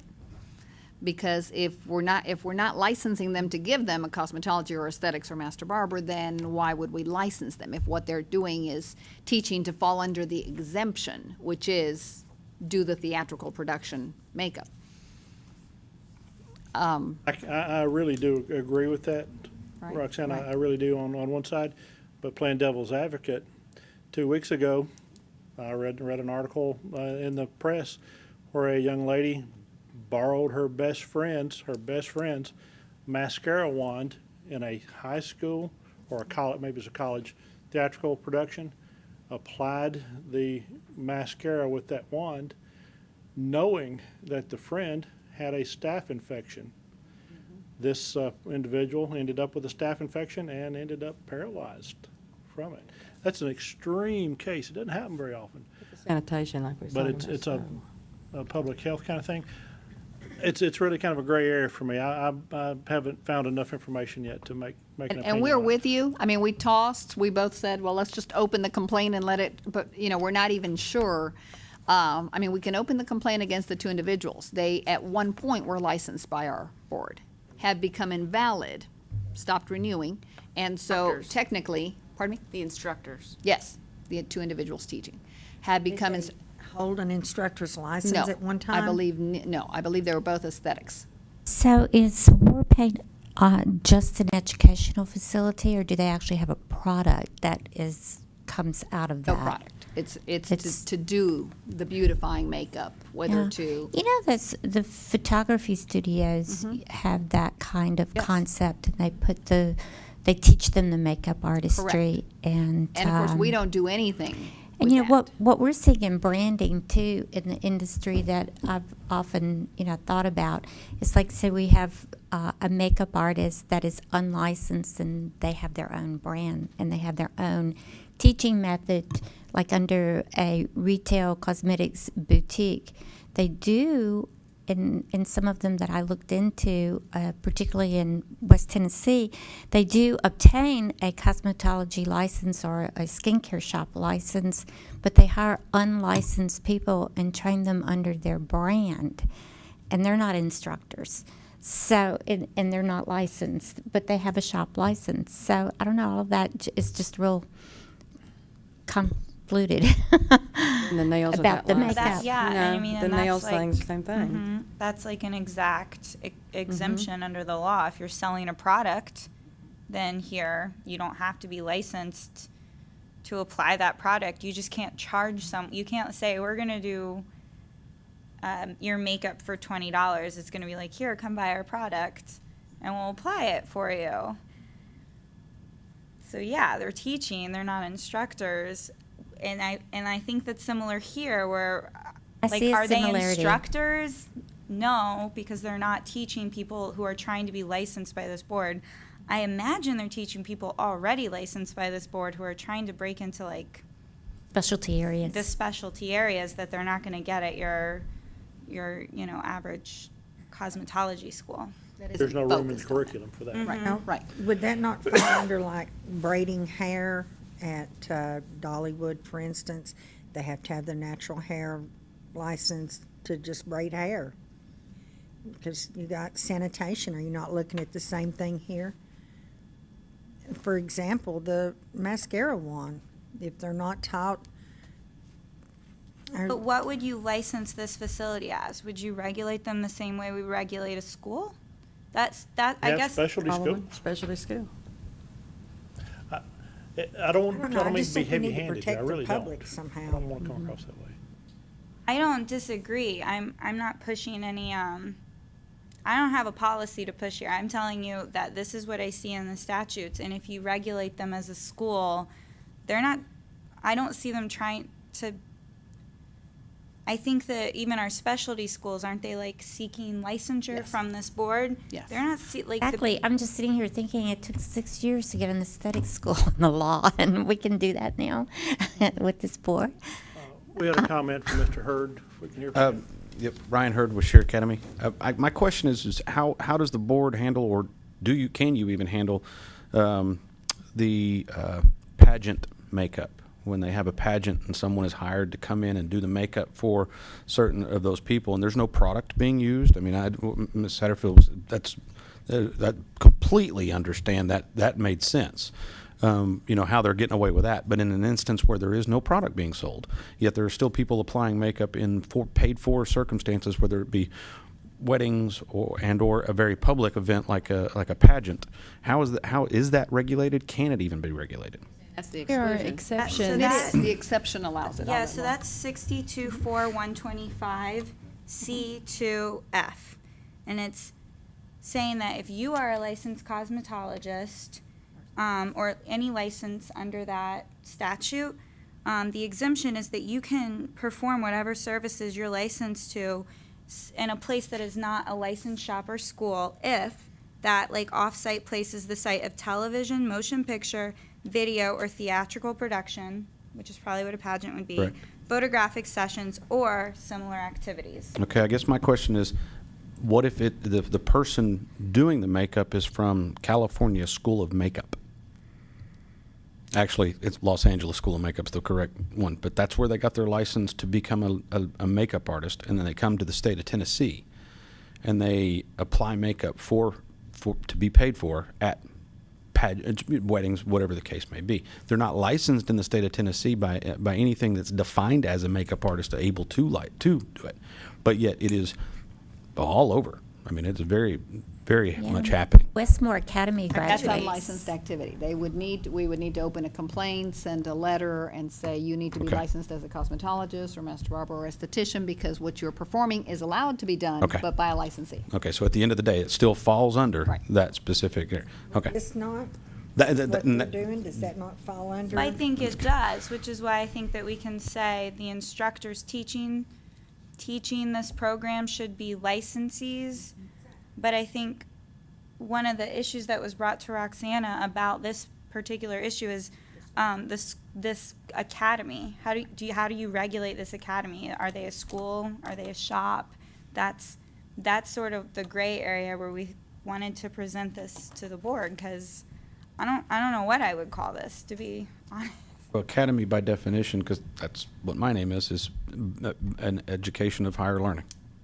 Yeah, but by statute, we're not saying that something is a school or academy because they call themselves that. They're a school or academy because they're releasing students saying that they've taught them curriculum that this board has approved to come and get a license from this board, and that's not what they're You know doing. what? In Knoxville, one of the schools there, the Tennessee School of Beauty, they opened a school of makeup. They did not ask for a license from us, But they presented the program but they and got just approved, presented yes. it and said, we're going to do this. This is just for information purposes, I believe. But they're a licensed. Well, but the makeup School. school's Yeah. separate. It's not part of Tennessee School of Beauty. It's a complete separate company. Can a student leave that school and go get a job under that particular form They of don't give a expertise? license. That's why they didn't ask for our regulation, because they don't give a makeup license. Right. And in fact, just any member of the community can go and take that course, just if they want to improve skills. So this is already exists. And to your point, they brought this on. I mean, they opened we presented this. They are, I guess, giving a certification from Hub because they're actually approved to teach that curriculum the right way, which is with instructors, and the instructors that are teaching it are licensed instructors. So they're at least, even though that piece of the curriculum we don't approve, the people teaching it are licensed instructors. So the individuals. That's been the precedent. Yes, to that's date. what we've done. Precedent. Yes. And then the individuals could just come out with a certification or could then enjoy doing it just for themselves or look for jobs just doing that and wouldn't be unlicensed activity unless they crossed over, obviously, and weren't working under the exemption, then that would be different. In this particular case, the people teaching this and the location itself is not following any type of regulation. And is that okay? And in your case, Okay. Kelly, they're licensed instructor. They're Well, I'm they're- not sure. They are? Okay. Yes, they are. But that's just sort of by chance, I think. I think they opted to go down that road because Yeah. they saw the marketplace changing, Yes. increasing. It's a demand, and so they were, they sought out who's doing great things with makeup and then presented it, and it's a great thing. They wouldn't have needed is. to even present it. I just knew that the board would want to know that this is coming to the area. I think it's wonderful, and I think it's a wonderful opportunity, but at the same time, I think that there needs to be some type of regulations for sanitation, for safety of the public. They've got to be protected somehow. Well, in the we movie, don't regulate, we don't inspect that school or anything, the makeup school. We do I mean, not. it's- Movie industry is very unionized, and the people who do makeup on certain movies, and they have to have a union card and belong to these unions, or they can't work, or So they have a big lobby for these types of things, and Marvin Westmore Academy has graduated a lot of these people to address that to the California movie industry. So A school.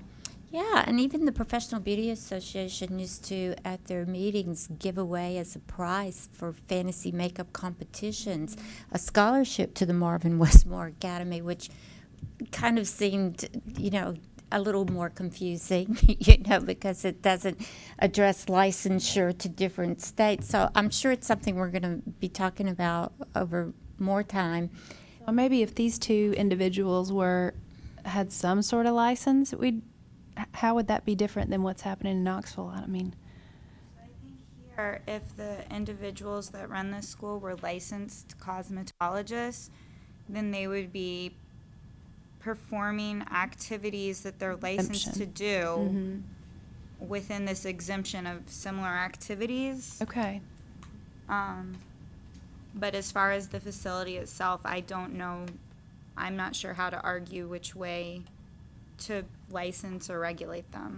Laura, as we go forward with this, is this an area that we can compose some rules that we could put into place in the future? Is this a legislative act that would have to be undone?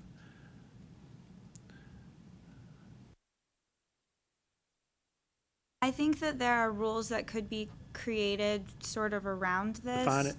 But as far as, I don't think that the rulemaking authority would allow the board to create a new type of license, which these are my impressions, so, but I think that this isn't quite a school, and it's not really quite a shop, but, there is this exemption that similar activities can be done here. Certainly, we can look to see what rulemaking authority we have to regulate these exempted activities and what goes along with that. That's not a straight not even answer, sure. but that's Are okay. they charging? Are they charging? Oh, yeah. Yes. But we're not even sure this is unlicensed activity. Well, neither one of these individuals are licensed. I know, but they're not it's tricky. They're not really doing anything outside of, Well, they're Practicing teaching cosmetology. theatrical They're not- makeup. right, but they're not they're not doing services They're- for high, Yeah, they are like doing a, services, like aren't a they? Yeah, they are. cosmetologist, esthetician. They're charging for their services, though. They're charging to teach. They're charging this to teach. service. They're not charging to perform. Like, And I mean, I had that same like where you come to like. where do you where do you go? But part of being licensed under the statute is to practice or to teach any of the activities in this chapter. You have to hold a license. So I felt like here we could say they are doing licensed activity. I think another part also says for money or not.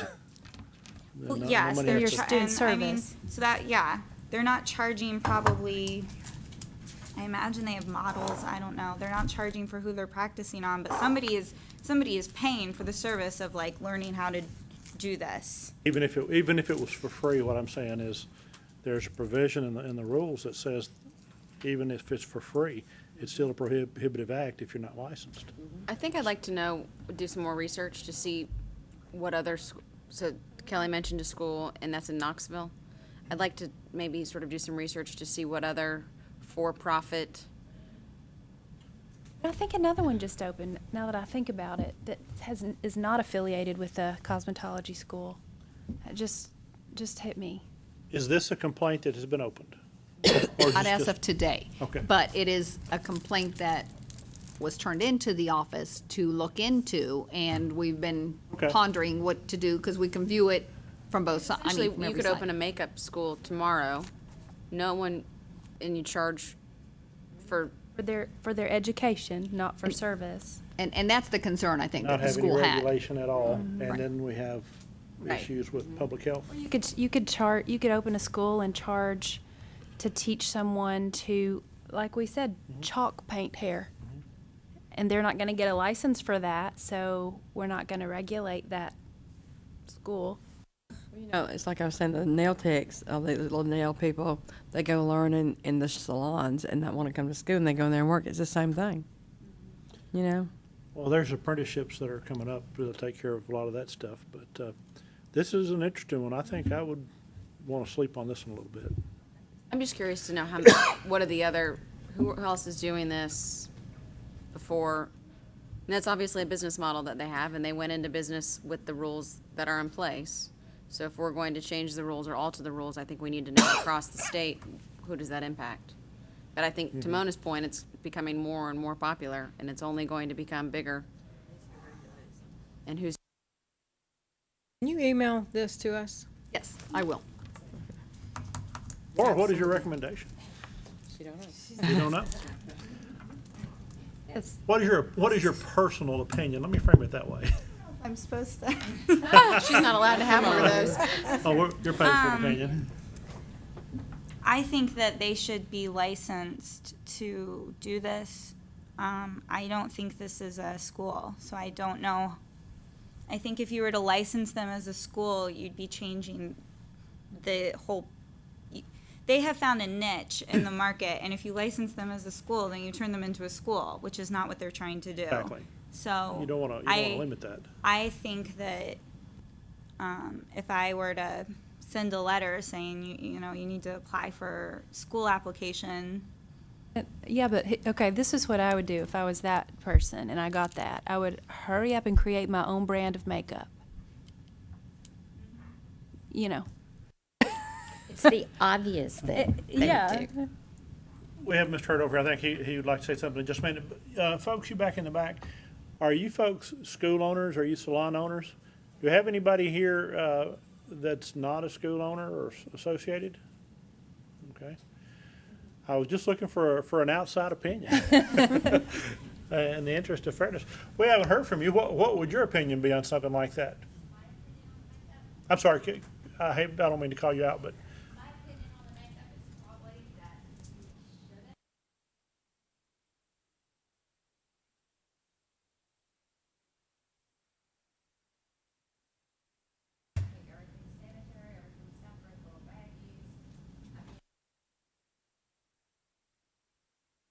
You're licensed too. And all your people are licensed. What is your name? Rhoda Smith. Okay, thank you. I was just looking for an outside opinion. Okay. All right. Well, we will definitely email the article to everyone because we've read it and talked about it and talked about it. I finally said we've got to get it out there so that the school that turned this in, one, also knows that we are discussing it. And Well, we're taking this under advisement for today. and I'll send the email. Yes. Well, I think it's very interesting. I mean, to your point too, I think when you talk about hair and bridal, that's a very interesting business model to say you don't ever have to be licensed for any part of cosmetology, but if you only go do special occasion hair, you're exempt. No, But you have to be licensed. Yes. You're exempt from having to be in a shop on a foundation. But for example, I actually have a letter from a House representative talking about two individuals that were thinking of presenting a model to you all today. They didn't send me anything, and I thought maybe they would end up coming. But the reality is, the mobile thing for the weddings comes up every week. Somebody wants to do the mobile thing to get to weddings for the homebound, but they want to bring the homebound into the vehicle. And when You're saying as long as those individuals are licensed, then they can do it the exception They on can then fall location, under so the- to speak. Right. But they have to be Exemption is licensed. the location, Not the the license. Not the person. The person still has to be licensed for that activity. It's the exemption is really about the location. Because right now, as you all know, you can't be a cosmetologist working as a cosmetologist, not in a cosmetology shop. It has to be in a licensed shop. This exemption is only about like where you can do that activity. And this is unique because it's makeup and we don't technically just monitor makeup. But it falls in the But it curriculum. falls under the And, broader. they're of 3 of our teaching it, they're licenses. not charging for the service. I think it's unique because it's not a school the way that the statute treats schools. 'Cause Right. this program isn't seeking licensure from the board. Yeah. But they're not a shop. You can't just like walk in and get services. So I think what's unique about this situation is like the product that they're offering. I mean, it's activities we regulate, but it's not within any like defined location that we would regulate. Okay. Okay. So I will Food send for thought. everyone the email and anything else we've gotten a chance to see, just so that we can come back to it. Thank you for that, Laura. I Thank know you. that took a lot of work because you see what it does to us. We knew. Okay, so we're going to try to wrap it up. We've got consent orders on your iPads. Back to the main presentation. We are on page 203. Presented for the April totals, we have $43,800. I will need a motion to be able to load those consent orders and accept them. I make a motion to accept. Second. We have a motion by Ms. Coppinger, seconded by Ms. McAllister to accept. All those in favor say aye. Aye. Opposed say no. Motion carries. Next are our agreed citations. During the month of April, we received a total of $13,050 in agreed citations. We also need a motion. Make a motion to accept. Second. Seconded by Ms. Tifa Teller. All those in favor say aye. Aye. Opposed say no. Motion carries. On agreed citations, the letters of warning this month, for the month of April, we had a total of 3 cases before you that received agreed citations. We need a motion for that as well. Make a motion to accept. Second. Seconded by Ms. McAllister. All those in favor say aye. Aye. Opposed say no. Motion carries. The last piece that I wanted us to talk about briefly was the rulemaking committee and an update on what they did, and I'll let Ms. Barger kind of take over. Okay, so this morning we, I guess, spent the majority of the time talking about the best practices for schools. And we all agreed that we would love to raise the standards of our schools by creating more strict requirements for the initial application, as well as being able to enforce that in their renewals. Some of the things we talked about were requiring a backup for their time clock hours, which is not required now. Find a way to enforce the minimum monthly hours required for part-time, full-time. As far as the records go, possibly keeping the part-time and full-time separate so that when the inspectors come to look at the records, it's clear who's part-time and who's full-time. Some of the contract issues that Mr. Gillihan prepared this slideshow. It was really good, but there are a few things missing from contracts. One example is to have a place where they can sign that they have received and they understand what they're signing, and they have a copy of their contract. We mentioned possibly exploring schools thinking about a discrimination policy or how students can expect to be treated. And then we sort of talked about when we spent, there's so much, there's so much to do, so we have to get little bits, but we ended up talking about how to sort of begin defining, creating definitions for the aesthetics, and that could be broken down into using the mechanical apparatuses. It's Laura pointed out. I'm sorry. Go ahead. The 3 areas of that seemed ambiguous enough were facials. What facials fall under an esthetician's license versus what would require medical supervision. I said the mechanical apparatuses, what categories of machines can you use as an esthetician with or without supervision? And then the last one I said that I thought could use some clarification was giving skincare. In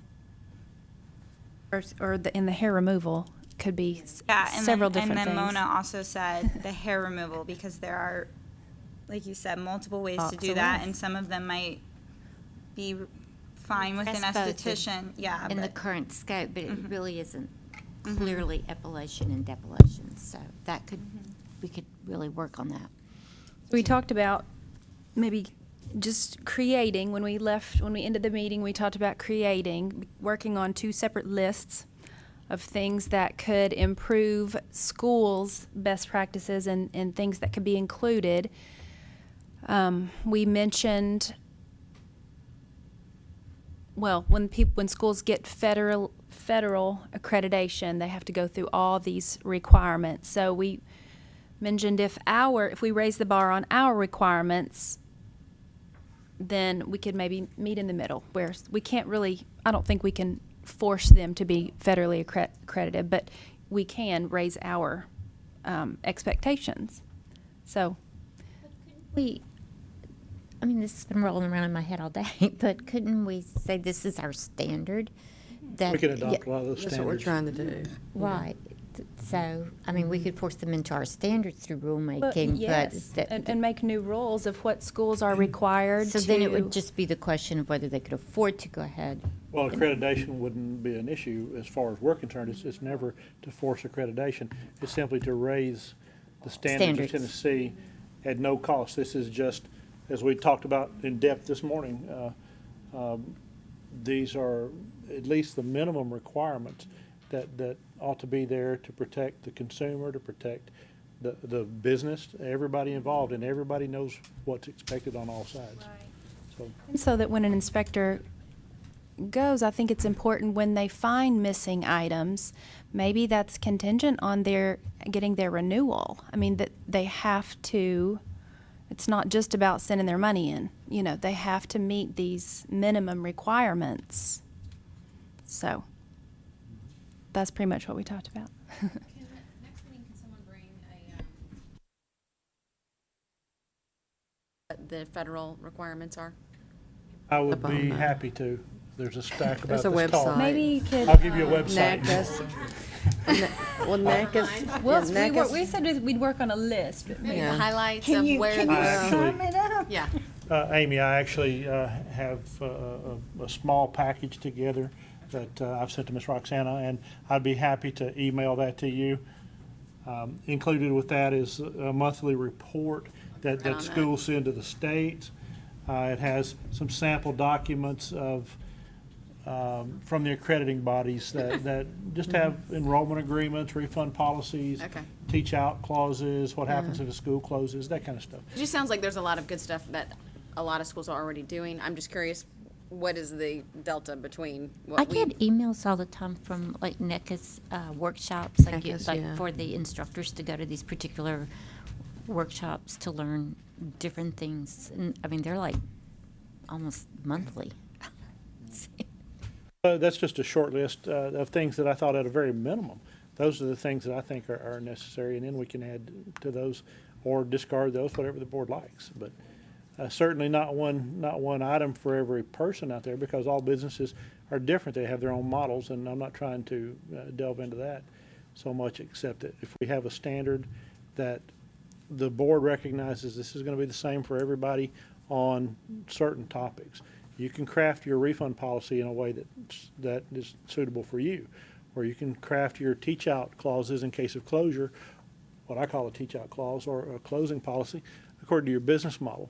But if we have boundaries that a school could look at, then that just helps everybody, and it lets us know that, well, that's outside of what we've felt comfortable with in the past, and we want to look to the future. I can email that to everyone. I got it this morning, so I just thought I'd bring it in case we can share it so Ms. Tanksley can take it. But I'll make sure that everybody gets that along with the other items we've brought up. You good? Anything else? The only other thing that we've not touched on yet that I want to remind everyone as we look at the rulemaking committee, because they're very busy and looking at a lot of things that I think as a whole board we need to talk about and keep in mind, it's the fees. I don't want us to forget them. So I think when I sent out the legal via email to everyone, I sent the fees again just for us to keep in mind. So maybe, we don't have a meeting July or September. So next month might be a good idea to bring back and start talking about recommendations. Okay. Because before we know it, given that rules take so long, we really don't want to let the entire summer go by without some type of proposal, whether it's for everything or at least the things we're ready, the school best practices and the fees, something along the line. And that's all that I have. I did pass around the list of, yes, the seminars. If you haven't had a chance to look at it, if you could please, this is the 16-hour seminars that we approve. It is recommended that a board member, if possible, attend each of them. Now, 2 board members cannot be at any one of them.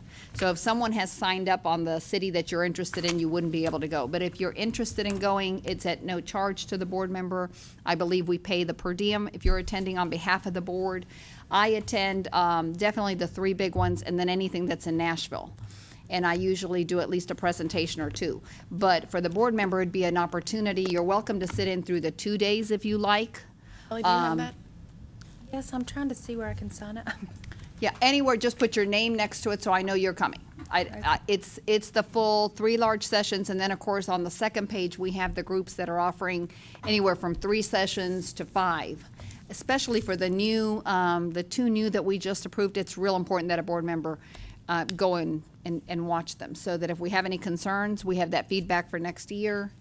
But I think those are good sessions and a good way for us to know what the instructors are getting. What were you going to say about you can go and do the 2 days? They won't charge you if you want to do the 2 days. I just need to let them know that you're coming for the 2 days. And what exactly is our role there? It's to evaluate the session. Just, okay. Absolutely. Just to take notes, if you have concerns about what's being maybe taught that may be from a previous set of rules and not current, any of those things. Been doing the master educator here in Nashville. So say next year for my instructor's license, even if another board member. If you're going to update your instructor piece, not representing the board, yes. Is that your question? Yes, because you need to take your continuing education. That would not interfere. When I take mine, So this. it'll be. You just go to it's take just for yours. me, and then That's exactly If I right. want to go So to another this one is- before the that's board, what that's you a wanna different take. issue. She doesn't- Yes, yes. And in your case, you So all this are already. won't count for our continuing No, education. it would not. No. So if as an instructor, you don't want to do this, by all means, I get that, so don't worry about it. But in particular, if you've never been to one, this is a really good opportunity to see what they're about. Interesting. So funny. Yeah. You should go. I'm so excited. I've sent so many employees, and they have good and bad things to say, so. Yes. I had a great time when I went. Oh, yeah. Oh, yeah. I love it. I love Knoxville. Yeah. I've been doing the master educator part here in Nashville, and I've go. really enjoyed it. And that is the last that I have, so unless there are any other questions. Make a motion. We had one more comment from the audience. Mr. Ryan Hurd. Guys, I haven't been here for 2 months. I know you've missed my opinion, so I need to be sure that you receive enough of it before we go. I've got a couple of questions just for clarification, and then a couple of comments. When you're talking about schools and the time clock backup, are you referring to specifically that the hours that they're turning into the state have no backup at the school, as far as being able to back up the document that we send to the state every month? I think what we probably have in mind is something more in the idea of, hey, if we lose the hard drive, is there a secondary place to look? Okay, so as it stands right now, if you have to retrieve those hours from some form of device that accumulates them for them, and that's what is transferred to the piece of paper that we send to Roxana or to the state, and then but right now the school there's no law that says that they have to have a backup of that specific time clock, or that they have a time clock at all. Well, you have to maintain all your records, so you should have a copy somewhere of the information you put on that report that you send in every month. But with the state, and this is totally different for accredited schools, so I'm just clarifying for a Understand. state school, or a state-only state certified school, there's no rule that says that they have to have a specific timekeeping device. You or can keep it on a manner. pad of paper. You can keep attendance any way you Okay. like. At this point, Right. there is no real standard that says it must be A or B. Okay. I Fair think enough. as we are looking at best practices, though, Ryan, we're realizing we have a school in particular who didn't keep track of hours. We never got them. You now have 4 students that are out of luck. Right. And so if in our rules, we add that a school is responsible for a backup system, and your backup may just be the one in paper, but you better be sure that paper is protected. Sure. You know, something that says that. Well, You I- can't say, I threw it away. You can take pictures of them and put on your computer and save them in Yes. pics. I guess now, Yeah. and the reason I wanted to clarify with that, and then while sitting here, I went through a lot of those rules again, and I guess from an accredited school, and not that any accredited school is any better than a regular school, then education is what matters. But still, it's mind-boggling to me that there are some of the things that a school that's not accredited doesn't have to do that would truly protect the school. Not even begin to talk about protecting the student. Let's just talk about the business practice of protecting the school. That's what we're from trying to do. Erroneous lawsuits. I mean, ridiculous. That's what we're And- trying to raise the okay. bar for all schools in Tennessee. And I think the contract is the first place to start. It would lessen the workload on the staff down here. you Oh, it know, have and to. That's not the number one consideration. You know, we want them to keep their jobs. But, Of course. The but thing is we'd to rather protect not the be in students, you complaints. know? I guess just from what's been presented to the board over the last few months, that it's only become eye-opening to myself of what the actual differences are, because I guess I'm a self-centered hairdresser, so everything in the world revolves around me. So if that's what I'm doing, then that means what everybody has to do. So when I think about the rules that we have to follow as an accredited school, and that the state doesn't, the state-only certified schools don't have to do that, it scares me to death with the business first and then the student second. What can happen to them if they don't have those basic It does guidelines? happen to them. And, A yeah, lot. obviously. We've seen a lot it's this year. insanity. So I We're commend you. hoping not so Good much luck. in the future. Good luck. Yeah. Support us. I've had a question. I guess this is part of the problem of standing up here too much at most meetings. I get a lot of phone calls. Mobile beauty salons. And we just touched on this, and I've had adamant just swear up and down, yes, I can do this. I know I can, but I'm just to clarify, and more so for on tape. The law states that there has to be a place that can be inspected. If it's mobile, then it's very difficult to specifically inspect it. Correct? That's correct. It must be on foundation. But as we say that, because I get the same calls every week, we have an exemption to that has been presented as a business plan, and the previous board signed on it because the facility that goes to do makeup at weddings or at movie productions, and specifically to several of the music industry stars, that mobile unit, being a bus or whatever it is contracted out. And so it's not really, it is leased, if you will, so it's treated very differently. And the only thing being done on it is hair and makeup for movie productions and weddings and so forth. Falls So in that it falls regulation we under just the discussed, exemption. there's an exception for that special event. Exactly. It falls exactly under that exemption. It can't go from house to house. Okay. Which is fantastic, because they need that opportunity. I mean, and Absolutely. especially with some of the festivals that we've been receiving Yes, around this yes. state. And I've spoken to several schools when this came up, and they said, well, what about, I didn't know about the exemptions. I think schools, if they look at it, would do students it would open the horizons of different things that they could do Sure. under the exemption that definitely is needed. I guess that was what I was more looking at. I kind of figured that was the case, but when you have a very adamant individual sitting in front of you telling you that you don't know what you're talking about, that I can open up a mobile beauty shop and do hair wherever I want to. It can. Okay, just Yes. thank you. And it has been presented to the legislators. It has actually been turned down as such. That's not to say that'll happen again next year, just, but as it's been presented, it has been turned down. Thank you very much. Yes, ma'am. In the barber field in Memphis, we need help. I'm asking if there's anyone on the board object to me helping the barbers in Memphis in the field of hiring master barber managers in their salons. To Yeah, give me input and that type of thing. as a person, as you, but not as representing. No, the not, board? not as the board, just as, Okay, just right, as I you. just wanted to bring Yeah, it. That's fine. Would it be all right? I think individually, as yourself, as an experienced shop owner and Right. master barber, you can do anything. You just have to be very careful that under no circumstance, no one thinks that you're representing Right. the board. I understand. That's when I bought it. I'm bringing it up. Yeah. You won't be on Amy's list over here. Okay. You'll Fine. take your license for Ah. a year. I'll start crying. No, just cry. It's awful. I'll come in next month and there'll be a box of tissues here. No. No, we're gonna get you a big Just leave T-shirt one out made there up. at the podium. Thank you. If there's nothing else to come before the board, I'll thank our visitors. We didn't get to recognize you guys at the beginning of the morning, but thank you for coming. We appreciate you being here very much and learning what your board does. Sometimes it's longer, sometimes it's a little shorter, but not often. So, do we have a motion to adjourn? I'll make a motion to adjourn. Second. Seconded by Ms. Coppinger. Let's go to, what was it, Possum Town? Possum trot. Possum trot. Thanks, Ron. Thanks. Where's he going? Possum trot. That's where Nina's from. She won't admit it. She won't admit it.